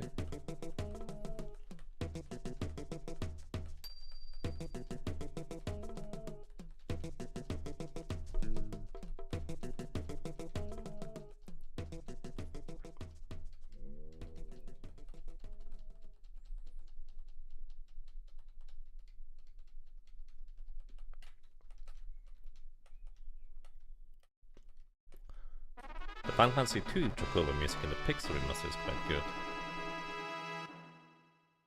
Could use the knife to give someone +5 agility. Yeah, that's probably what I'll be using it for. That's very true. Let me actually real quick see whether we see the splitter in our inventory. Rare. Can I can't go down to get a description of them. But we do have a thorn in our inventory. And hey, Siegfried Watson.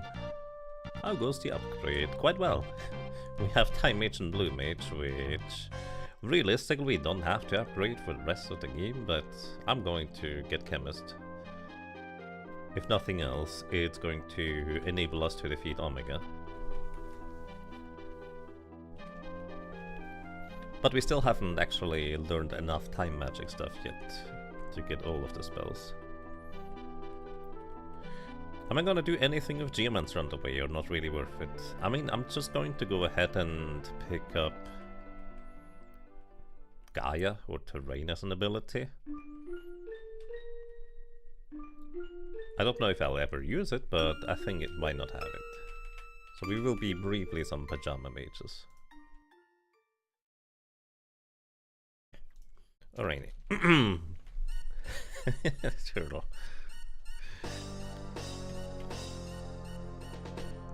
X-Death! Mahaha, I changed myself into a thorn, waiting for my chance.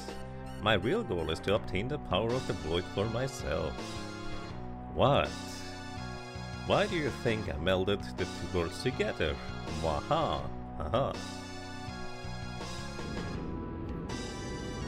I feel like this is the kind of narration the PlayStation version is looking for.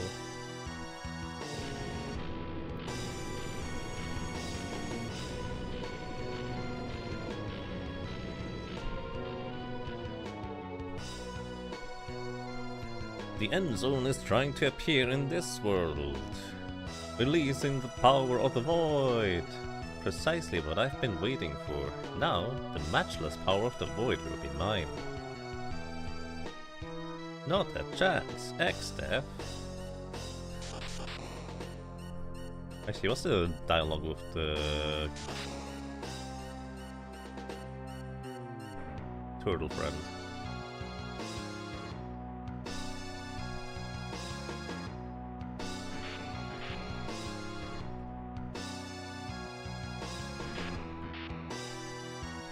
You appreciate that they refer to the character speaking maybe half the time, interpret his story mode.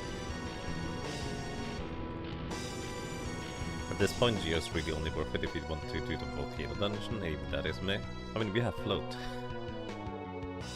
So it's not even all that useful, unfortunately.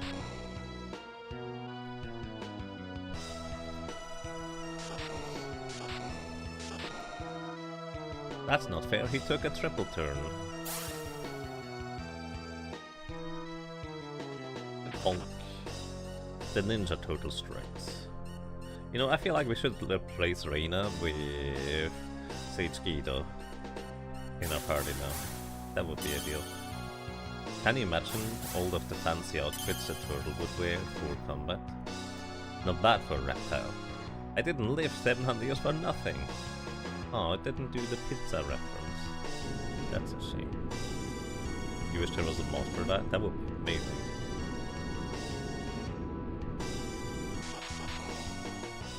You've been thinking that for ages.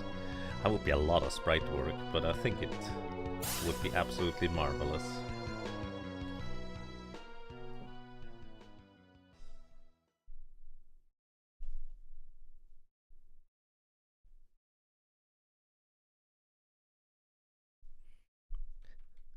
And instead for gaining all of Reina's abilities, Sage Guido, or Gil in this case, I guess, is going to come with a Mastered Ninja and Samurai ability.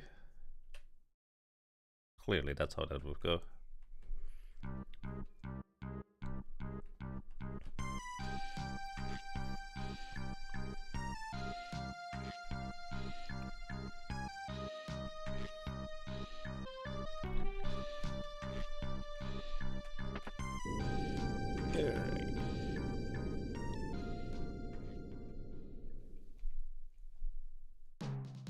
We don't really want to pick up too many things. Well,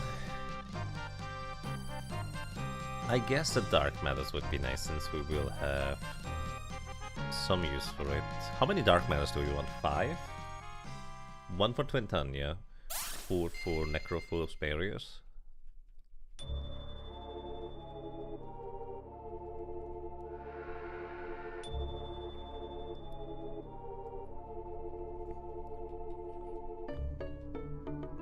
What level is Necrophobe?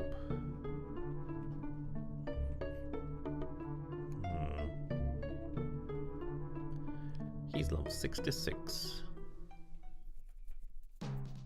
So that is what? 33, 16, 8, 4. Can you level up enemies? And does that count against Dark Shock's halving thing? Or does that not work that way?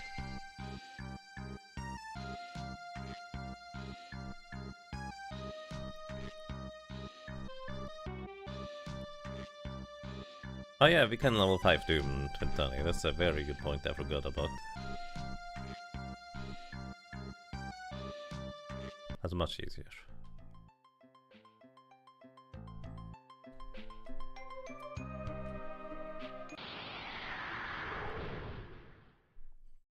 I think I'm gonna pick up the magic lamp, but I'm planning on not using it against the final boss. Because I think this team is just strong enough that we just don't really have to do that. Instead, I would like to set up a quadruple KO on the final boss instead. I think that would be more fun that way.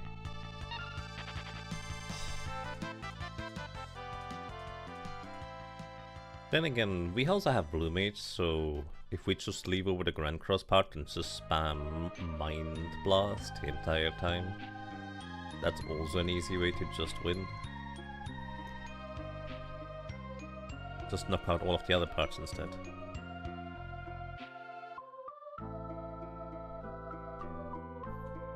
Also, another thing for Twintania instead of a Dark Matter, I could have just bought the Time Magic Instant Death spell. It's not a particularly good one because its chance to hit is rather low, and it only works on enemies that are not flagged as heavy. But I mean, suppose overall it could work. I'm gonna go and pick up a chicken knife. Or I expect this to be called the knife. Actually, it's probably gonna be the dirk. You know, Dirk and Knife have the same amount of characters. Maybe Dirk is just more of a fancy kind of fantasy weapon, and that's why they chose it as a translation. Or maybe the actual weapons are actually called Dirks, and I don't know what I'm talking about.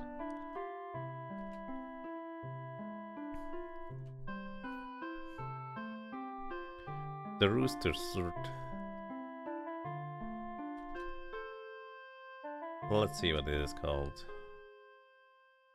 We get... Oh, it's just straight up called Chicken Knife. Wait, do you have enough characters for just cluck, cluck, cluck, cluck? Do you even have enough characters for that?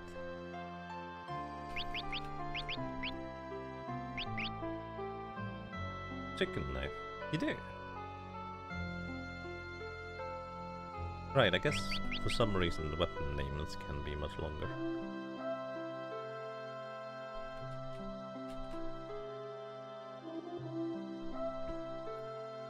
A dirk is basically a dagger that's kinda longer and meant for stabbing. Oh. Okay. Hand stab.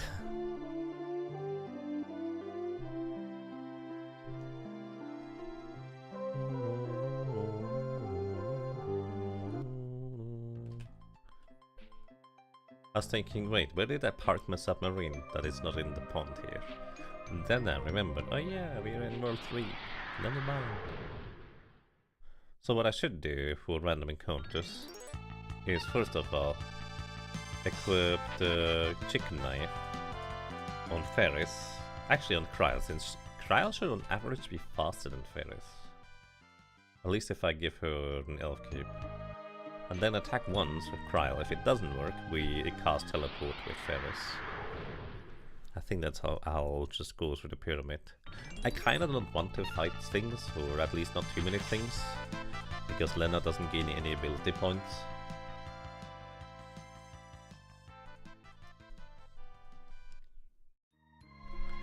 Alrighty, moving on. I guess we just save for now. I always tend to save before doing anything. I suppose, because we only get a save point after we cleared the machine room, it probably makes sense to save either way. Although again, as mentioned, this selection of jobs is just really good. Oh, we can also try to get flamethrower from the machine golems. Do I even need flamethrower at this point anymore? Probably not, right? Critical, you missed. Critical, you hit. Anyways, this is like the one other type of enemy that is actually susceptible to time slip that I kind of forgot about when I said earlier that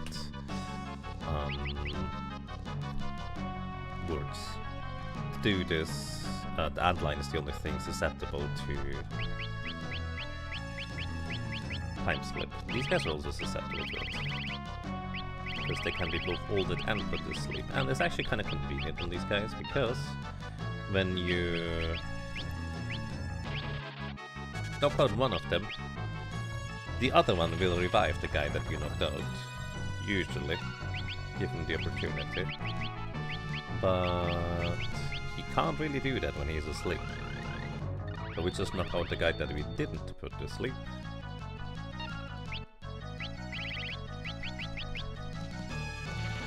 And then we move on. By the way, these guys are level 33.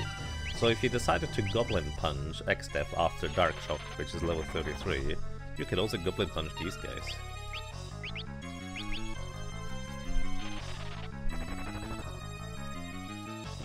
Also, they have 5000 HP. Kinda forgot to mention this.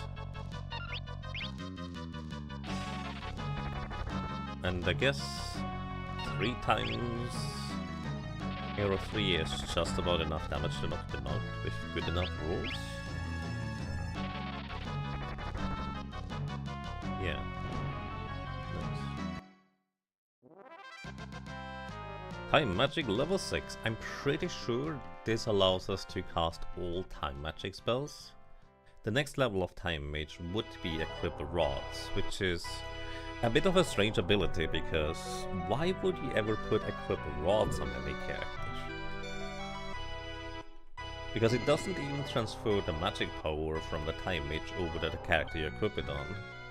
So it feels like one of these things where I guess they just wanted to put Equip Rods onto something, and Time Mage was just a natural fit. Admittedly, Equip Rods is also a weird word for it, since it doesn't allow you to just equip rods, it also allows you to equip staves, which is strange. It doesn't transfer magic power, it does not. Yes, you can break rods. Like, you could technically equip rods on a ninja in order to equip, like, say, a flame staff, and then while having a flame staff equipped, break a flame staff in your other hand to get the fire damage boost. But the Pixel Remaster, you can't do that anyways. Breaking rods is already really strong, but the Pixel Remaster make them even more broken, which is a little bit silly in my book. Anyways, we're gonna give Kryl the Elf Cloak for a +1 agility, and we give her the Chicken Knife. The Chicken Knife basically powers up every 2 times you run away from combat. Throughout the entirety of the game, you gain +1 attack power of the Chicken Knife, up to 127 attack power of the Chicken Knife. It is actually really strong, because it also scales with both agility and strength, rather than just most weapons only scaling your strength in terms of attack power. Also, monsters! These guys here are all undead, however not weak to fire. So I think what I'm gonna do is I'm just going to cast haste on everybody. Although, admittedly, now I think about it, I'm pretty sure they all died to 3 arrow 3 spell casts. Yeah, 2 is not gonna do the trick, so it would have actually been better to just cast arrow 3 times instead of haste. Whoops. They have pretty decent experience for what it's worth. But also they hit decently hard, as you can see. Like 2 hits from one of these guys, if they're in the front row anyways, will just knock us out. The only reason why that didn't knock out just now is because, well, that guy was in the back row. So he dealt half damage. Which they already do half damage because we are in the back row by the way. So that's more like quarter damage.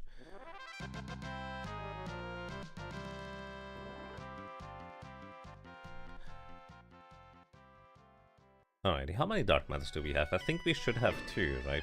If I'm not mistaken. Let's heal up to full.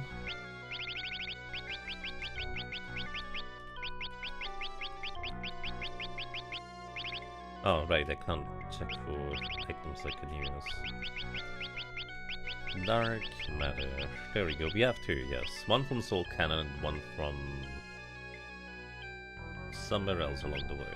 I don't remember. We did not get any extra drops. I think you always have at least 2 here. Anyways, this chest has the same enemies defending it. And these guys are also, in fact, just about the same strength. They have pretty good experience for what it's worth. Might have to equip the air lancet on trial for this to be enough damage, maybe? No, I think this is enough. Yeah.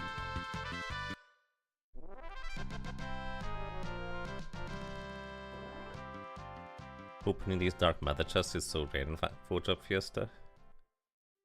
Yes, because usually you don't need them. The chest on the right contains a Archaeosaurus guarding a armor of sorts. I don't remember what the armor is.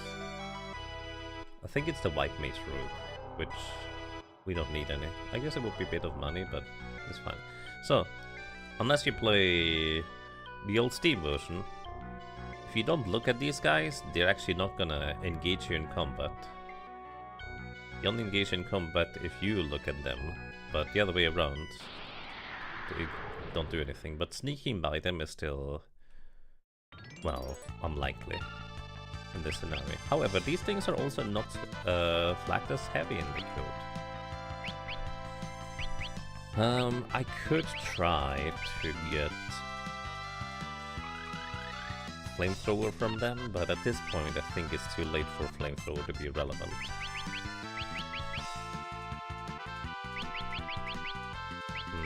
Can I do clone them? I think you can, but it's just not a particularly high chance to hit, probably.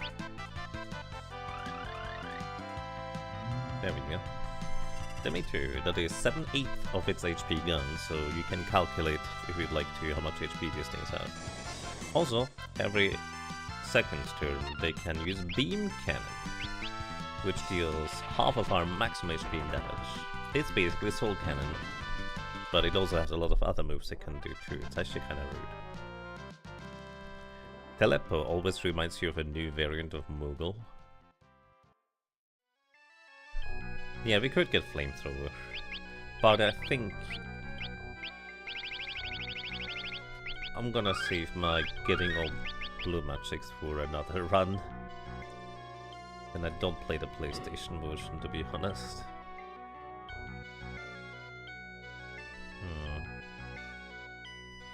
These enemies do walk around randomly, but they also gravitate towards your position. I don't actually know the exact algorithm on how they decide where to go next, but it feels like they have a 50% chance to walk in the player's direction, and a 50% chance to walk in any of the other directions they can.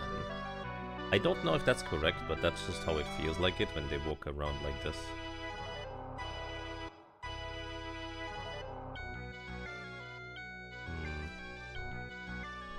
maybe sneak by on the right side.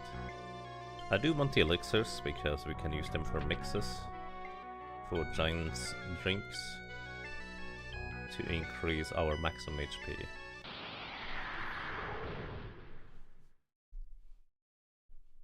White shirt, black shirt, and black gear are here somewhere. Yes, and well, it's a crystal armor. But yeah, I only need 4 dark matters, so I'm good to go after that.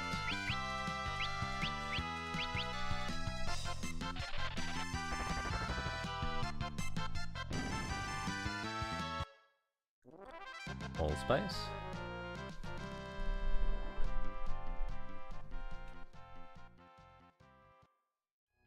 And yes, that is my intent secret.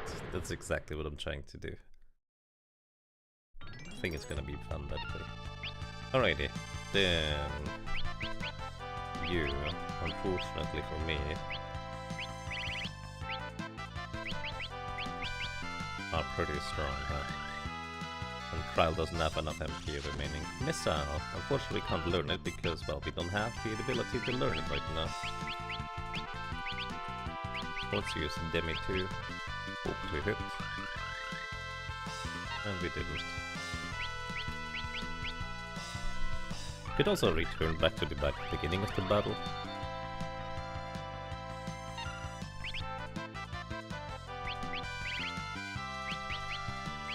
Any level 2 ultis, guys? No, they are not divisible by 2.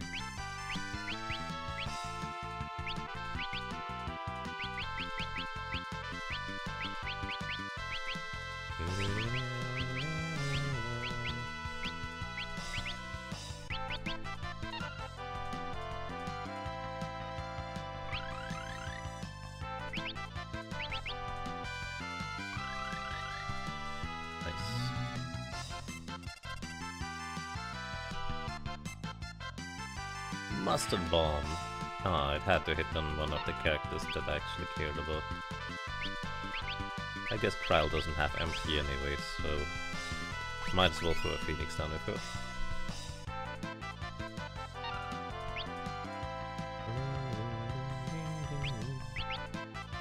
You're out of MP as well. How inconvenient. I guess we just wait for Ferris then.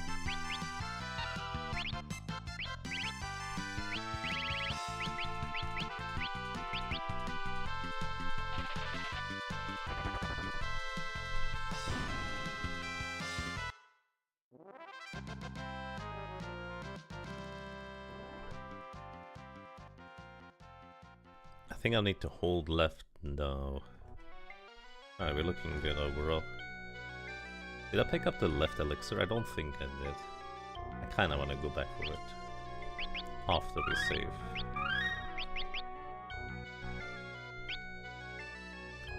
Alrighty.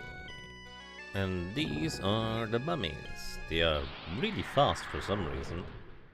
However, they're undead and don't have an immunity to getting one shot by Phoenix Stones on the other side. But I also, since a long time, still have some flame rods somewhere. So I think I'm just gonna burn these things. Kinda like this. Boom. That's half of their HP gone, and I actually don't know how much HP they have. Maybe this is already enough. Nope, it is not. I bet the lightning rod is enough though, even though they're weak to fire. I was correct. Yes.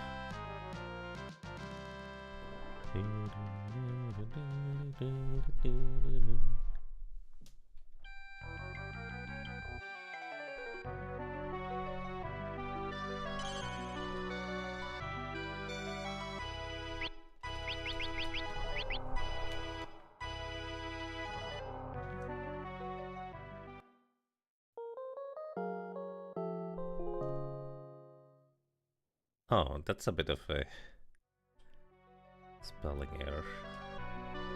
Anyways, we made it here. We have our MP back.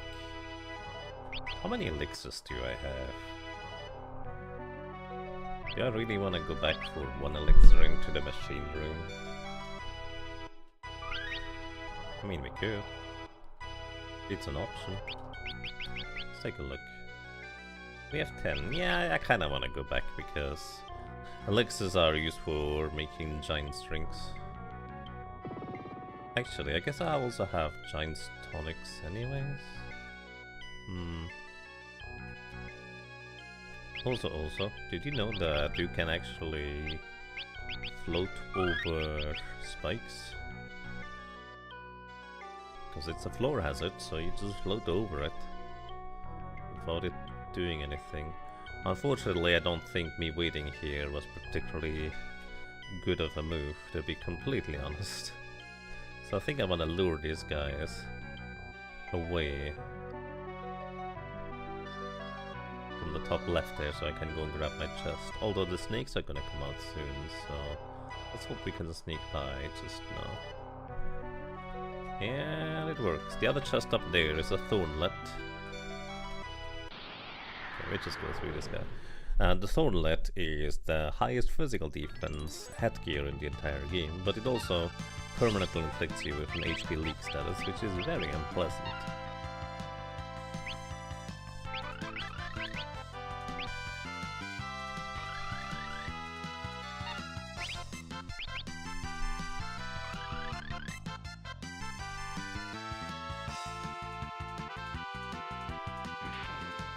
It also reduces your magic power by 5, which is useful in the PlayStation and Super Nintendo version specifically to underflow your magic power stat. Or overflow. Actually no, I guess it's technically still called overflowing even in that scenario, but call it an underflow. Because it basically goes down into the negatives and suddenly you have 255 magic power on the Berserker. Notably, Lena can't do that without also equipping an additional piece of equipment, the Titan's Glove, that also reduces your magic power. Because she has too much magic power innately.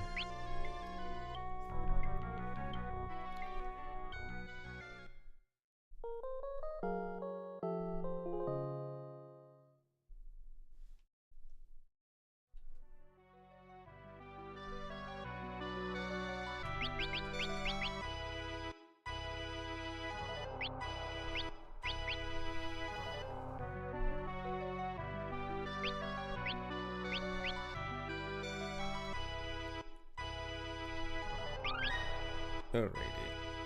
Maybe I shouldn't have broken the fire rod. Maybe I should grab the flamethrower, because I just realized there's actually one more enemy coming up where flamethrower actually would be useful.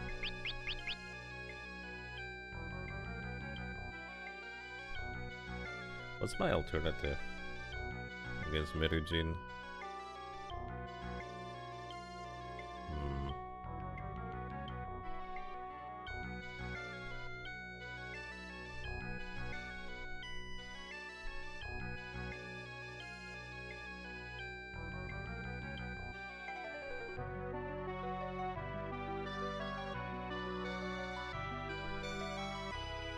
Do I have an alternative?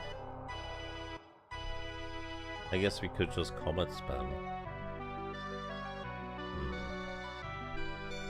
She cannot be ulted, so time slip doesn't work, even though she can be put to sleep. Paralysis, charm work, stop, slow, mute, blind. Most of these are not relevant. Alrighty.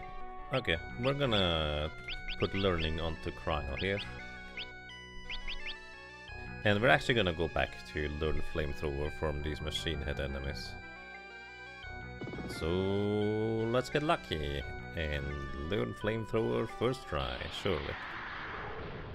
I could have actually put learning on everybody since we can defeat them as time mages now I think about it. You know what else would take this out just for fun?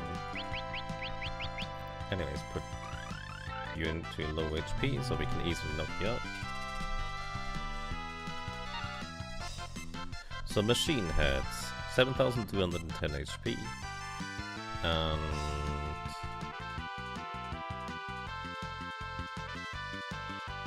let's see.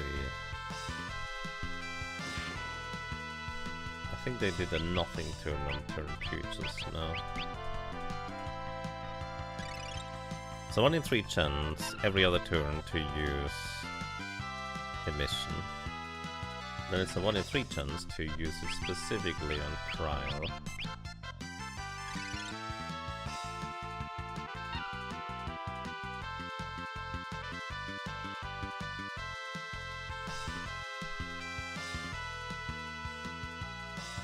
Also 1 in 3 chance every other turn to do nothing, as well as a 1 in 3 chance every other turn to use Surge Beam instead.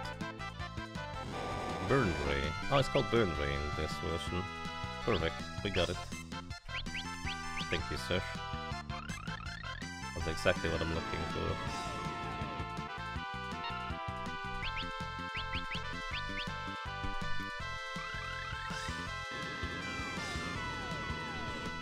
Did I not stock up on fire rods for Mary Jane? No. I did not.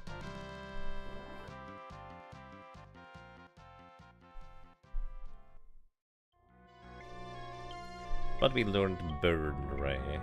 Also no flamesword. The chest on the left, by the way, contains, I think this is the Black Robe. Also guarded by an Archaeosaur. And undead big dragon guy. Big meanie.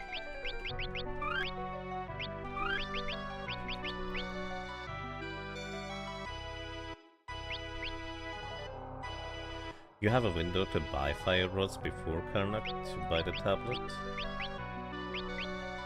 Oh, right, you are right. I actually forgot about that part. It's fine, we don't need it. But that is actually a very good point. Yeah, I always forget that you can actually get to Karnak at that point. You can just walk there.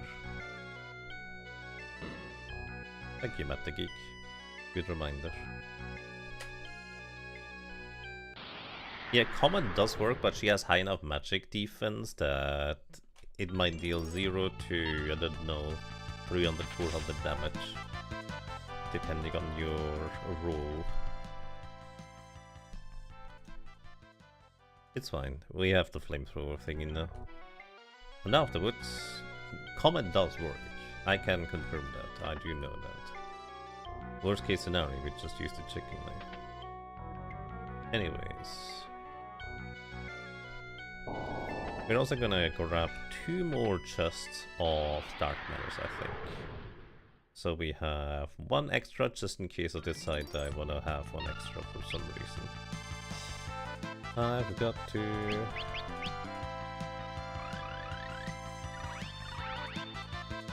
give Trial her thing back. Oh well.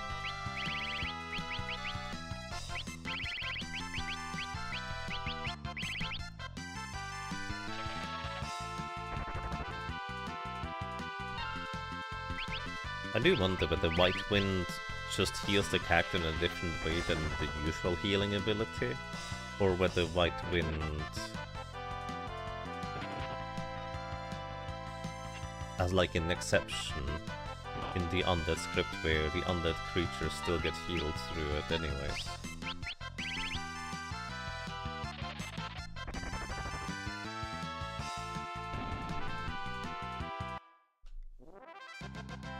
Alright, that's 1 dark matter.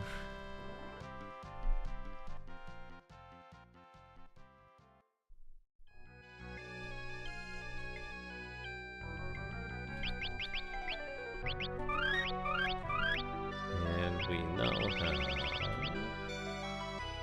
4. That's technically enough for Necrophobe. And realistically, you only need to defeat 1 or 2 barriers quickly to reasonably survive everything anyways.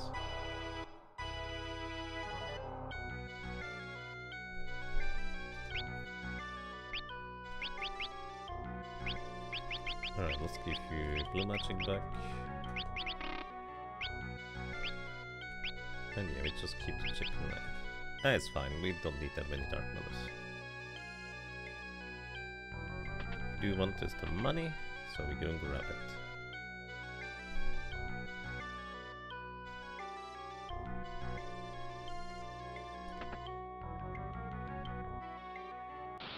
Dropping down here gets you over to chests in the room before this one.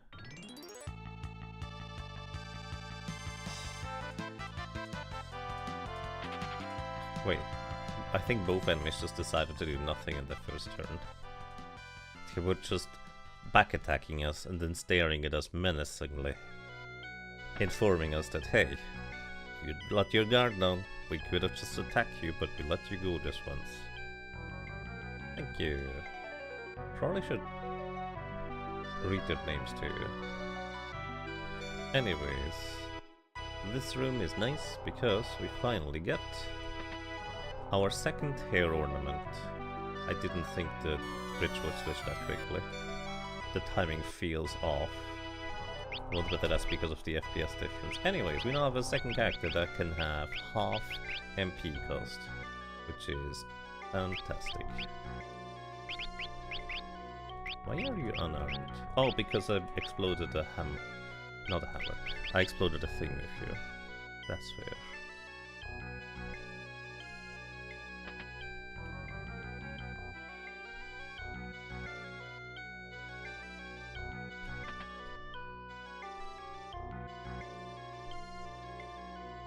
Chest on the left here contains a Gaia hammer, but it's also guarded by 4 of the cursed ones.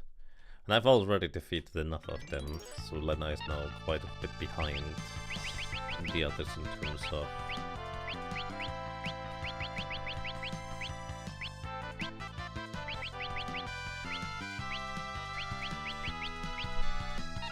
experience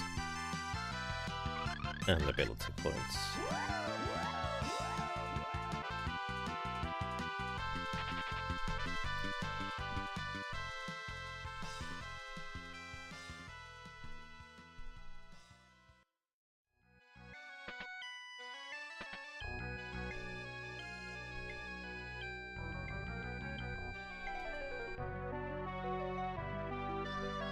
Just gonna wait here. Yeah, no. I anticipated the bridge appearing at that moment. But unless the bridge is already there when you take your step, it doesn't actually appear under your feet like that. That's not how it works. Just be patient. You like that top setup? It's really good. Blue and time is a fantastic combination.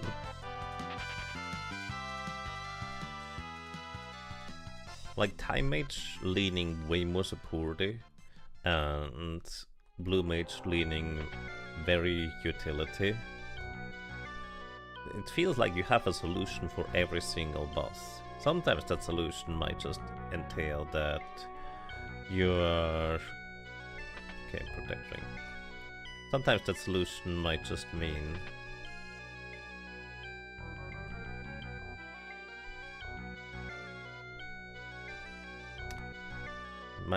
that you forget the words that you're trying to say. Eventually I'm gonna get there. Anyways, sometimes the solution might just mean that you're just hasting yourself and slowing down the enemy, but that is also just incredibly strong. Also, this encounter, the Zephyr Zone, are notoriously difficult to run away from naturally, so this is once again where it's incredibly helpful to have guaranteed runaway ability, even if it takes a really long time to animate and cast. It's still probably a lot more convenient than it otherwise would be. I also did forget to go and pick up this chest. By the way, the other chest I'm not picking up in this room, Dark Malice, protected by cursed ones.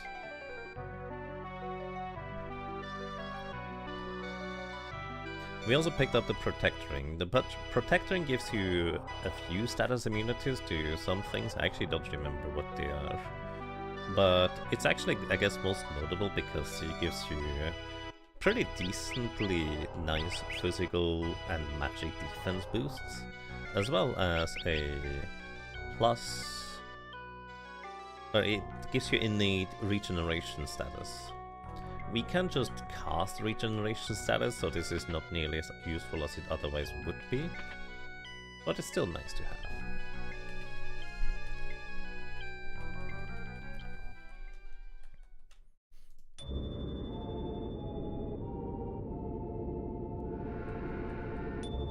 Monk. He got a monk.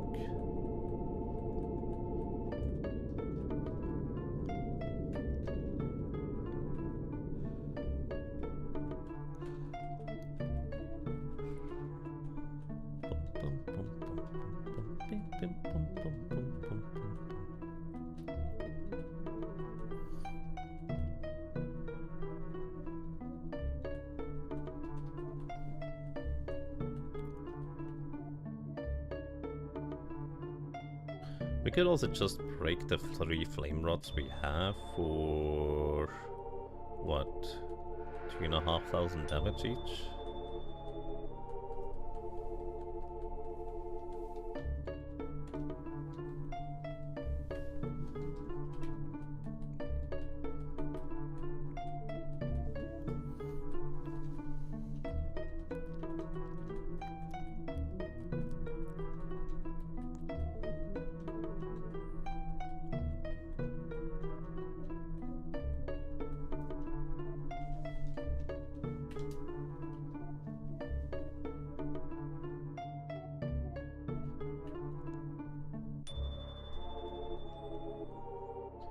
Alright, and we get to descend the pyramid. Slowly as usual, because everything is slow in this version. Except for our job selection. The job selection is really fast, so that's a nice plus.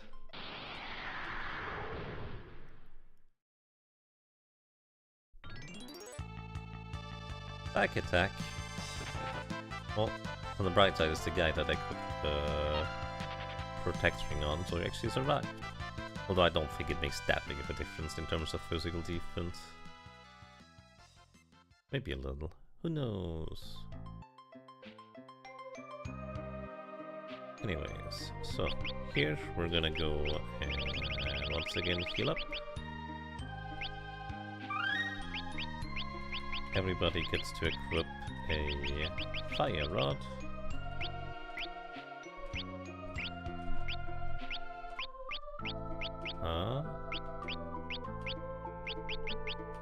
Oh, you can switch pages in this menu too with the R and L button.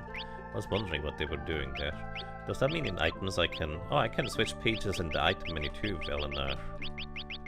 That's actually nice. I didn't even realize that. PlayStation did actually add a few quality of life things. That's nice.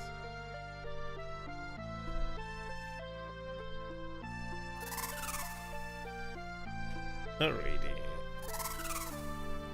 This is the fateful cutscene where Xdev reveals to us that he is not in fact a tree. He is, in fact, a crab. And misunderstood. I'm just really angry everybody always calls him a tree.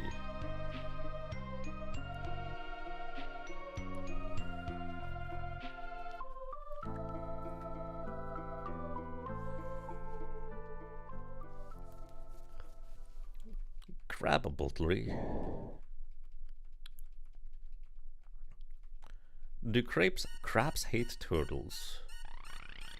I actually have no idea what the relationships between crabs and turtles is, not gonna lie.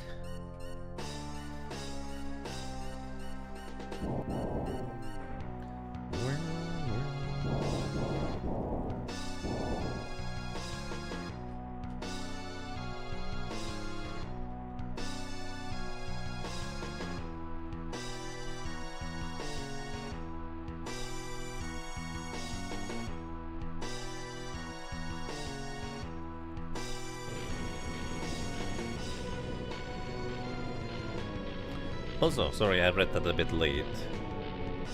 Felipe time. Ben. Just got here. Why only time mages? This is an upgrade run, which means anytime I choose, I can upgrade to the next job class available. In this case, we had initial blue mages. I learned blue magic from the blue mages, as well as the ability to learn new blue magics. and then upgraded to time mages. So we're all time mages until everybody learns time magic level 6, I think it was. Maybe 7? I think it's 6. Which means everybody except for Lena should have the necessary level for time magic at this point. Mostly because she was just missing during this pyramid segments where we gained a bunch of ability points. And she was just kind of missing out. So once she has level 6 time magic as well, we will be able to...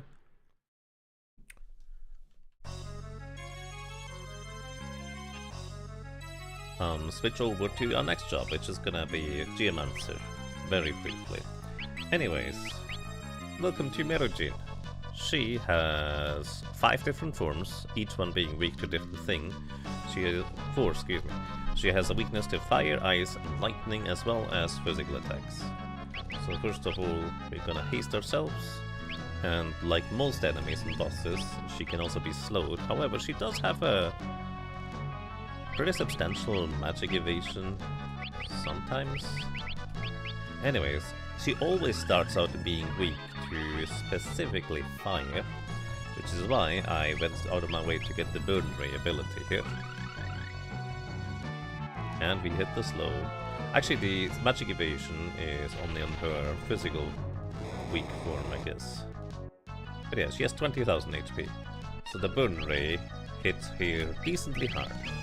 So the first 2 turns, or 3 turns, she has like a basic physical attack, and sometimes she even does just straight up nothing on her turn. Then turns 4, 5, and 6. Actually, that's not right. I think turn 1 and 2 she does basic things. Turn 3 and 4 she has a 1 in 3 chance to change barrier, randomly changing to a different weakness. Turn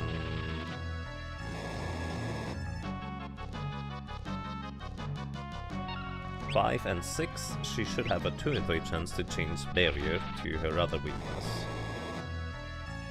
Well, I say other weakness. She can technically just choose to become weak to fire again if she feels like it. It's entirely possible.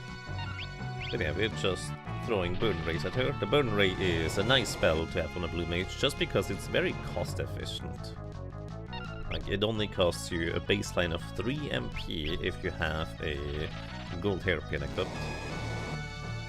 Slightly more than that, I guess, when you don't have one, but it's just such a nice and efficient way to deal damage, especially if the enemy have weakness to fire.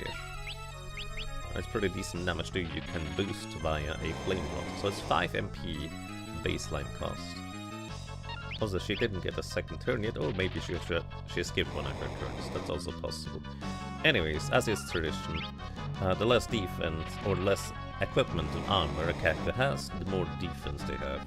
And Merojin has absurdly high physical defense unless she is specifically weak to physical attacks. Like, you can barely scratch her. Generally speaking, unless you hit her weakness, she does have absurdly high defenses. Will you be getting mythical? Yes, that's part of the plan.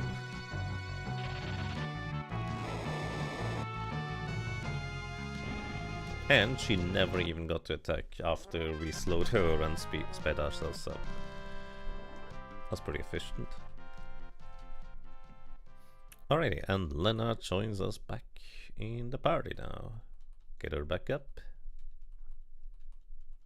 Move on. By the way, the reason why I got off guard earlier in World 2 was actually to use it against XDEF at the end of World 2, but that was before I realized that he had 85% magic evasion. So I just chose not to do that. Alright, Cottage, wake her back up, equip her again because she currently has nothing equipped.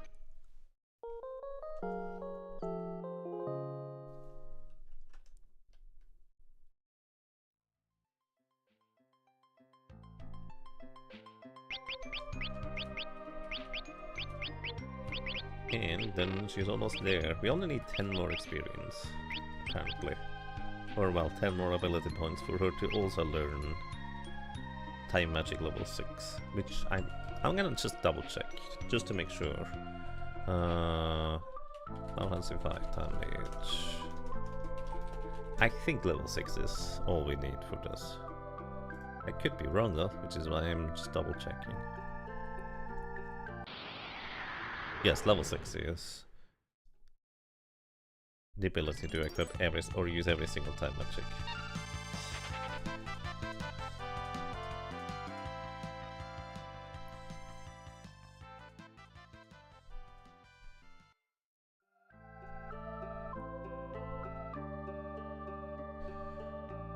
Alrighty, I'm still going to go ahead and pick up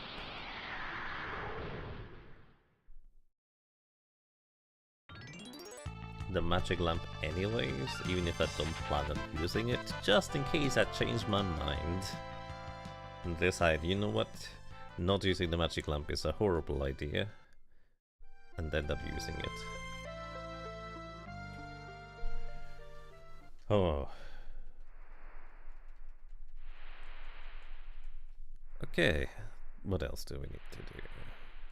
Go and grab the magic lamp. We could go and grab a legendary weapon if we want to.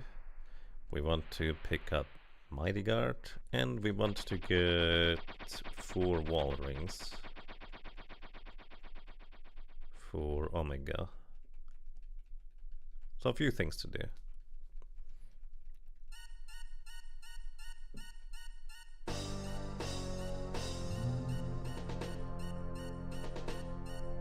Based on your characters, which weapon would be best in this case? There's actually not a whole lot of ones that we can use. Notably, because in the very end we are going to be chemist, we can equip daggers and staves. This means we can use exactly the sage's staff and the assassin dagger. Right now, technically, we could also equip the magus rod, but since our only elemental offensive spell that we really care about at this point is Eroga or Ero 3, we might as well just keep the wind daggers equipped for the same effect as the magus rod. Technically, I guess, in the intermediate period we could use the Gaia Bell, but unfortunately the Gaia Bell is just not a particularly good item. If it was the Rune Bell we could pick up in there, then it might have some merit, because the Rune Bell also could potentially be used as a weapon that might deal damage. But yeah.